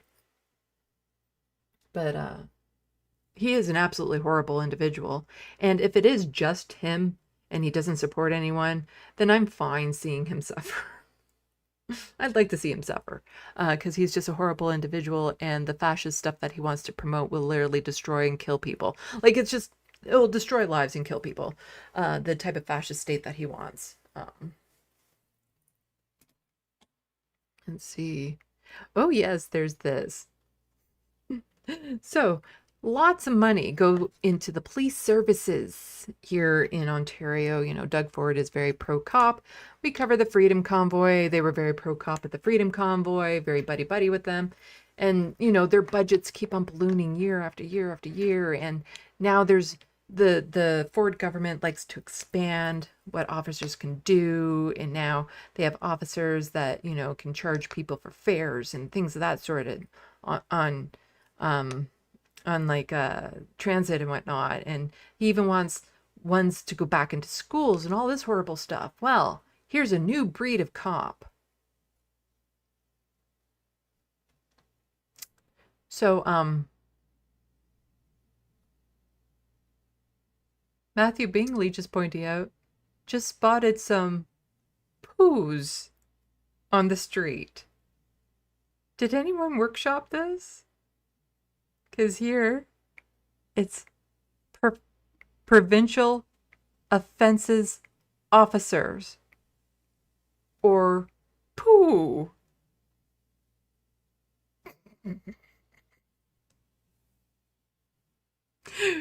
Who wants to be a poo? Like, we have the OPP, Ontario Provincial Police, but now we have provincial offenses officers.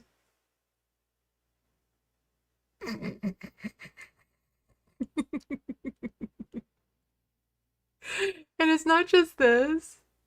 It's the response from the TTC Media Relations.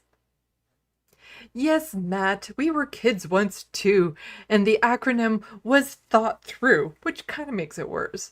But the design was not ours to begin with. It existed in Ontario legislation long before the TTC began using it this weekend. A simple search through the documents showed multiple references to poo. We thank the snickering, puerile 12-year-old boys who dominate the internet for their insights. However, it does not negate the fact that fair cheats face fines of hundreds of dollars, which is no laughing matter. Don't laugh at us poo pigs. As Joy Henderson said, you rather spend money on poo pigs than actually making transit run efficiently. And then just like, yeah, just the idea that we have these transit officers to catch people that might not have paid their fare because maybe they're too broke or something of that sort. And it's just, destroying people's lives because they can't afford a ticket on transit. And they're getting offended that we're pointing out the very obvious acronym is really stupid. It's kind of like Research in Motion, which was then later called BlackBerry. It used to be called Research in Motion. The acronym for that was RIM.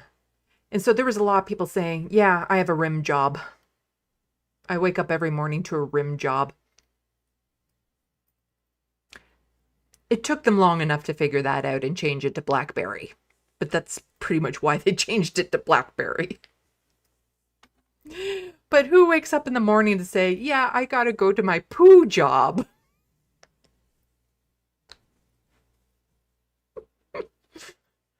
Looney Tunes 9000, holy fucking shit, is right.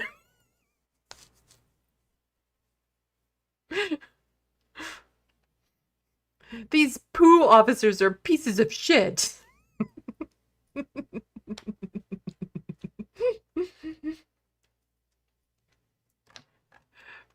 But what is kind of grating about this is I decided to look this up. How much they make. Also, I don't know what this job is, but I'm kind of curious. Here, make this bigger. So in Toronto, there's this mate and the job title of hornblower.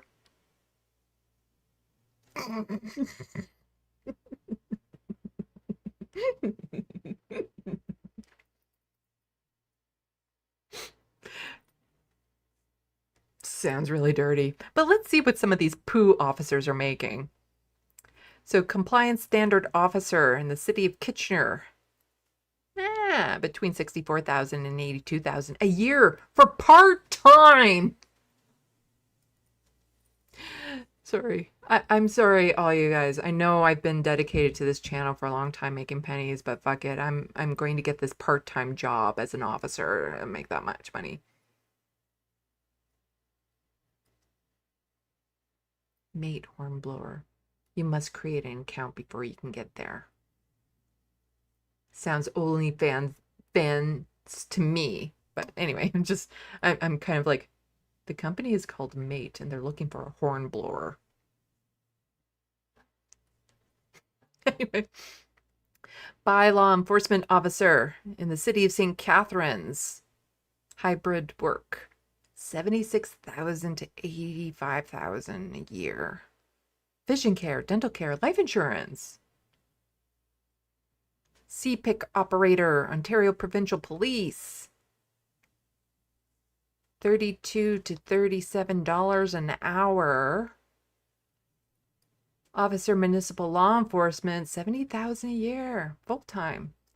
Getting ripped off. You could have this part-time job and get the same amount of money. Holy fuck! No wonder we are broke as a city.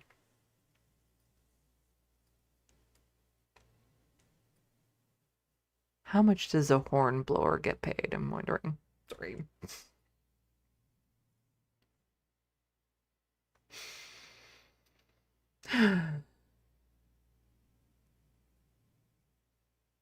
The Wild West joint effort called Poop. Yes, it is petulant, childlike stuff. But if you're getting paid $80,000 a year, you can take a fucking joke. Oh, let's check the sandbox. I forgot to switch my chairs out when I was putting the docket together, because this chair is quiet and it's okay to sit in for 5 hours, but to sit in it for 10 hours, not so much. And I have my other squeaky chair that's a little bit more comfortable to sit in that I have to switch out. And I forgot to do that, so I'm really looking forward to getting this live stream over so I can get out of this fucking chair.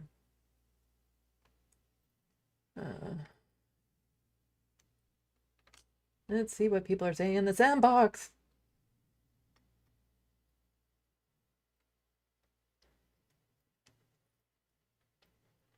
Going back to the Freedom Convoy stuff. Hermeteorologist, you're not a populist asswit. Yeah, the Wild West ought to be a doozy. Pixel Snob train wreck forced me to fucking look away. I'm pretty sure he did not do well based on that body language.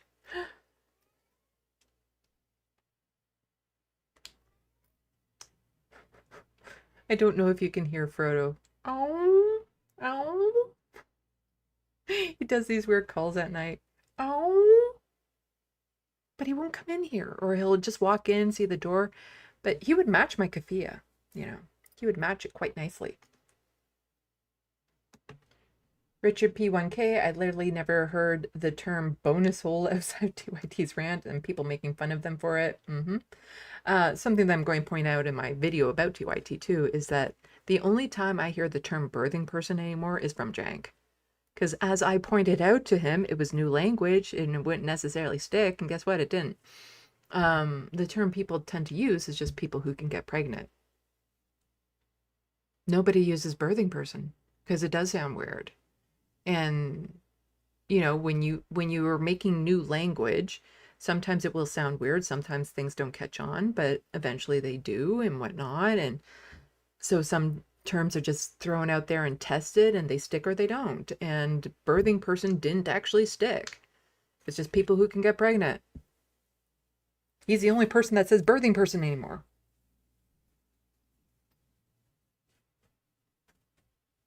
Hermeteorologist, should I ask what is a bonus hole? They were saying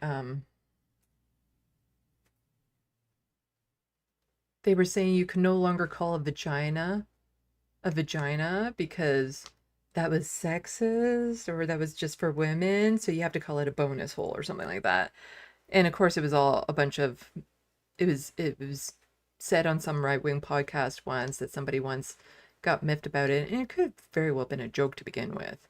But it can't be called a vagina because that's insensitive to trans women, so we'll have to call it a bonus hole.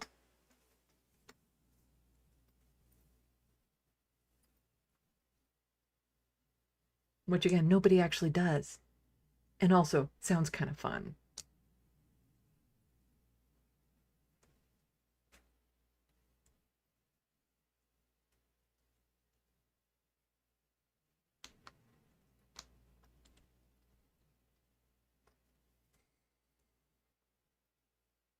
Rich P1K, Jenks already popped the ball and thrown it over the fence. If he goes on Jubilee, would be safe to say he's burying it in 2 yards. Over.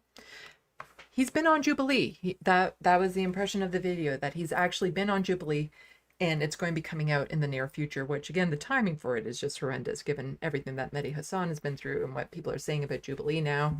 I just don't think he did a good job.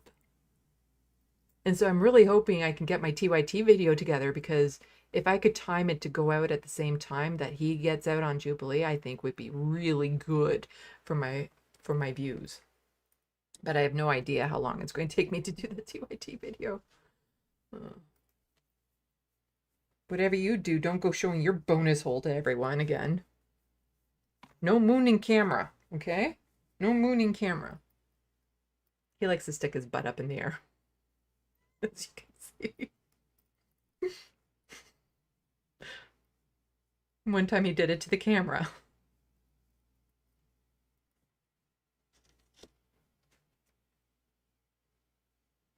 Pixel Snob, he was America to me. Are you fucking serious? Yes, Hulk Hogan was America. America, brother.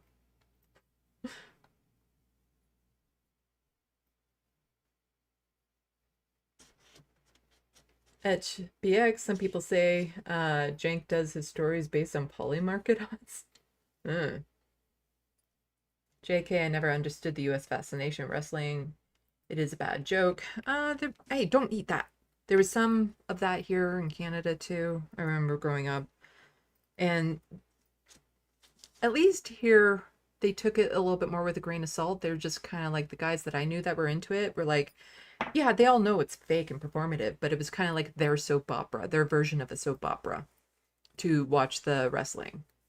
And like the acknowledgement that like the men still had to be in really good shape and really good choreography to pull off what they would do and everything of that sort. But like you look at some of the sexism and the racism and stuff that was going on during the WWE, and it's like, whew.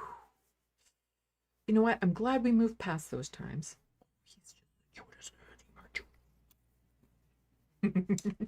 Cute little face here.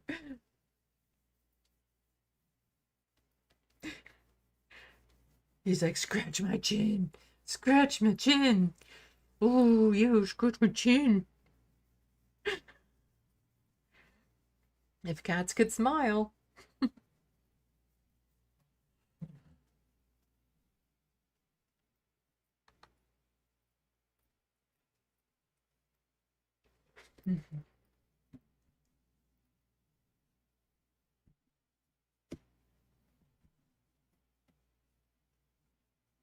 Rich P1K still boggles my mind why Canadian would be flying Confederate flag considering outside the US it just identifies you as a bigot. It's part of the point, I think. Isn't it? Isn't it linear? Isn't it?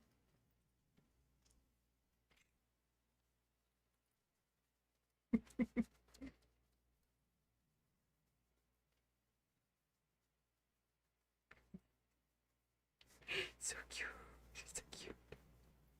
You're so cute. You're so cute. Oh. Ugh. Cat fur going all over the place.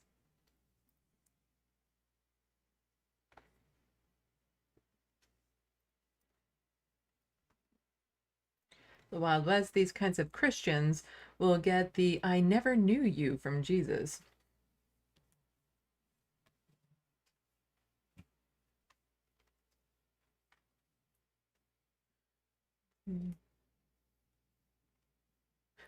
Grand Theft Autobot also thinks he has his Klingon dictionary, but with a different cover. I should actually, you know what, maybe during one of my live streams, like on a Wednesday for this space, I'll just go over some of the stuff in the Klingon dictionary, just because it'd be fun.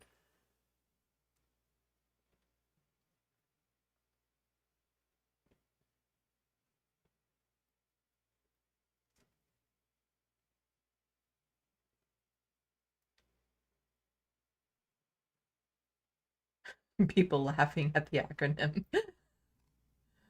Oh.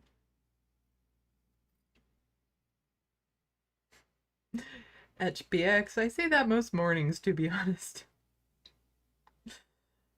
About the rim job, yeah. Puerile, oh my god. We have poo pigs here in Ontario.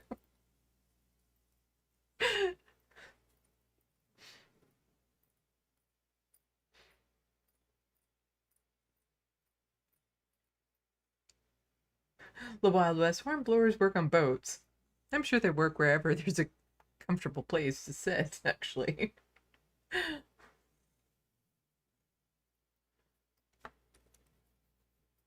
Rich P1K, the Wild West, so they're known for blowing horns for sea men?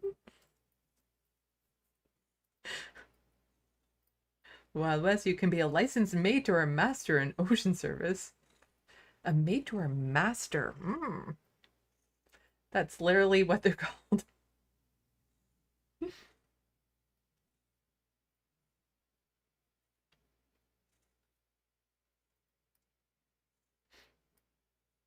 HBX, where do I get one? Bonus hole? Grand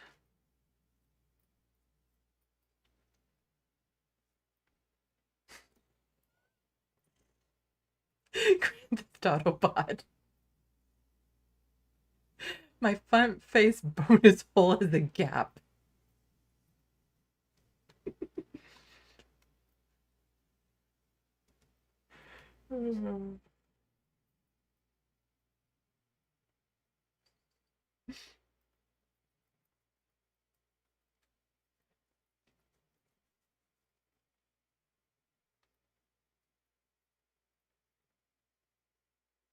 People liking the kitty cat. Pendulous Dragon, did you just come back just to send me another amazing super chat? Sandy is the boss, streaming for 5 hours now. Oh my god, yes. Like I said, it's gotten to the point where a 4-hour live stream is short for me.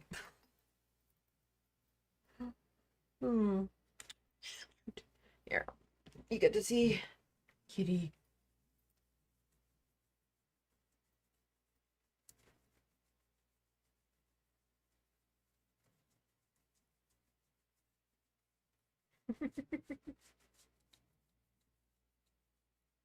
But thank you, Pendulous Dragon, for being super generous this live stream. I really appreciate it. And nobody has guessed who the portrait is of. I'm just saying, nobody has guessed it. So again, just because I like to talk about it, I am working on a hyper-realistic portrait of a face. And people might be like, your drawings are already hyper-realistic. There is a subtle difference. So this drawing that I did of Ole is photorealistic. Because this looks like it could be a photograph. But the thing is in order to do hyperrealism, like this, this is hyperrealism. And the way that you do this is by making it big. Because when you make it big, you can do all the really fine, tiny, itty-bitty details. And so this is an 11 by 14. This is a 9 by 12. Now, the face that I'm doing probably won't be as hyper-realistic as this. Because a cat's head is smaller than a human head. Shocking, I know. So Thumper's face and eyes are much bigger than the person's face and eyes. And so to get like the itty bitty details like around the eyeball and stuff like that won't necessarily be as apparent on the human face. However, on the human face, I am going to be doing things. So here you see the texture of the fur and everything and the different types of fur around the eyes or around the nose and the snout and the mouth. I will be doing things like adding pores and little wrinkles and things of that sort, like the things that normally get left out of a drawing. And I have no idea how well it's going to look. I know right now I could stop drawing and just smooth it out because right now it's scribbly. But I could just smooth it out right now and it would be a photorealistic drawing. But I want to go further and I want to add that detail because I enjoy adding the detail. I don't know if it's going to be hyperrealism like this drawing here, but it's still going to be more, it might be in between hyperrealistic and photorealistic, let's put it that way. Because in order for it to be hyperrealistic around the eyes would have to be similar size to what you see here, and they're not, because this page is a human face. So the eyes are maybe about that big, as opposed to that big. But if you want to get like the hyper realistic eyeballs and stuff like that, you want to make them nice and big and then they can get hyper realistic because you're doing all the most minuscule details possible. But the trick was to get a picture I could work from the person that I wanted. Because if you blow it up, you have to be able to see these details. And so I wasn't able to do what I normally do and grab it from a video because the quality was just not good enough on a video. Because I like to grab them from videos because then I can get an expression that speaks to me. So I had to go through their medias, their social medias and whatnot, and find a picture that I like the expression of and was high res, so that when you blew it up, you could see tiniest of details. And now the rest of the drawing, I have been working on it on my desk, my art desk, easel thingy. But I'm going to have to move it to here now because the image shows up a lot better on my computer, because when I draw from a picture and I print it off, The picture actually isn't that great. Like, it's from Staples, it's a color print, and it prints darker, and you miss a lot of the little details because of it, and it's just not as good. So the rest of the drawing, I'm going to have to be sitting here doing it. But the proportions are all where they should be, which is the important thing. The eyeballs, the nose, the nostril, the edges of the face, like all of that is where it should be. So now I'm just like filling in the minuscule details. And the only hint that I'm giving is that it's not of somebody I've done already. Oh, you like my slinky? Pendulous dragon? I always have it on. It's a fidget toy. And I've been wearing one around my finger since I was 16? Teenager?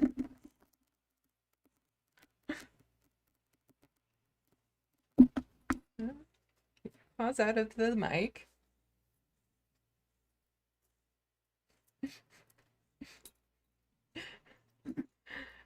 Kitty cat, kitty cat. Urgh. But I said in order to show people my work in progress, because normally I do like to show my works in progress, but this time I think I might want to just show it when it's done. But I said if I made $30 this live stream and you guessed who it was, that I would show you. But nobody has actually guessed who it is.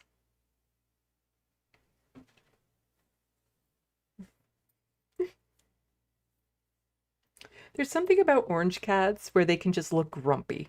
Just because. You just look grumpy. You just look grumpy. But there's something just so cute about their little goatees. Little shark fin goatee. Shark fin goatee. Oh. Okay, down you go. Oh. Yes, and cats do like slinkies, which is why my slinky collection, which I do have, is in this room. And when I'm not here, I close the door. Because also all the cords around the computers and stuff like that, I can't risk Abernathy chewing through them. So this door is only open when I'm in this room. I'm just fortunate enough to live in a place where I can have it in a room.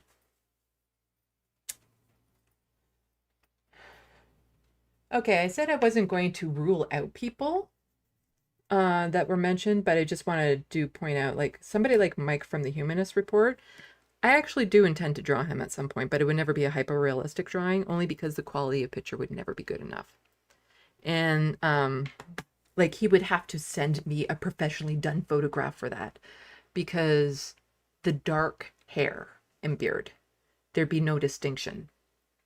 So it would just be one big black blob. And so to do that in hyper-realism is a waste of doing a hyper-realism. It's fine for a regular portrait, but to do that hyper-realistically, you would need more definition within the color of the dark hair and beard. So it would have to be done in such the perfect lighting that you could see texture across it and stuff. So I have had in my brain to do a portrait of him, but it wouldn't be a hyper-realistic one.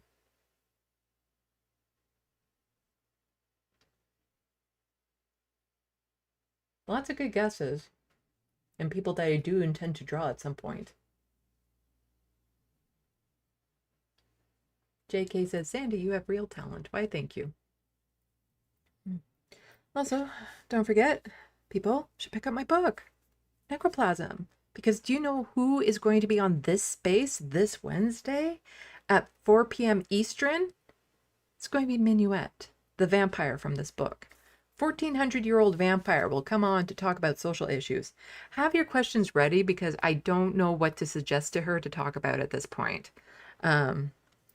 Because she's not the type to talk about the news of the day, because to her, it's very irrelevant to her lifespan. So it has to be more like a social issue or anything of that sort. So let me know if there's anything you would like to hear from Minuet about.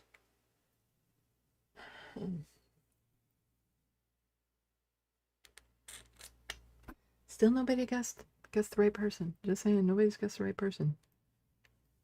It's not an easy guess, to be fair. It's not from the standard social array of leftists that we usually see. My hair is so crispy curly today. I love it. Makes it so hard to not want to play with it. Oh, but yeah, I've been at this for over 5 hours now. My ass is killing me sitting in this chair. Because I've been live streaming for over 5 hours. Been sitting in this chair for a lot longer, having to put together dockets and everything. Rich PK 1K with special guest commander William Riker. Just kidding. Pendulous Dragon, another $2 super chat. You might be the sole person to get me up to the $30 at this point. Well, okay. Maybe a lot longer than about halfway there. I would imagine most of you know who the person is. I would say most of you know who this person is. But just keep in mind, even if you guys guess the person, gotta double that super chat amount that I got. I super appreciate it, Pendulous Dragon. My hair just turned out so nice today. I like it. I'm having a good hair day with these crunchy curls. Because it doesn't always turn out like this, and I like it. It's nice. It has a good volume today. But yes, I'm looking forward to I'm looking forward to having Minuet back on here. Gives me a break.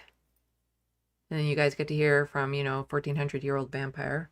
Whatever you want to talk about. So let me know what you would like her to talk about.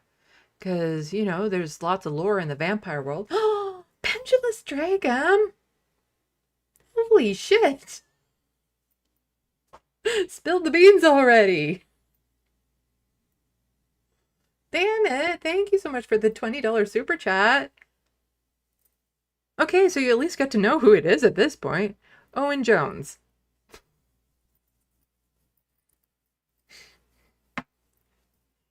The drawing is of Owen Jones. So, I guess that's worth seeing the work in progress.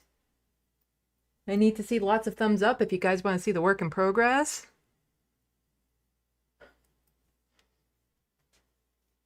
But I had to search through his social medias to find the right picture. He does post a lot of pictures, so that's good. But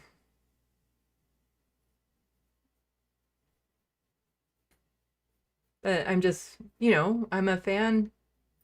He's an amazing advocate for trans folks, for queer folks, obviously. Like, he's gay in the UK, so I've been paying a lot more attention to that stuff over there anyway, and been picking up more of his stuff.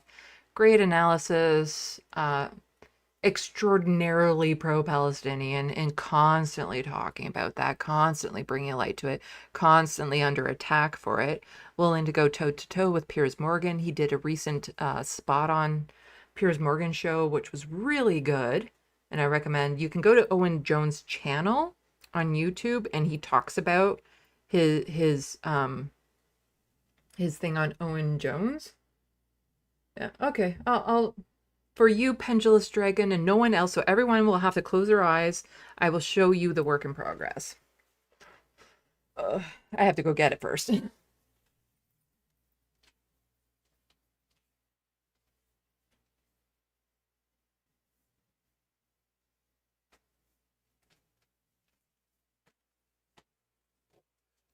I have no idea how well this is going to show up. Like I said, it's scribbly because for this one, I decided not to smooth out the scribbles that I do for shading until I'm like ready to add the finest of details. Because when I smooth it out, I use it like a blending stump, and it pushes the graphite into the paper and can make it harder to erase to get the white spots you might want later on.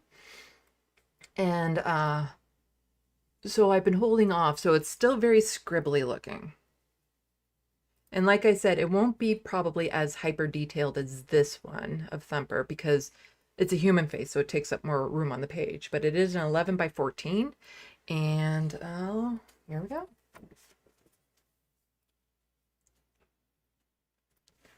Always have to turn off the lights so you don't get so much glare.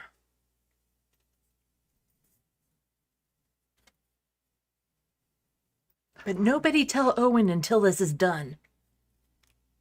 Let's see. There we go.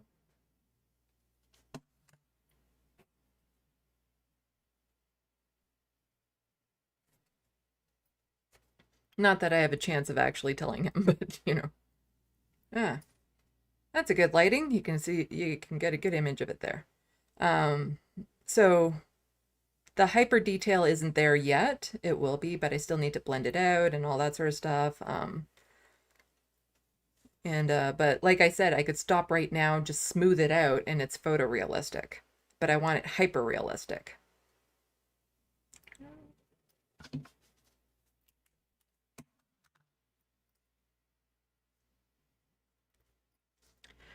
And yes, part of my draw towards Owen Jones was his eyes. Oh my God, his eyes. He has such doe eyes, like deer doe eyes. He's adorable. He's adorable. He's also a lot older than he looks. But my God, his eyes are just so puppy. He has puppy eyes.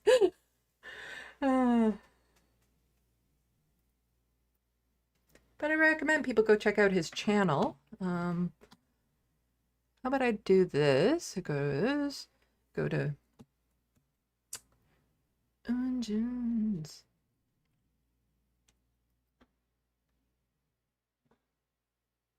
He also does a lot of talks with Mehdi Hassan. Because they're part of like the same network and whatnot of journalists. Let's see. No, I want that one. Okay.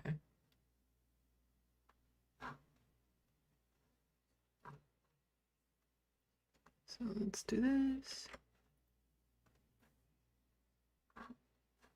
So this is the video that I was talking about. That's a bad expression to land on his face. There we go. Toss this into the sandbox so you guys can go watch this afterwards. So this is just him breaking down his conversation with Piers Morgan. And he's been on Piers Morgan a couple times. And Owen Jones has also come out as being diagnosed with ADHD and has talked about that. This is a recent conversation. He's about to turn 41. Owen is about to turn 41. That guy is about to turn 41.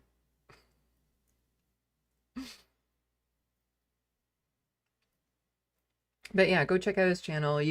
This is a good video to watch just to get a feel for who he is, but he also does a video on ADHD, and if you go back, he's done a lot of videos, especially since he's from the UK, talking about trans rights and the attack on trans people in the UK, and has had on lots of guests, does lots of interviews. So he's not part of our regular circuit. He's been on the Majority Report a couple times. But yeah, and he's talked about his experiences growing up gay, and yeah, just also it helps that it's a face that's really nice to study that close. I'm just saying. Oh. Yeah, it's a nice face to study that close. But here I can do this. Oh, not that. Not set up for that shot yet. If I go here, then I go there. That's the photo I'm working from.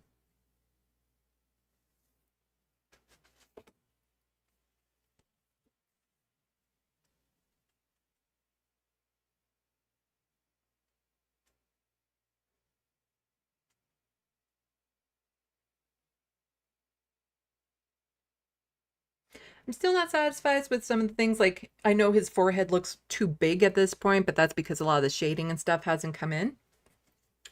Because I'm holding off doing a lot of that shading. Like, there's still just a couple little tweaks and stuff, but it's because I haven't done the fine details, really, is what it is. As to, it doesn't feel quite right. Like, it looks like him. I'm not doubting it. But, like, if I zoom in here, this is what I'm going to be doing. What you see here. I'm going to be adding these lines and dots and stuff into the actual drawing.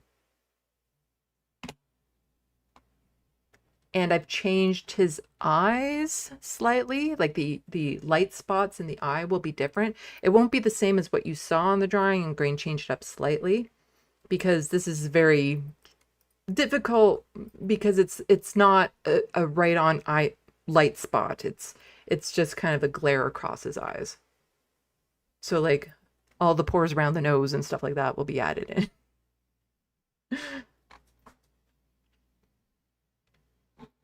Yeah, I do recommend that people go and check out his channel. I toss it into the sandbox. Somebody else linked to his YouTube channel. But yeah, JK saying Owen's great. I've never seen anyone as passionate about Gaza. Yeah, he has been amazingly outspoken on the issue. Because also, I just wanted to do someone who is good. You know, like a good person.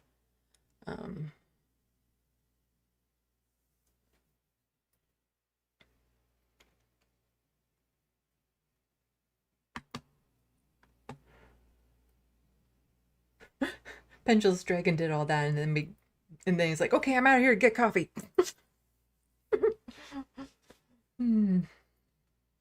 Oh, you can look now, Grand Theft Auto Bot. You can look now and save.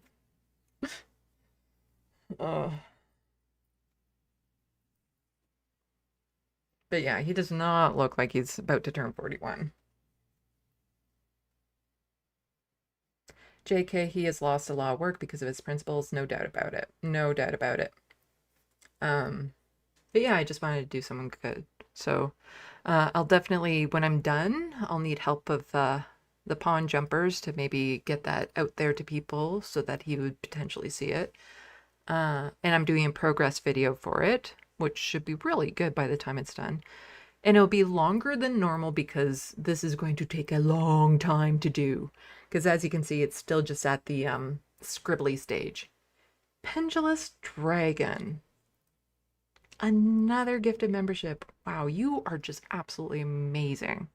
Really appreciate it.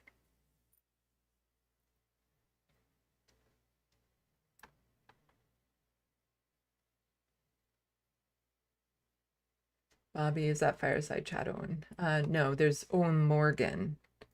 I've subscribed to Owen Morgan's channel, but I haven't really watched his stuff, and it's more just a time thing. Like, I'm interested in a lot of what I see on his thumbnails and videos, and I've watched just a tiny bit of his stuff, but it's just, there's so much content. There's so much content. And I'm trying to get caught up in a whole bunch of Bone Joan videos. I have a playlist put together to get caught up on stuff. The accent helps. It helps a lot. I'm just saying. I'm a sucker for accents.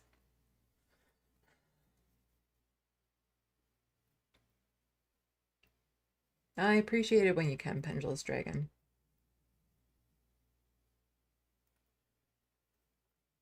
That's the thing. I don't want people to never ever give up money you need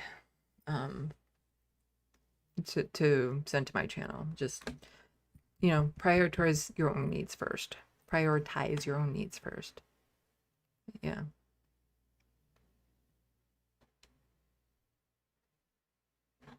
He's adorable. I was going to do a standard portrait of him with an expression from this video. Let's see if I can find it. There was a very specific expression I liked from this video that I wanted to do.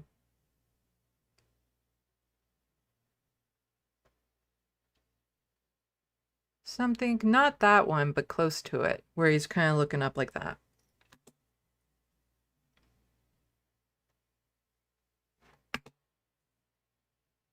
This video is from 3 weeks ago. He's turning 41 next month. In a couple weeks. It's just, yeah. He has a very distinct youthful look to himself, which is probably why he tries to grow a beard.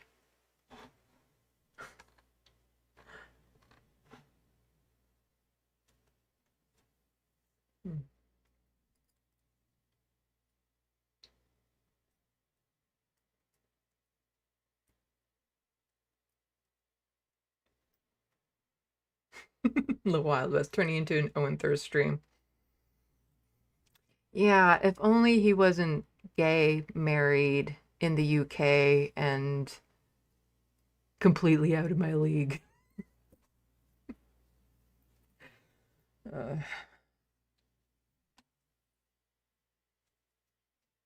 Pixel Snub, I actually thought you were talking about Owen Morgan. LOL. No, two different people.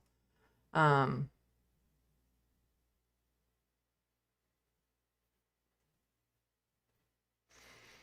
yeah.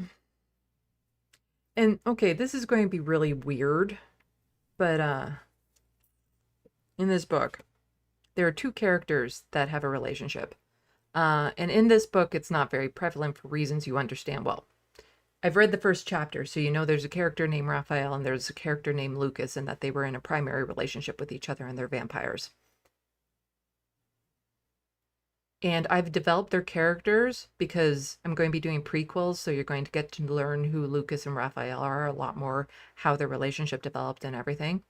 And I've been working on this for years, well before I really knew who Owen Jones was. If those two vampires had a baby, it'd be Owen Jones. Like, there's just something about his vibe and everything about him that I'm like, he has such distinct characteristics to both of those characters. It is bizarre. Like, it's just, that's part of the reason why I think I was drawn to him in the first place, drawn to drawing him, was because he has the vibe of these two characters merged into one in a way that is really weird to me.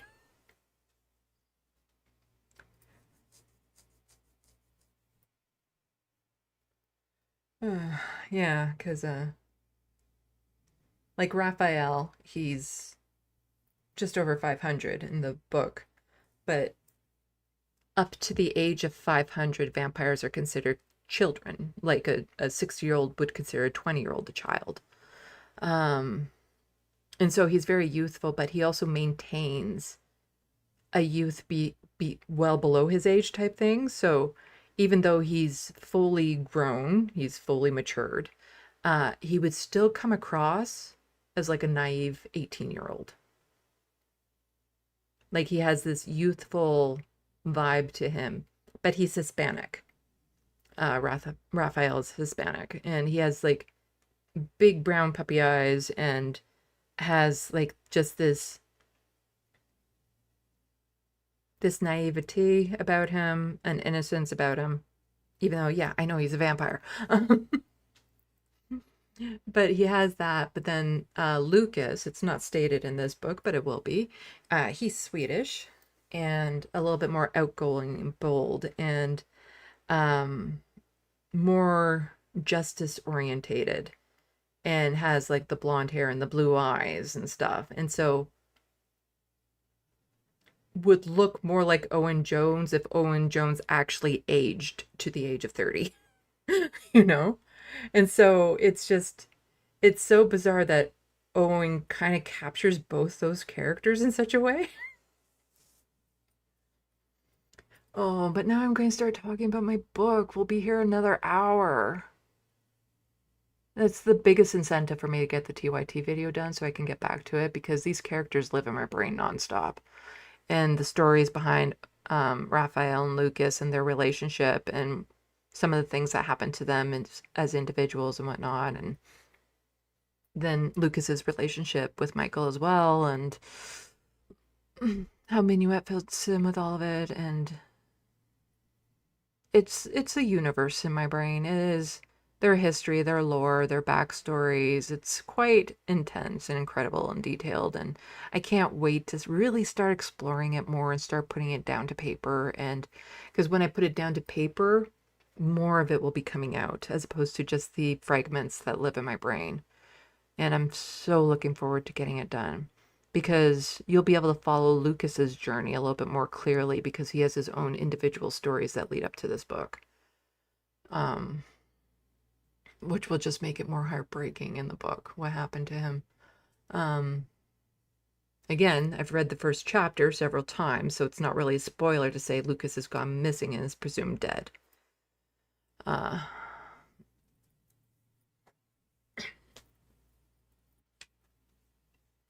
just, yeah. like how he met Raphael, how he met Michael, and all of that sort of stuff. I can't wait to get into it.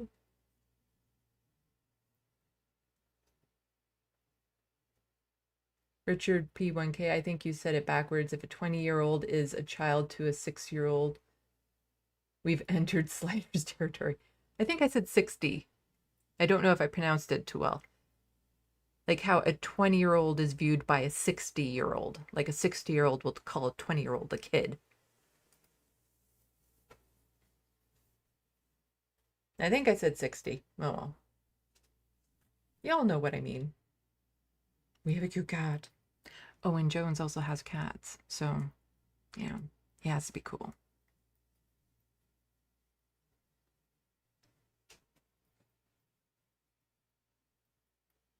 And if you really want to be like thirst trapped by him, you can just look up the pictures he sent out when he was announcing he was getting married. He also did one recently too. Because he's in fucking amazing shape.